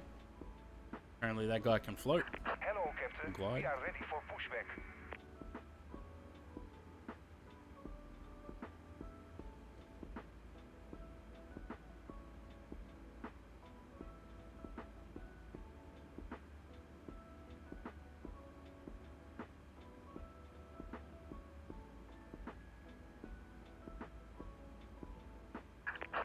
Departure checks completed. Bypass pin inserted. He sounds much more Dutch now than he did a minute ago.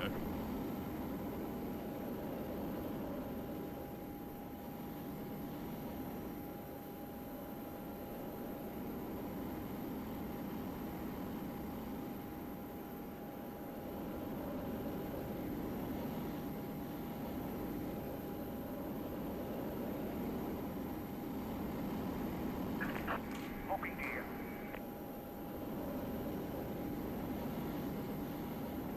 I should change that timer. It says check out my new website. It's not new. It's been there for 5 years now. Almost. The two things I hate. Those who are intolerant of other cultures and the Dutch. Yeah. Push and right. Release parking brakes. Please. Commencing push. All engines clear. Start at will. He is from Holland. Isn't that weird?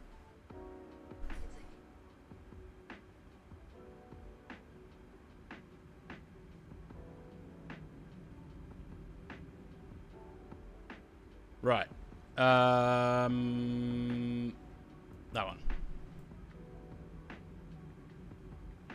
I'm scared to look at what GSX is doing.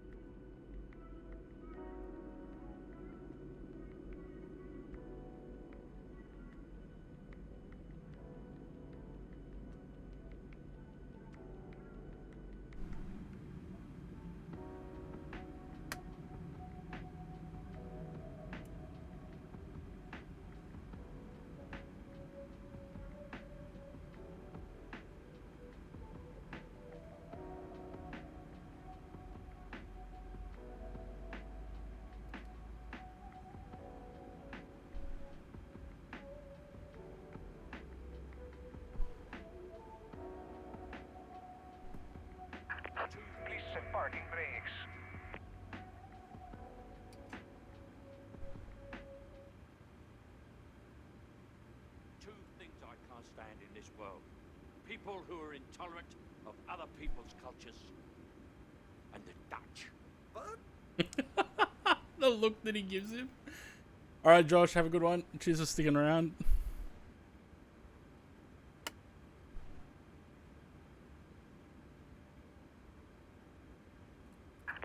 Unlocking gear.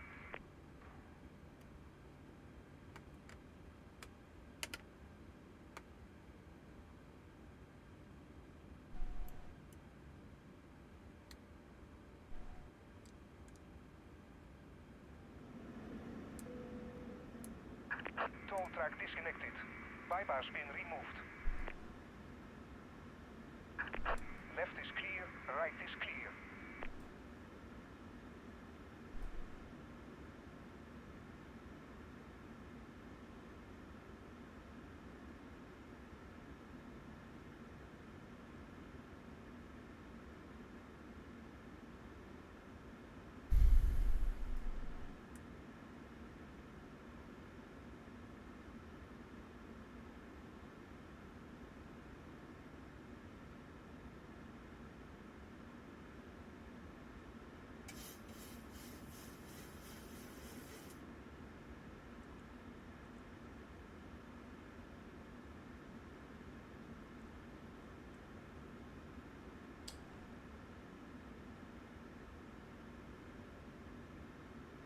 This is GSX doing its thing again. Not GSX, Chase Plane.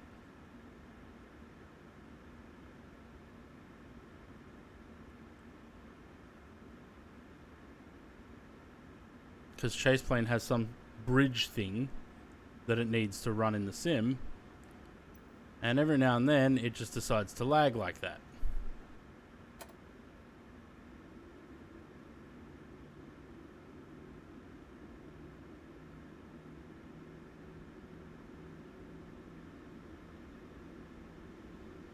Why are we going sideways?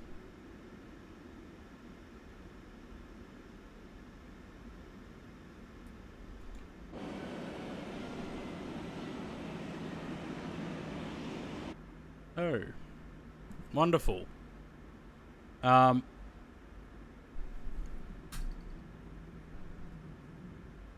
That's full right rudder.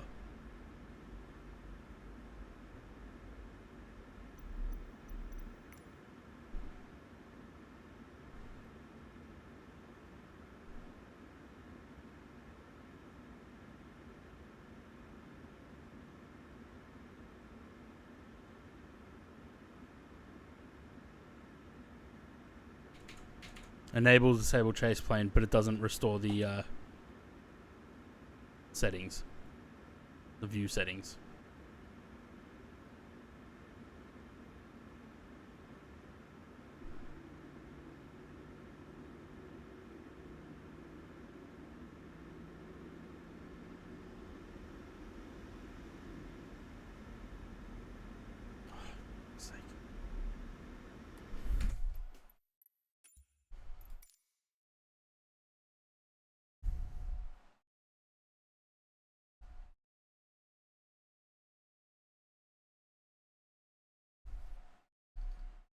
What happened the other day?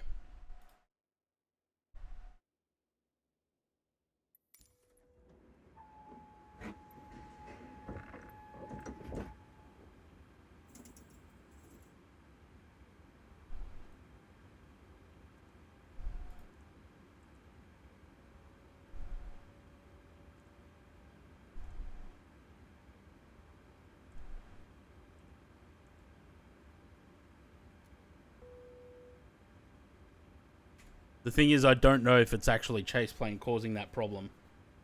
It might not be.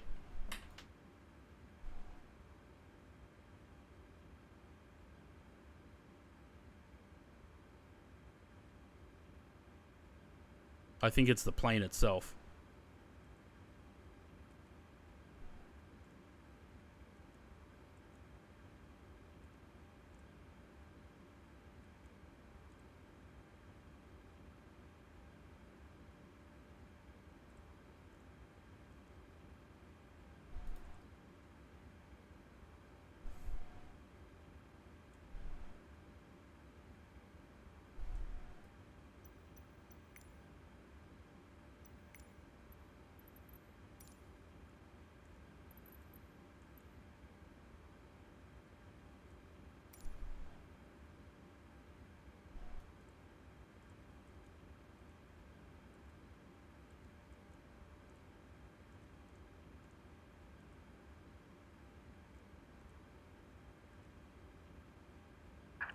Hello, Captain.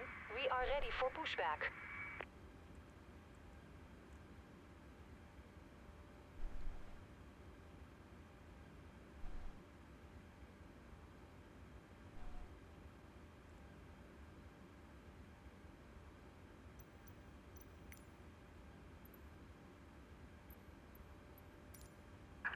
Departure checks completed.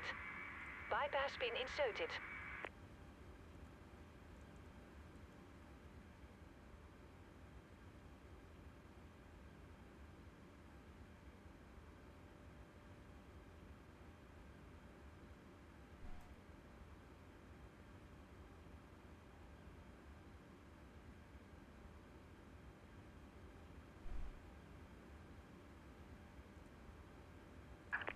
Locking gear.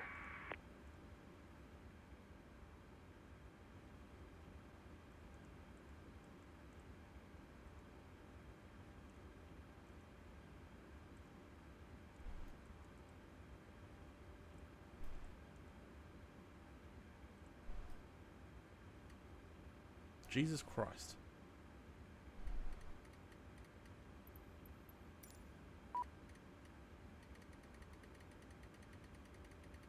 Yeah, it could be GSX. It wouldn't surprise me, to be honest.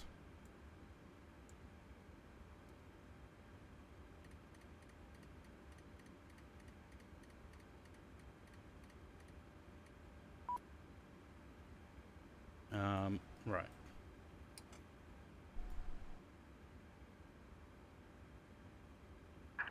Release parking brakes, please.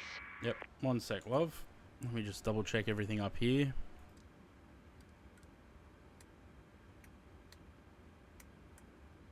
We didn't do any of this. That's running good. Release parking brakes, please. Commencing push. All engines clear.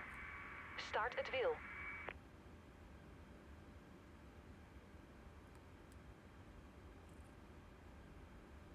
Right. No, it's in the aircraft I'll leave in the community folder. It's only liveries and sceneries that I put in the add-on linker.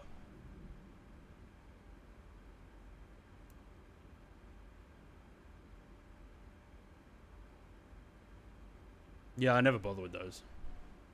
Don't worry about them.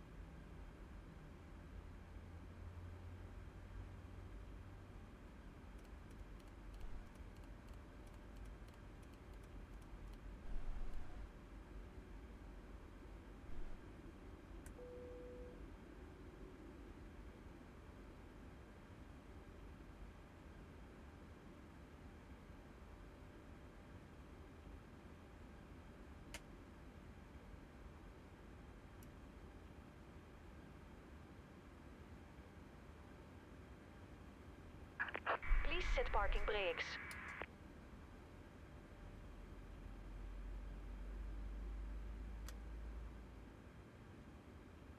I mean, we can all see the tiller is centered.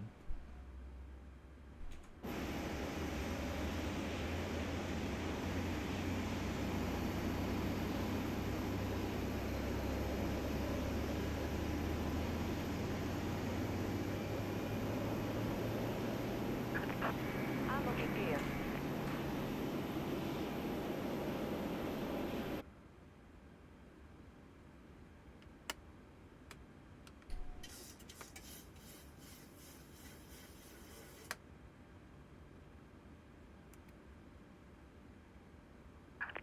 Tow track disconnected. Bypass pin removed. Why did she say tow truck like that? Left is clear, right is clear.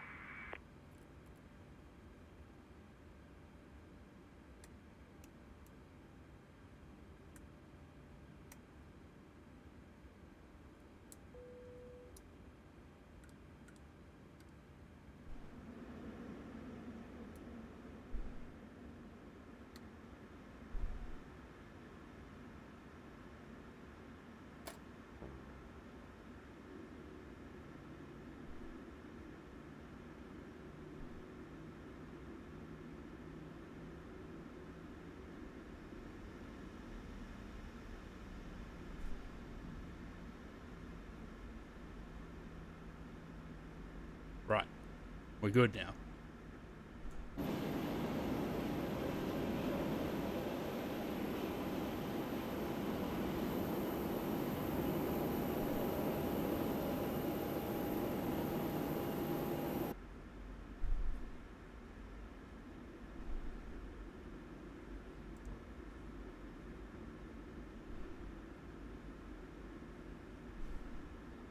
I don't know what would possibly cause that, but did it the other day as well. It was very annoying.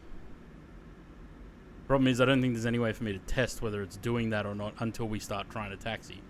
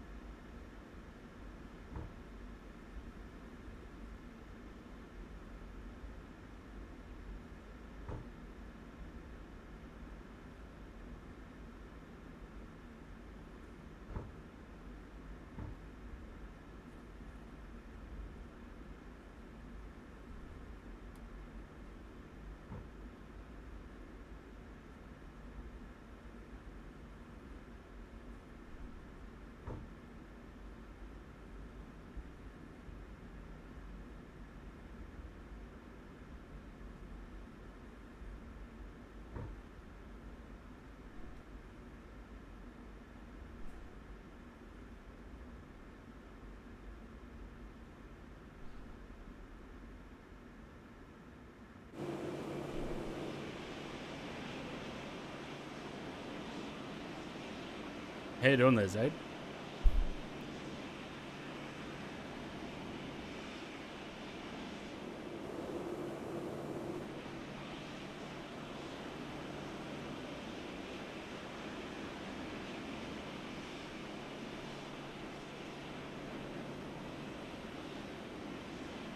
He's not pushing back yet.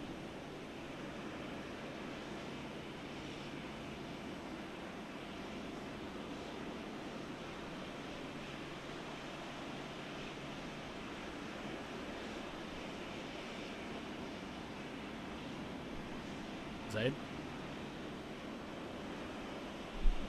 Are you still there?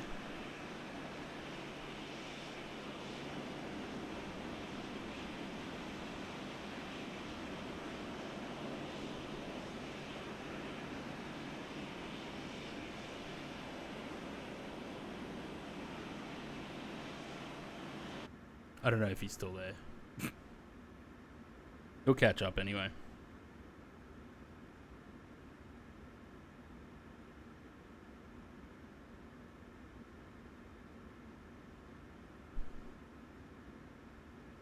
Whenever you're ready, Sam.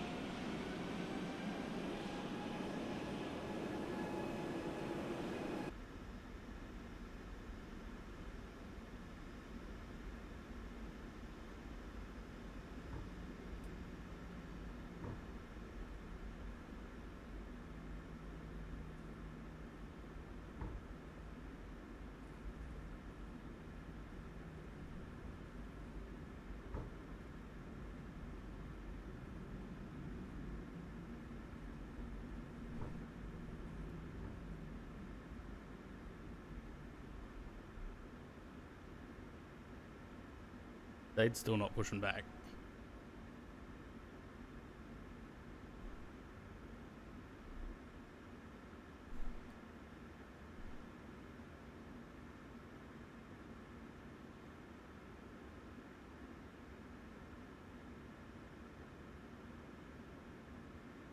It's going to be interesting watching him land that 777 in Innsbruck. You fell asleep. Push back. No sleeping.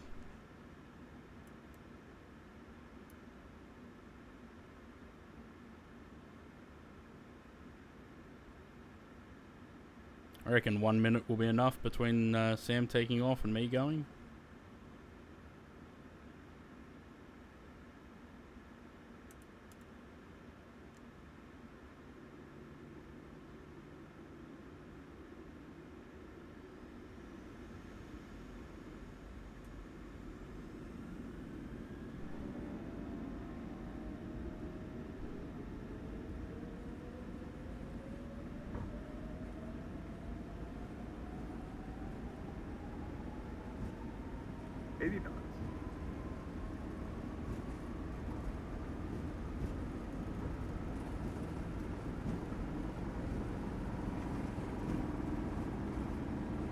V1. Rotate.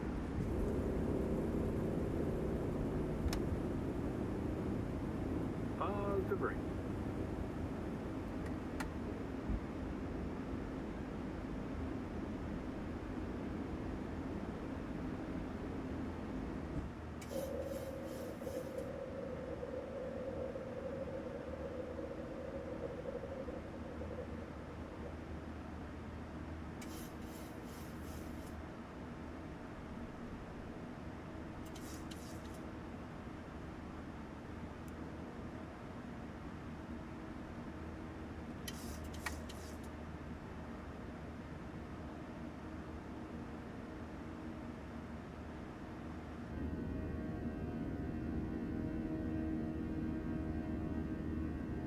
I swear, Microsoft and Asobo have done something to this sim to create shit performance, or to just have issues to try and push people to the new sim. I'm absolutely sure of it.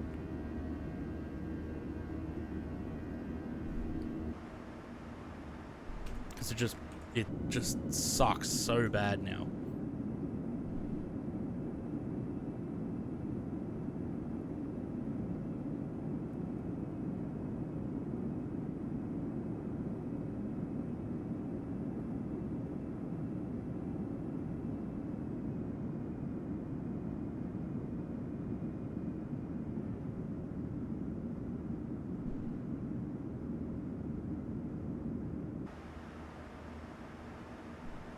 Yeah, but you also just got a new GPU and CPU.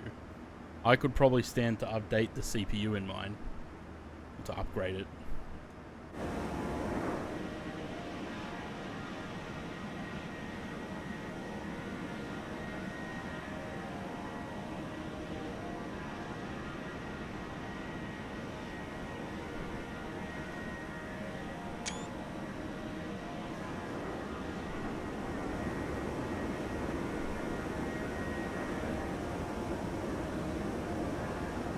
I don't know. It seems like nothing I do with this sim, nothing I try, even messing with the settings, nothing gets me anything more than 30 FPS.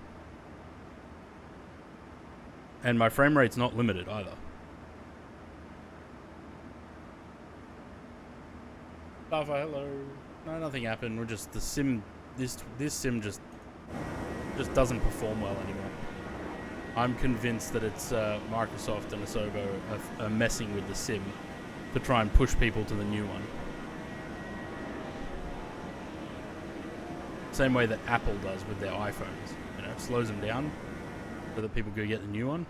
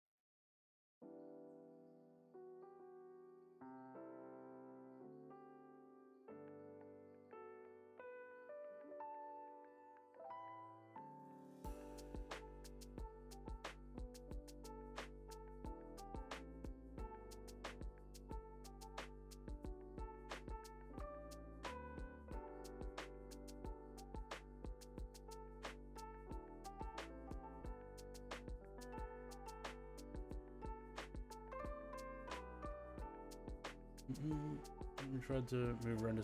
Yeah, it's I can't remember what it's on at the moment actually, but it's higher than 100. I think it's on 125, 135 something.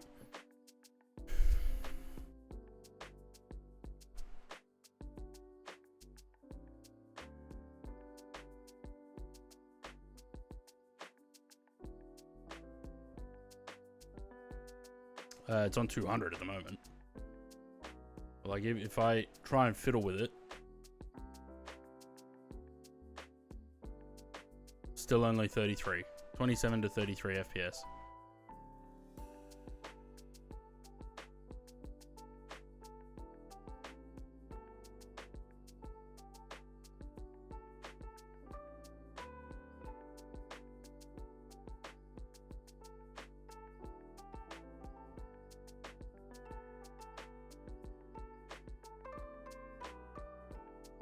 That's what I'm saying. I spent a good 3 days a couple of weeks ago trying to fine tune the performance in both this and 2024. 2024 came out great. 2020, can't do anything with it.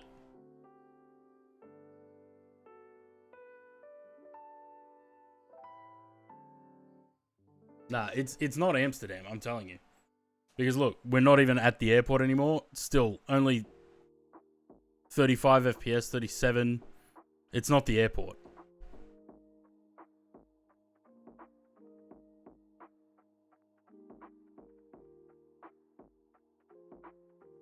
And even that, like, you have a look, right? So, let me drop this to 130. Unless I drop the terrain level of detail and the object level of detail to like 40, I don't get good performance. But then everything else looks shit because the details are so low.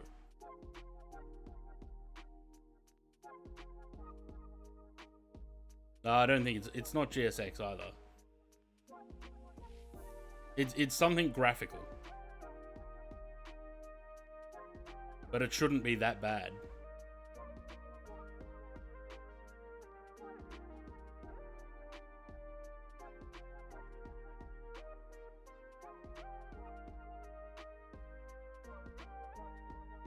The thing is, what I don't understand is, a couple of months ago, I was getting 60 FPS in this sim. Something changed overnight that now I can't get more than 30 sitting on the ground.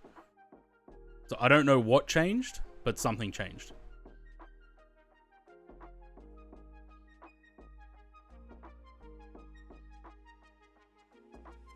Oh, did I already have that on standard? Must have.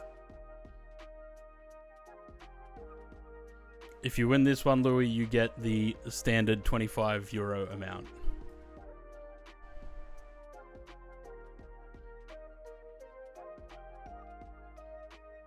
I don't know.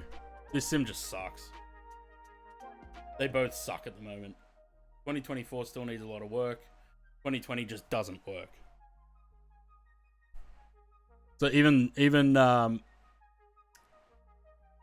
the drivers, I've uninstalled them. I've done a fresh install of the drivers. I'm on the latest drivers. Still, doesn't help. Unless I put DLSS on, I get shit performance. Sim Market, Contrail, or AnyBuilds vouchers. Whatever you choose. Go back to P3D. Not worth it.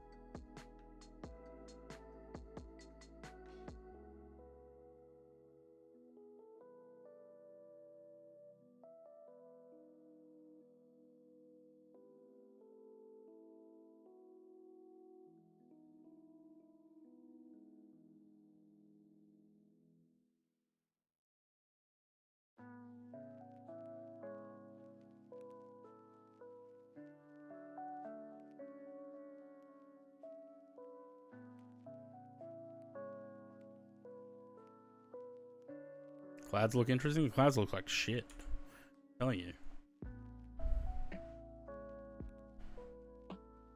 Look, clouds low, texture resolution. I dropped everything. I dropped the everything. Just, I don't know. Maybe I need to try and fine tune it a bit more. Go through setting by setting and see what's dropping it, what brings it back up when I change it. It's just annoying.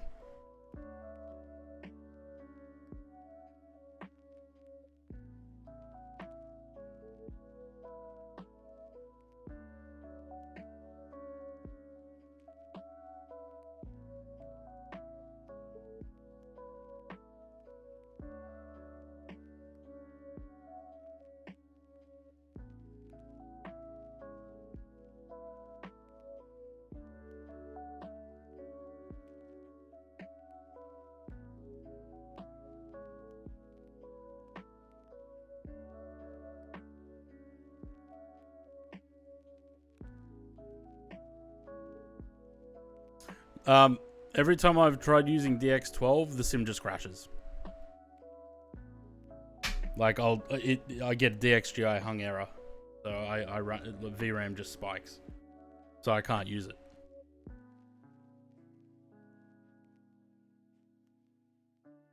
Like I said, if I go and do this, right?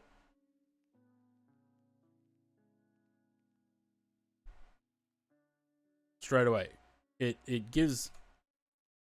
The performance can be better, but then displays look like that. You know, if I put it into, let's say, performance, right? It's still it's still sitting at 30 FPS. So it's like something is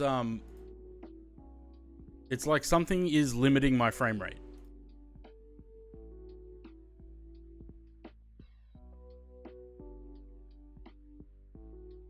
I just don't know what.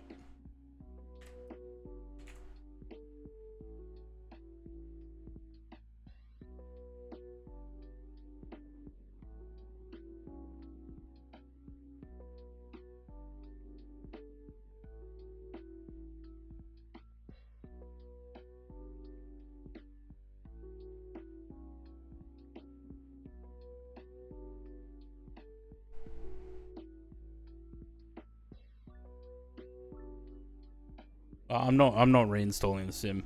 If anything happens, I'm uninstalling it and not using it anymore. Like I said, I'm waiting for the 737, the 777 to come to 2024, and then I'm uninstalling the sim.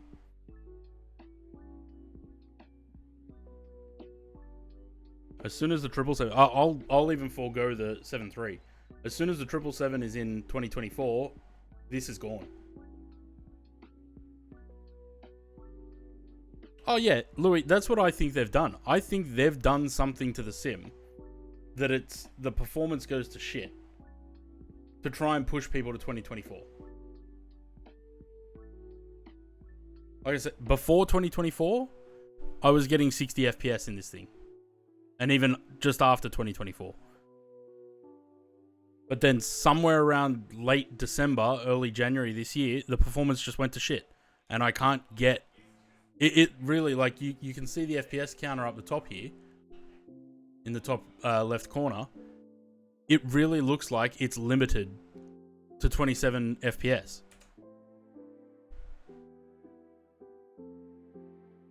And I'm not limiting anything. Like, it's 100%.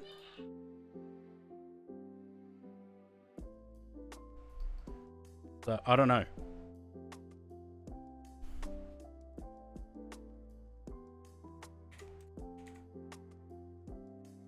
Also, the Nvidia app sucks.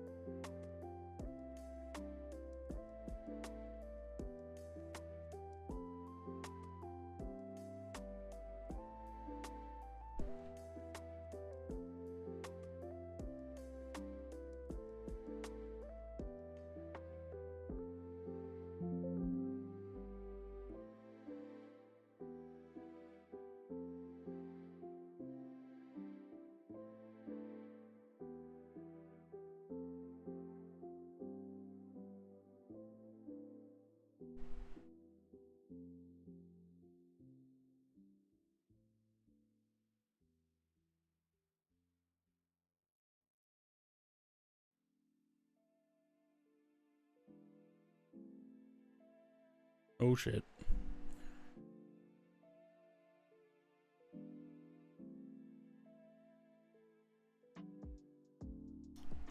Chase plane. So Chase plane's available for 2020. And that's how we're getting that.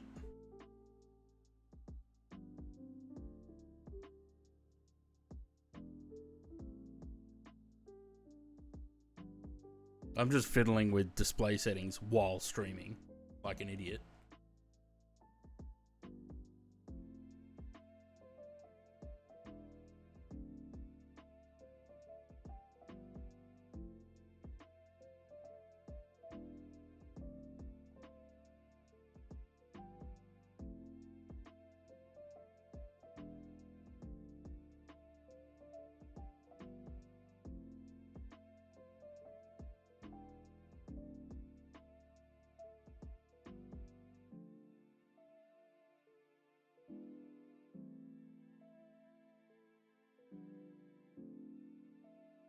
Left the APU on? Yeah, I've been there.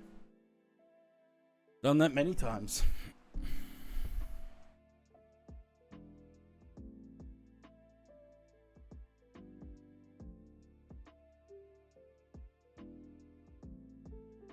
Max frame rate is off.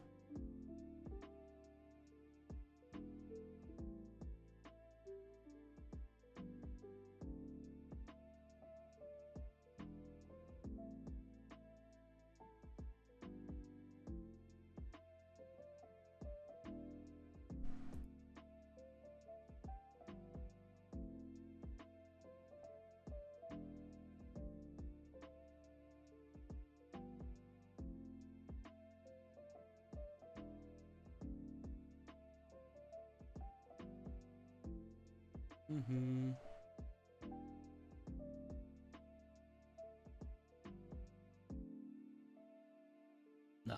Well, I don't know. I had to go into BIOS last night because every time there's a Windows update, it reboots or resets the light profile for my computer. So my RAM has freaking LEDs on it.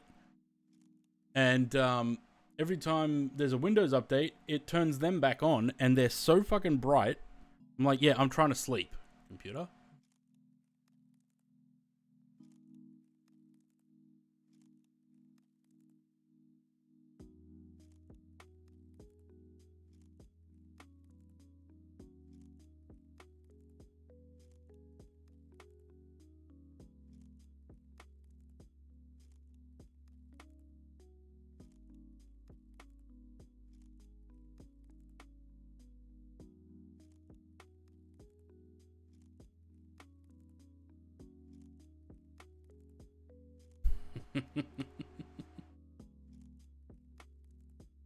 I'm not going to comment on that.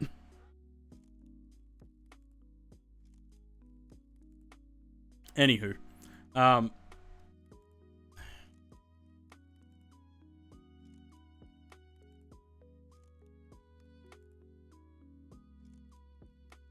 hate this sim.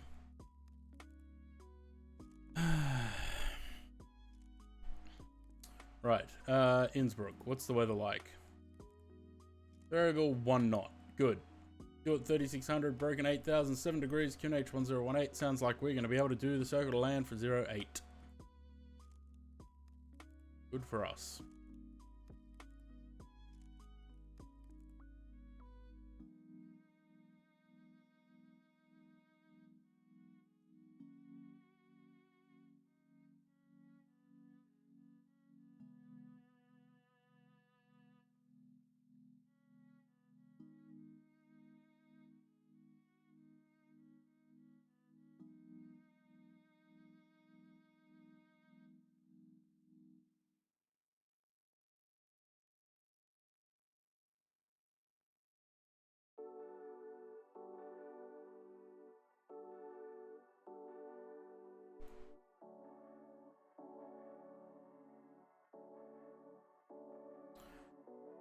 Okay, do that.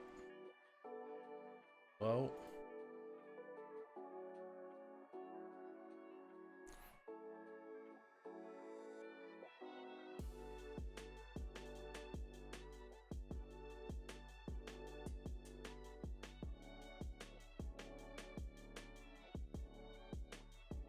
We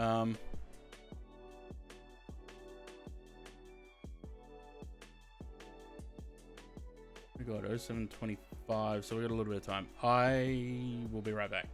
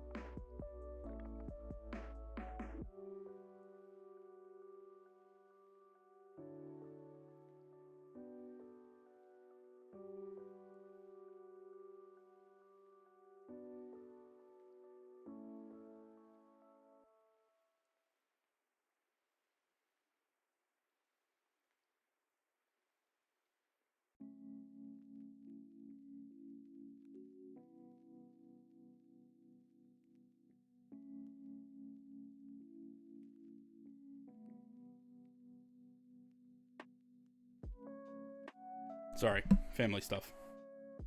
Right. So I just made the decision that any aircraft that is available in 2024, that's where we're going to fly those aircraft. We're only going to come back into 2020 for aircraft that we don't have in 2024. Because this whole situation is pissing me off. Unless I can get this sim back up to 60 FPS, I don't want it.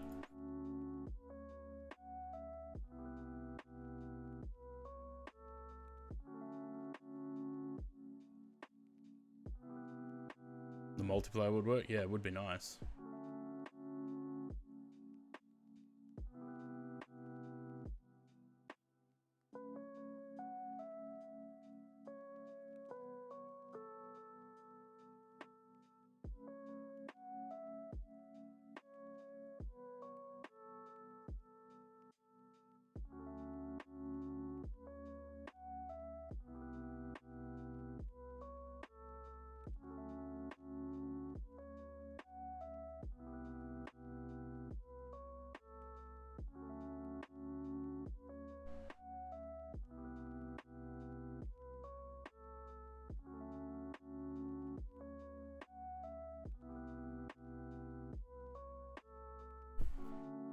Sim update 1506 is going to work. Yeah, that's right.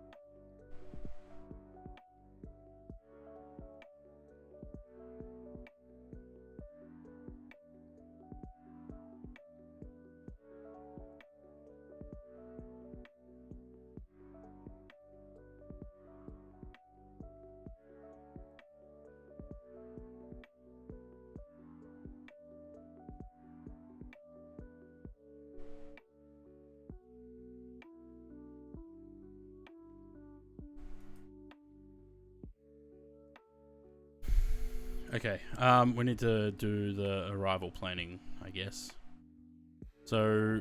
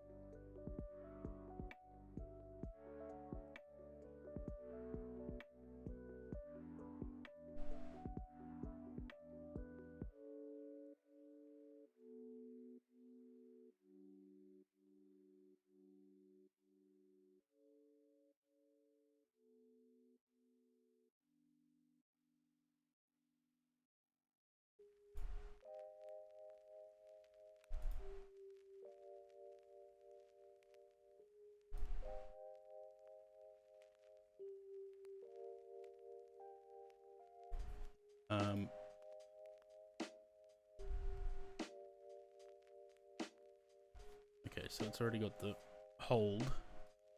That should be correct.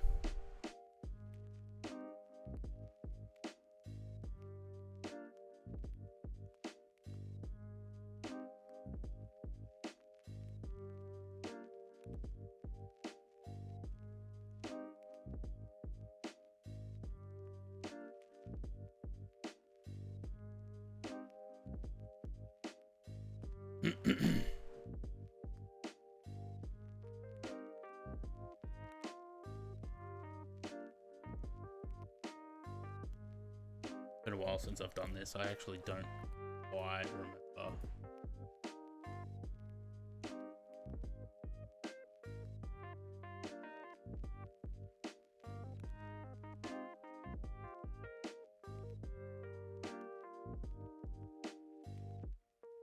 Actually, I think I've done that wrong. That.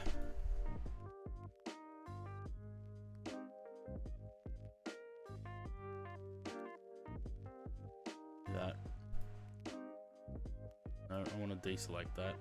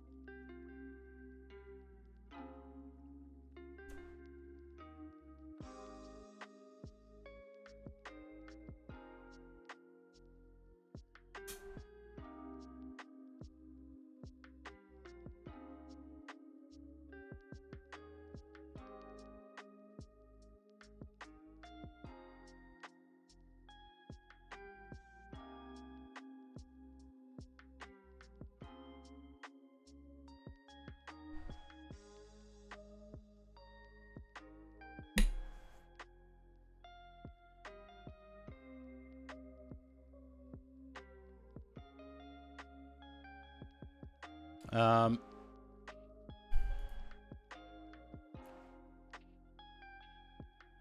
I do want that, and I do want that. With that.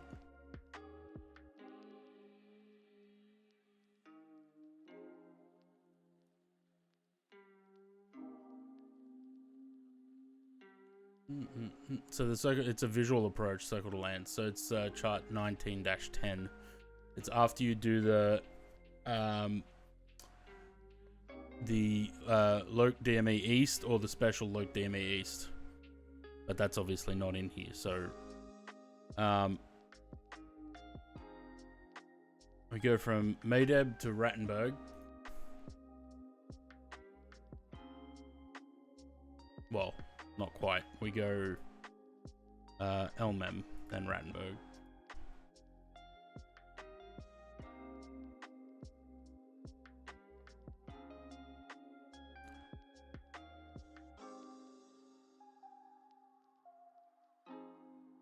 Then we should have this hold at Rattenberg.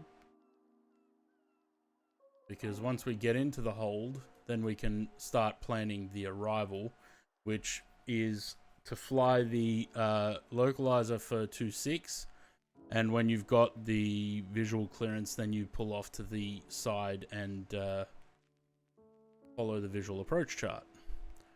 So we're doing it on the 11-2 special, this one. Then we follow that. 11-2 is effective external visual reference between 6.3 ME OEV and 4.4 OEJ and map. The flight shall be continued visual reference either straight into runway 26 or onto a right-hand circle circuit 208. So as long as we're visual between there and there with the airport, then we break off, head this way and follow the power lines, and then make our turn at the church to come back into the runway.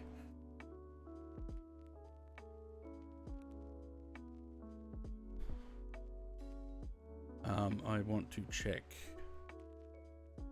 this. Adeb, Elmem, Rattenberg. Then we go into the hold there.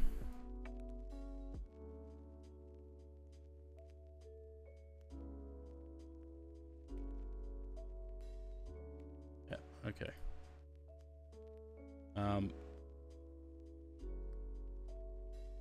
Unless I'm mistaken, that has got the hold information in there because I haven't filled this in, it did it itself.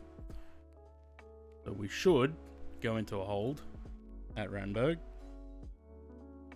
And then we'll probably do 1 or 2 circuits in the hold while we get ourselves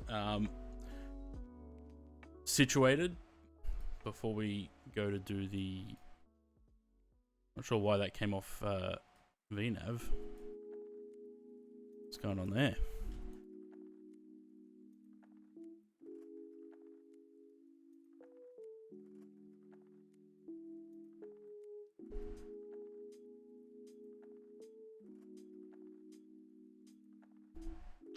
Why have I lost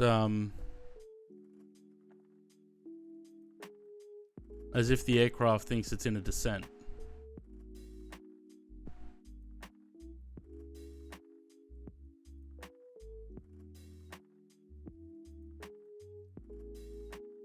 I don't know.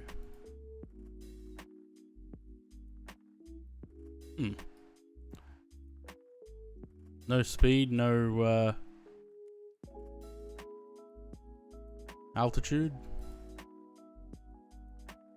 Anyone got any ideas about that?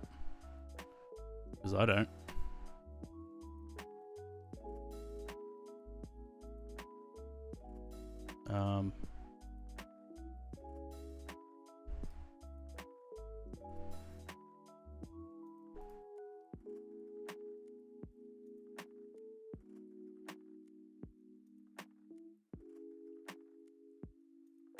Because surely we're not supposed to be descending already.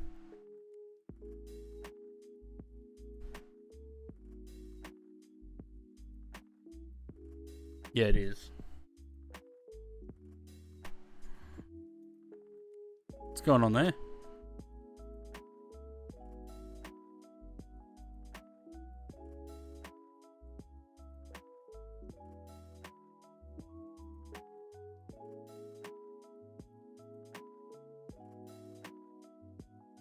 No idea. No idea what's going on there.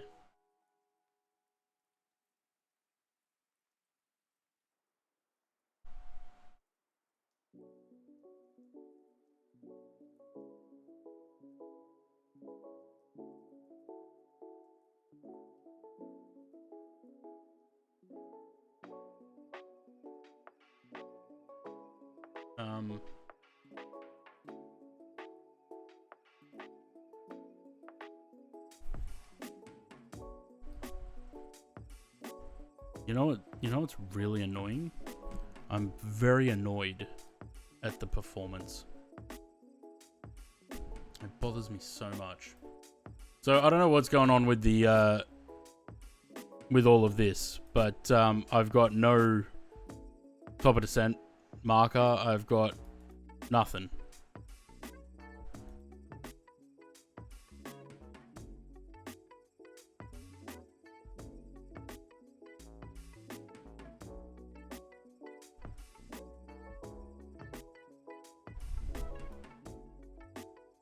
No VNav. Something's gone wrong with this aircraft.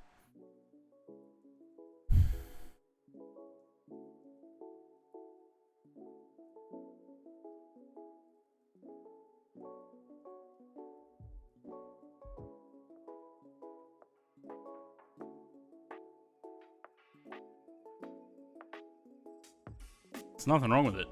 I don't know. It came up VNav disconnect when I put in the arrival, and now it's apparently we're minus 9,997 miles from the airport.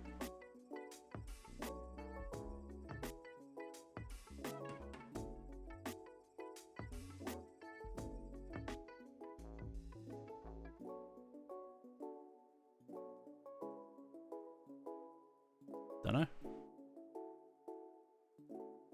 No idea.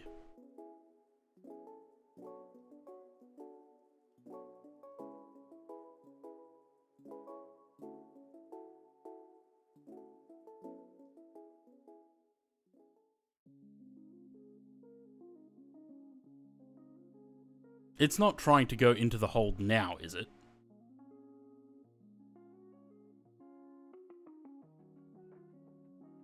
Like, is that what's going on here? Because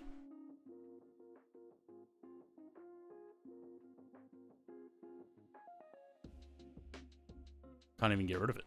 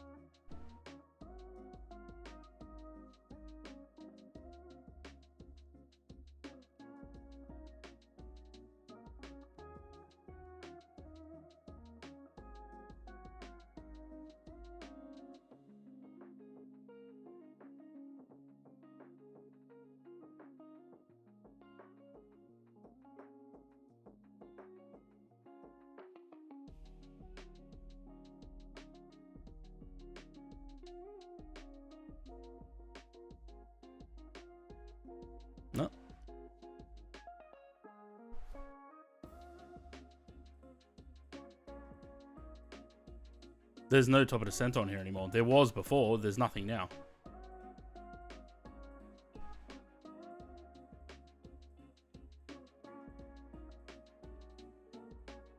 Sake.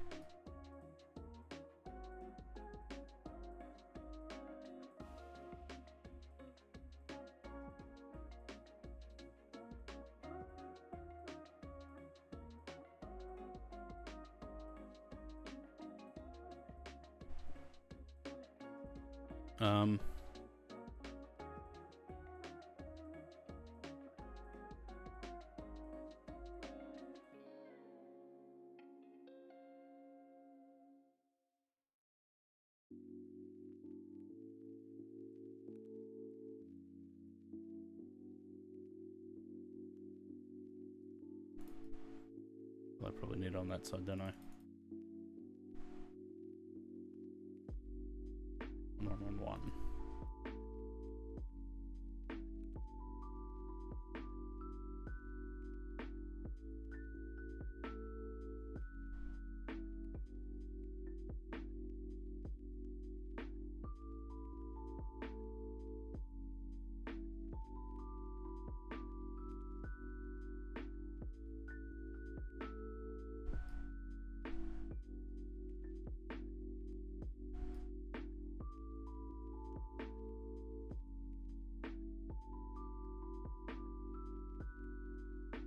I don't know. Something's fucked up, and I have no.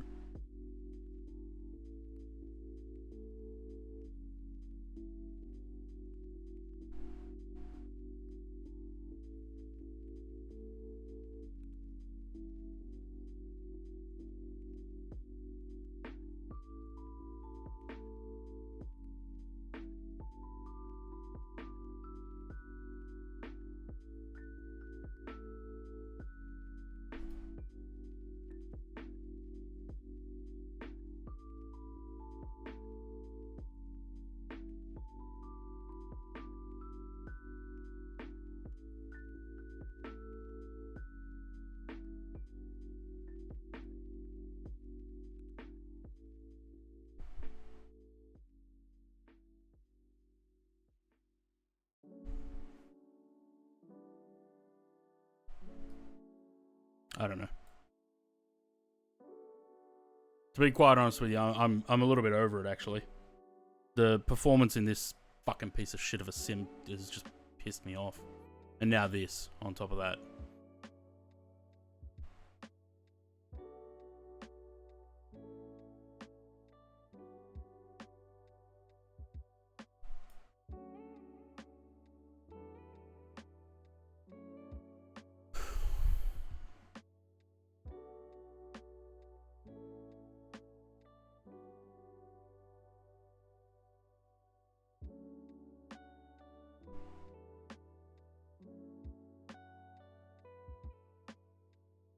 Don't know. We've got no top of descent marker. We have no VNAV. We're just going to essentially open descend to 9,500 feet. And hope for the best.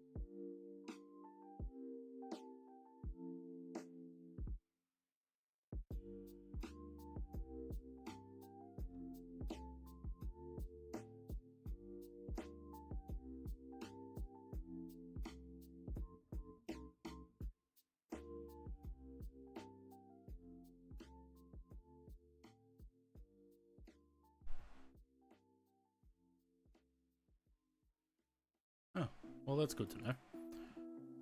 PMDG 737 does not have Route 2.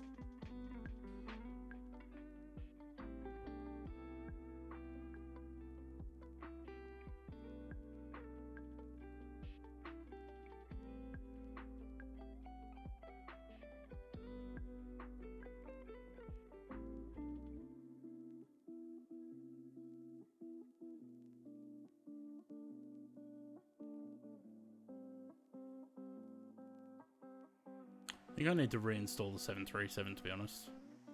Because I've had nothing but problems with it since the last update.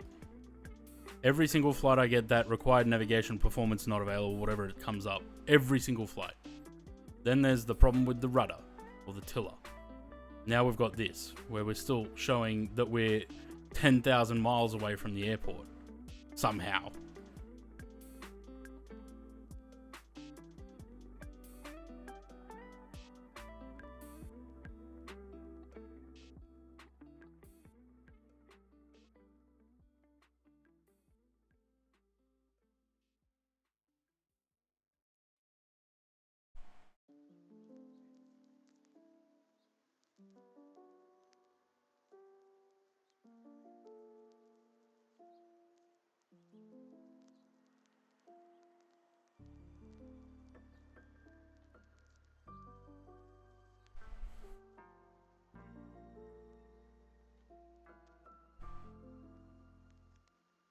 Yep.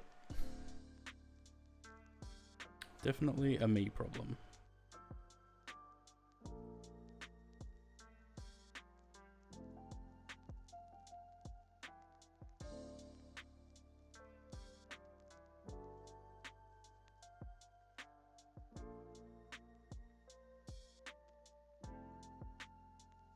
Your airplanes are bug free. Bob, you don't have any airplanes at the moment.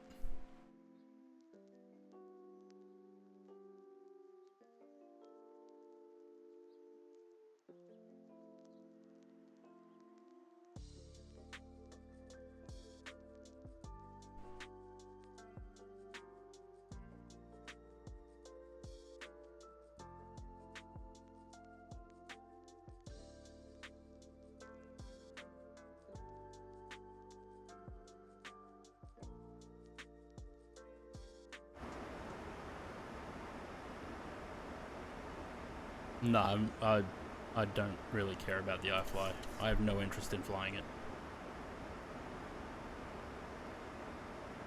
Hang on. Let me bring up Fly Live again.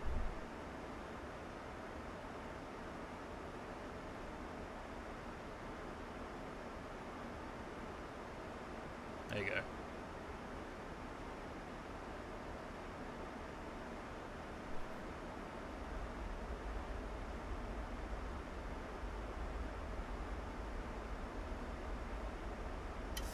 All right, Sam.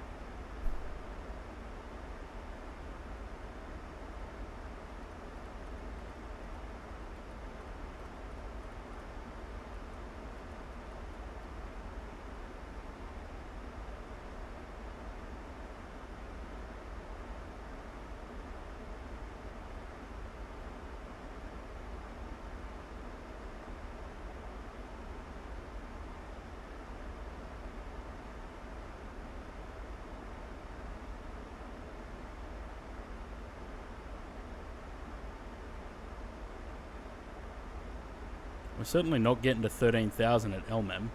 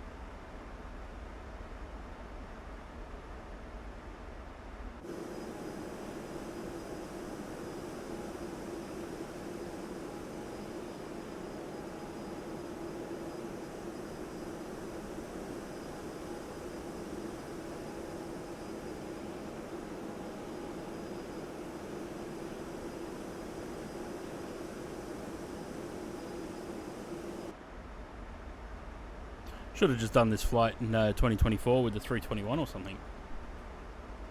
Any flights planned for tomorrow? None at the moment. I have some ideas, but I haven't got anything planned yet.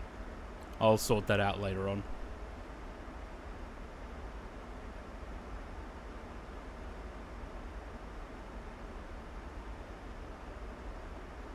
Well, we weren't that far off. We were supposed to be at 13,000. We're at 17.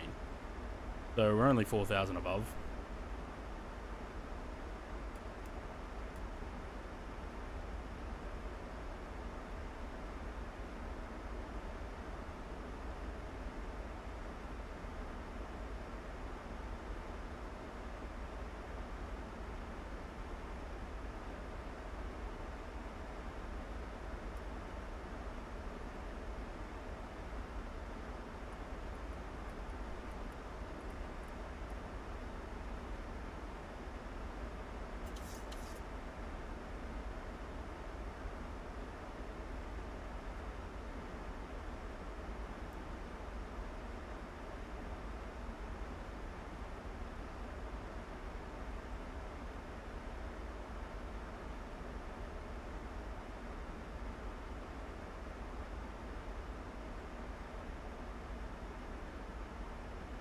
What's with the progress page?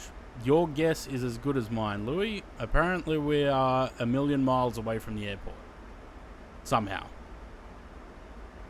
So I don't think there's anything that we could do to fix the problem with the FMC at the moment because of this.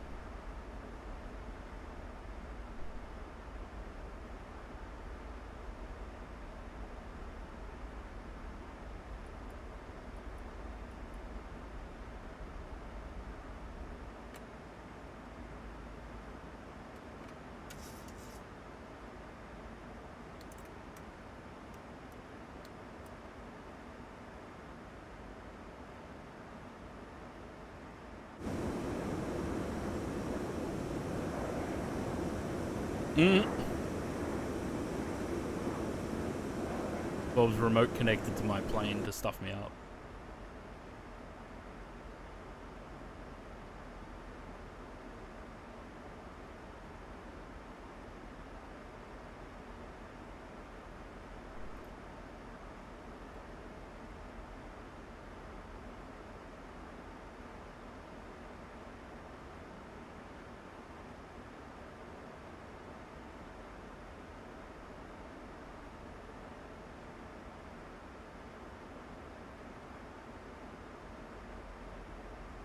I don't know. I'm very confused by what's going on with that.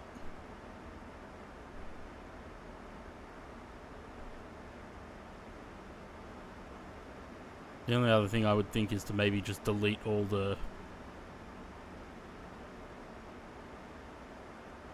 Can't delete them. Guess not. Oh well, let's see if it goes into the hold at Rattenberg. Tina and Nav data conflict? I don't know. I don't know.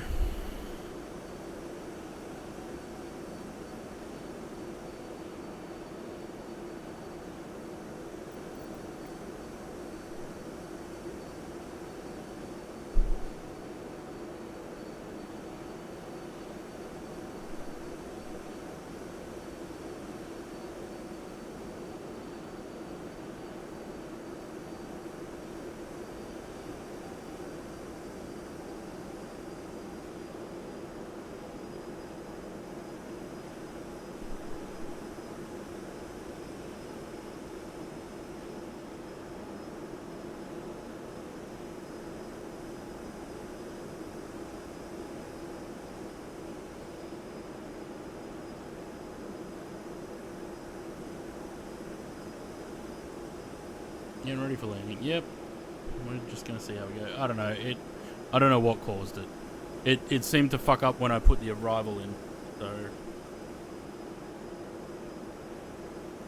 that would make me probably believe that it's nav data related, but I don't know. Like I said, I'm gonna uninstall the 737 after the stream and reinstall it. And get rid of all the WASM folders and everything. Let it rebuild everything when I reinstall it, because I think that we might be having an issue somewhere there. Yeah, see, this is not. That's not going into the hold. That's bypassing the hold.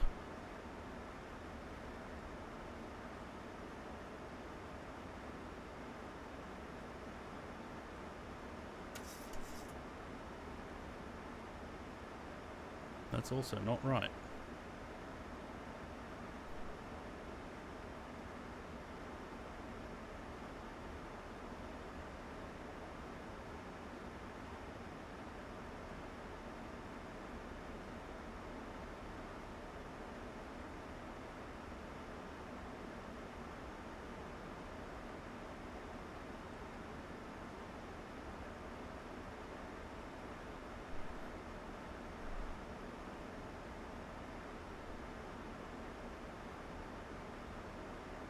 There was a speed for that as well, but now I can't remember what it was.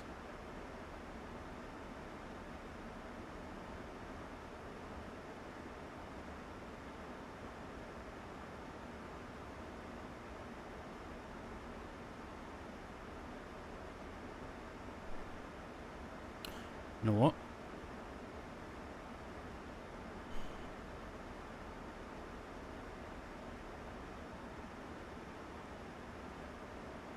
Oh, fuck off. The whole thing's fucked, Bob. Like, look. It thinks we're 1,000,000 miles away from the airport and going further. So I don't think the aircraft knows what it's doing. Something's screwed up somewhere along the line.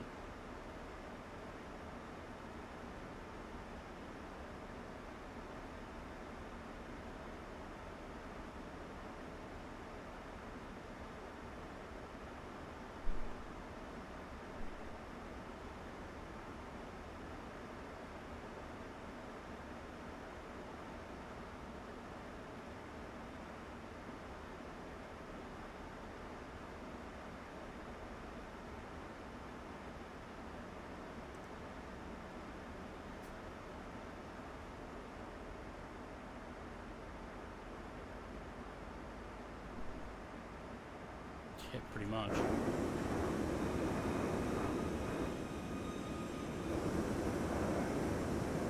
I think we're probably too close to these ones, but look, something's already fucked up, so it doesn't really matter, does it?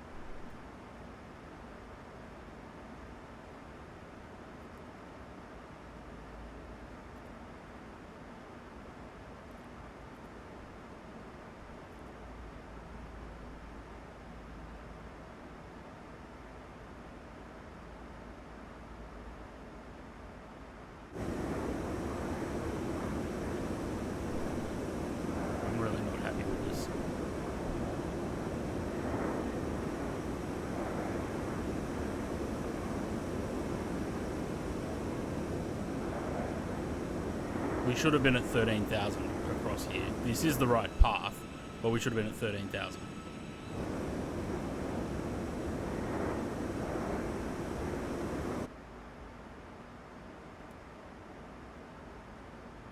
The hold is wrong.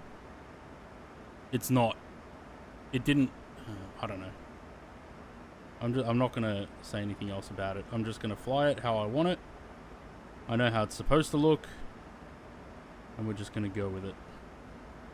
The quicker we get on the ground, the better.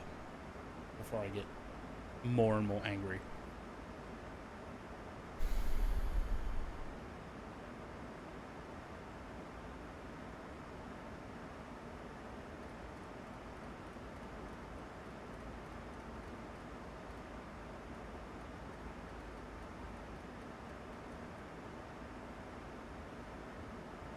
I don't even know if it's the plane itself, Louis. I don't know. I don't know what's causing it. Like I said, just fucking annoying.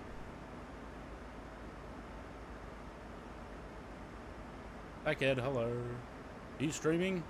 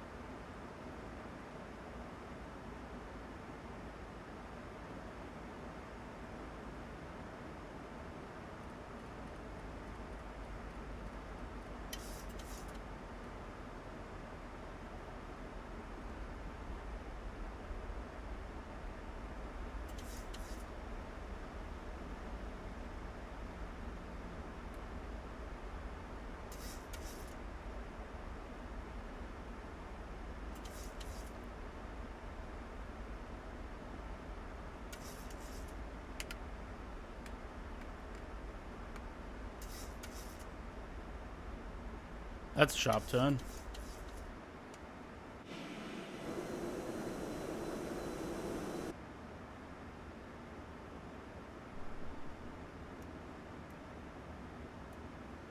Right, so we're at 9,500 at Advig, and then we start the descent from wherever it tells us to.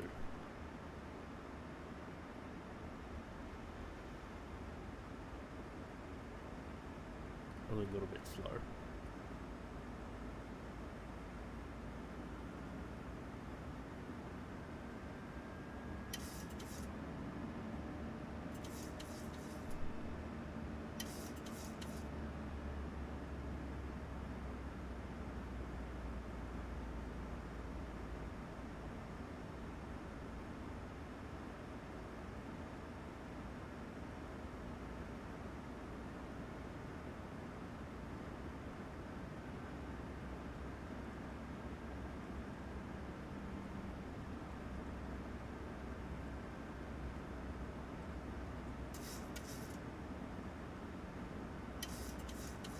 It wasn't a delete.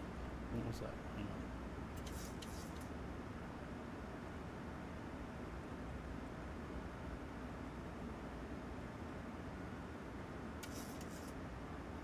Where is Sam on Join Fest? Sam had to go. He had to go to work.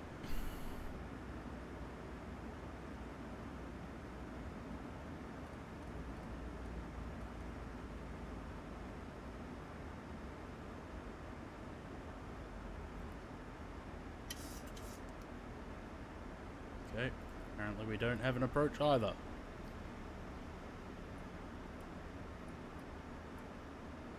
Just go. I don't care anymore. 2500.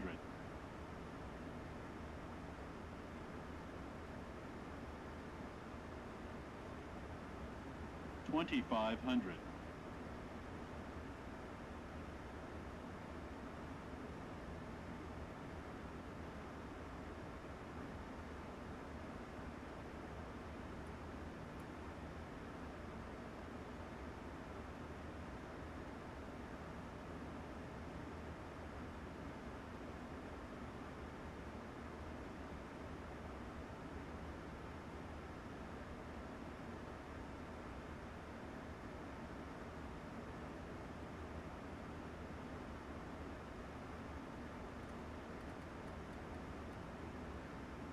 Manual steering? Nope.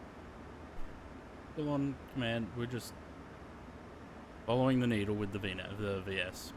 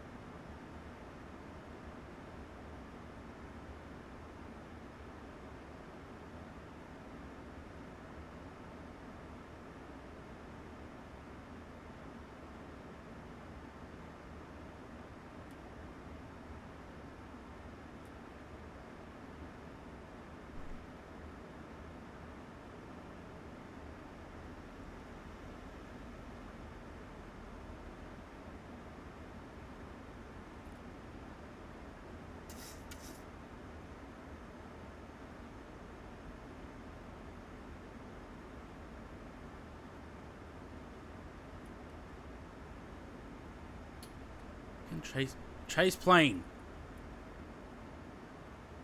For fuck's sake.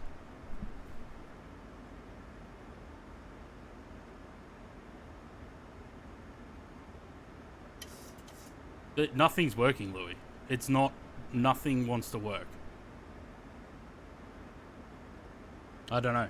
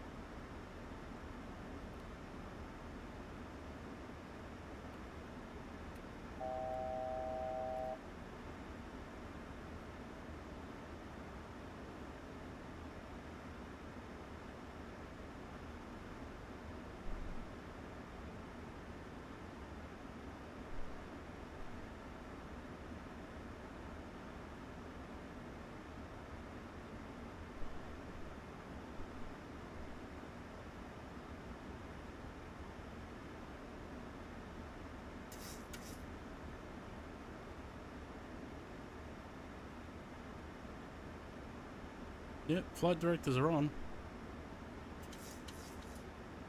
telling you, I don't know what's going on with the plane. I have no clue.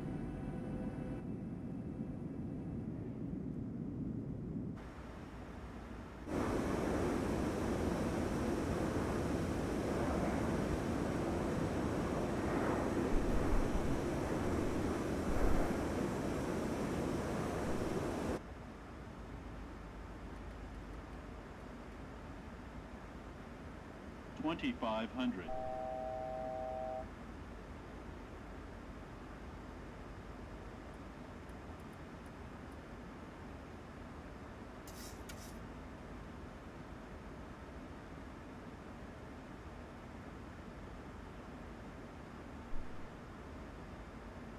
Everything's there.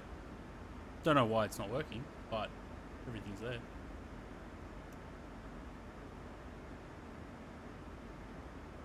Caution.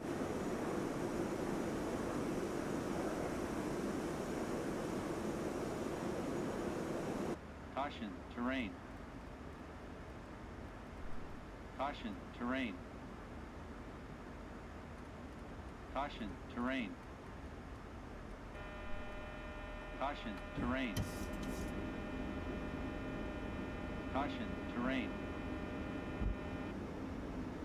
Caution, terrain. Caution, terrain. Where is it? Yeah. Caution, terrain.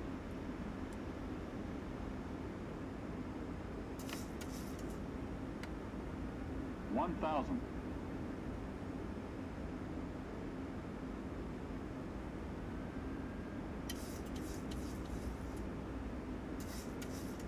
Alright. Not this church, I think it's that church. With the red steeple.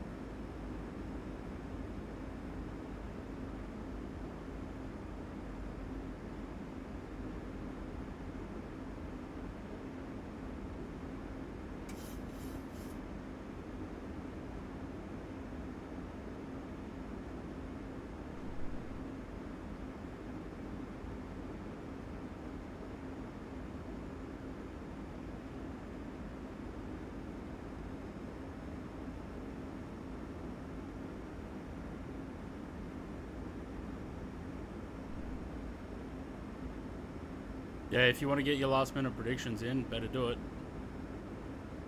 Because obviously we're just about to 500. land. And I think there's only like 2 predictions in there.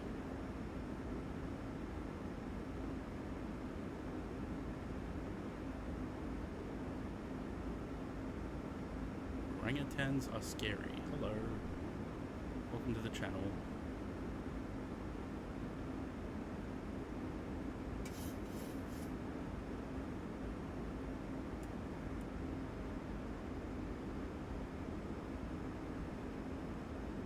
100. 50, 40, 30, 20, 10.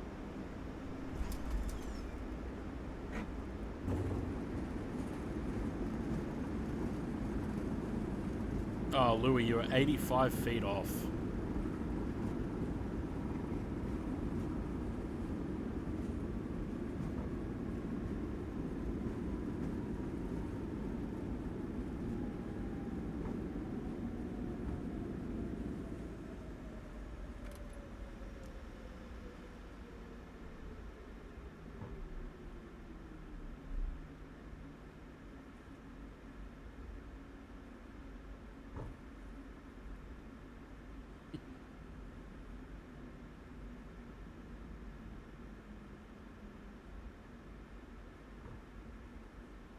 Now, I don't know how close behind Zaid was.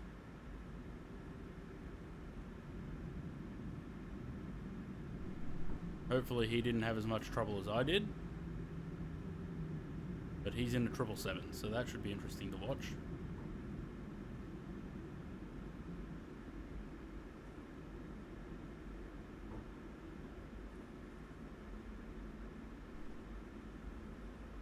Oh, Zaid's not even...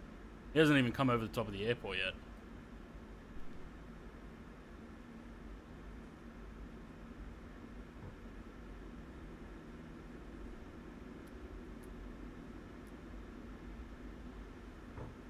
Oh, you didn't get close enough, Louis. You have to get within 25 feet per minute. You're about 70 feet per minute off.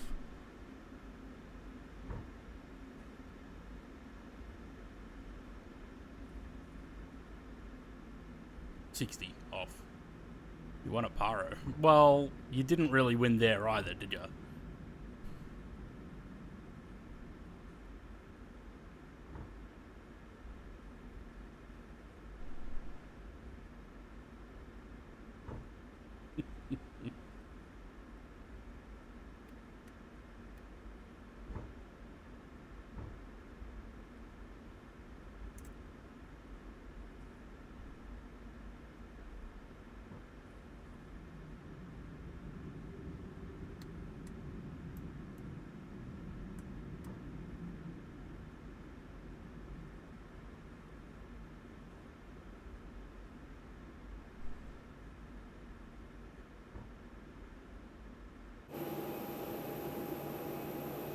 Apparently none of my buttons work to pull the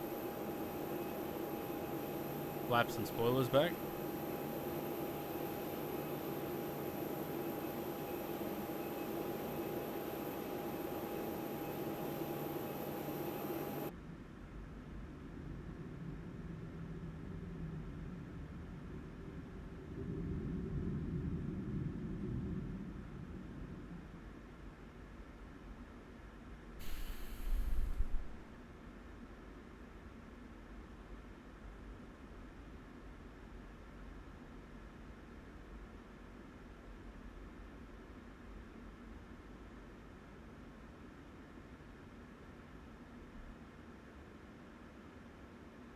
Cool.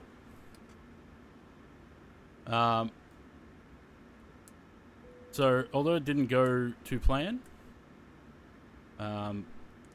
I've flown this approach enough times to sort of know what I'm doing. And we ended up getting on the ground safely. So, that's fun. I'm just going to have a look, because Zaid hasn't arrived yet. I would like to watch him land. Oh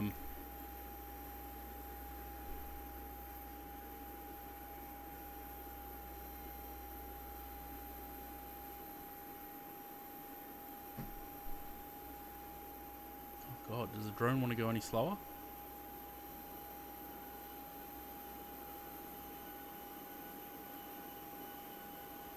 I don't know where he is. Looks like he's coming in straight in. So we'll watch Zaid land his 777, and then we'll maybe go find someone to raid. Go join the spotters up here, shall we?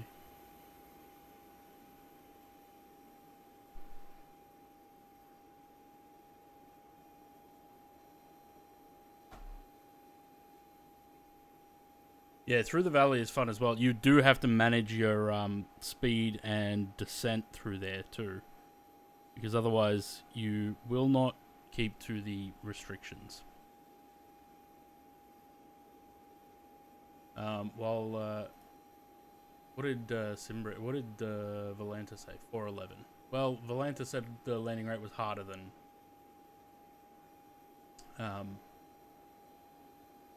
the other thing, Fly Live. Oh, there's Zaid. Here he comes.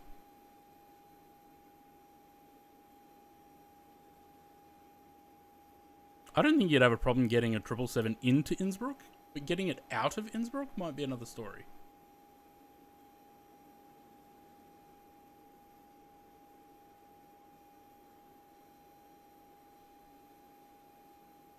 There's no one streaming that needs a raid.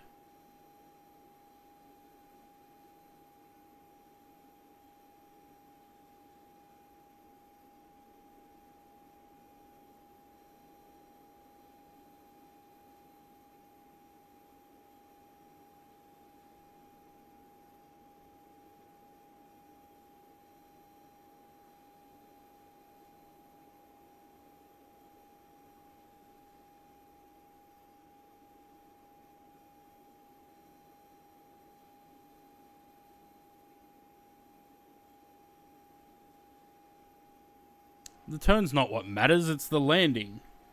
We're watching for the landing, Zaid. Alright, there's only one person that is gonna raid. Random views TV. Yeah, but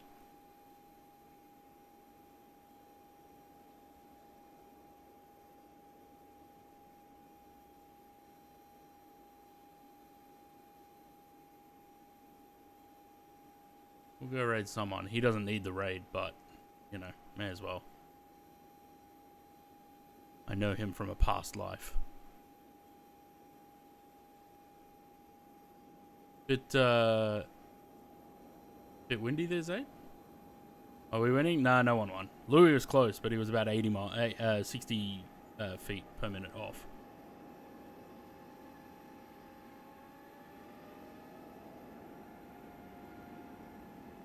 I'll be interested to see if Zaid stops.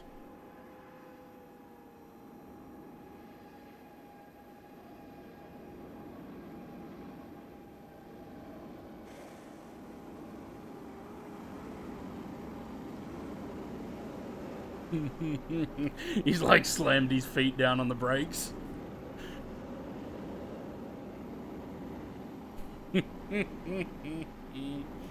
Alright. We're gonna go raid Jeff Faviano. He's doing career mode, so for anyone that wants that itch scratched.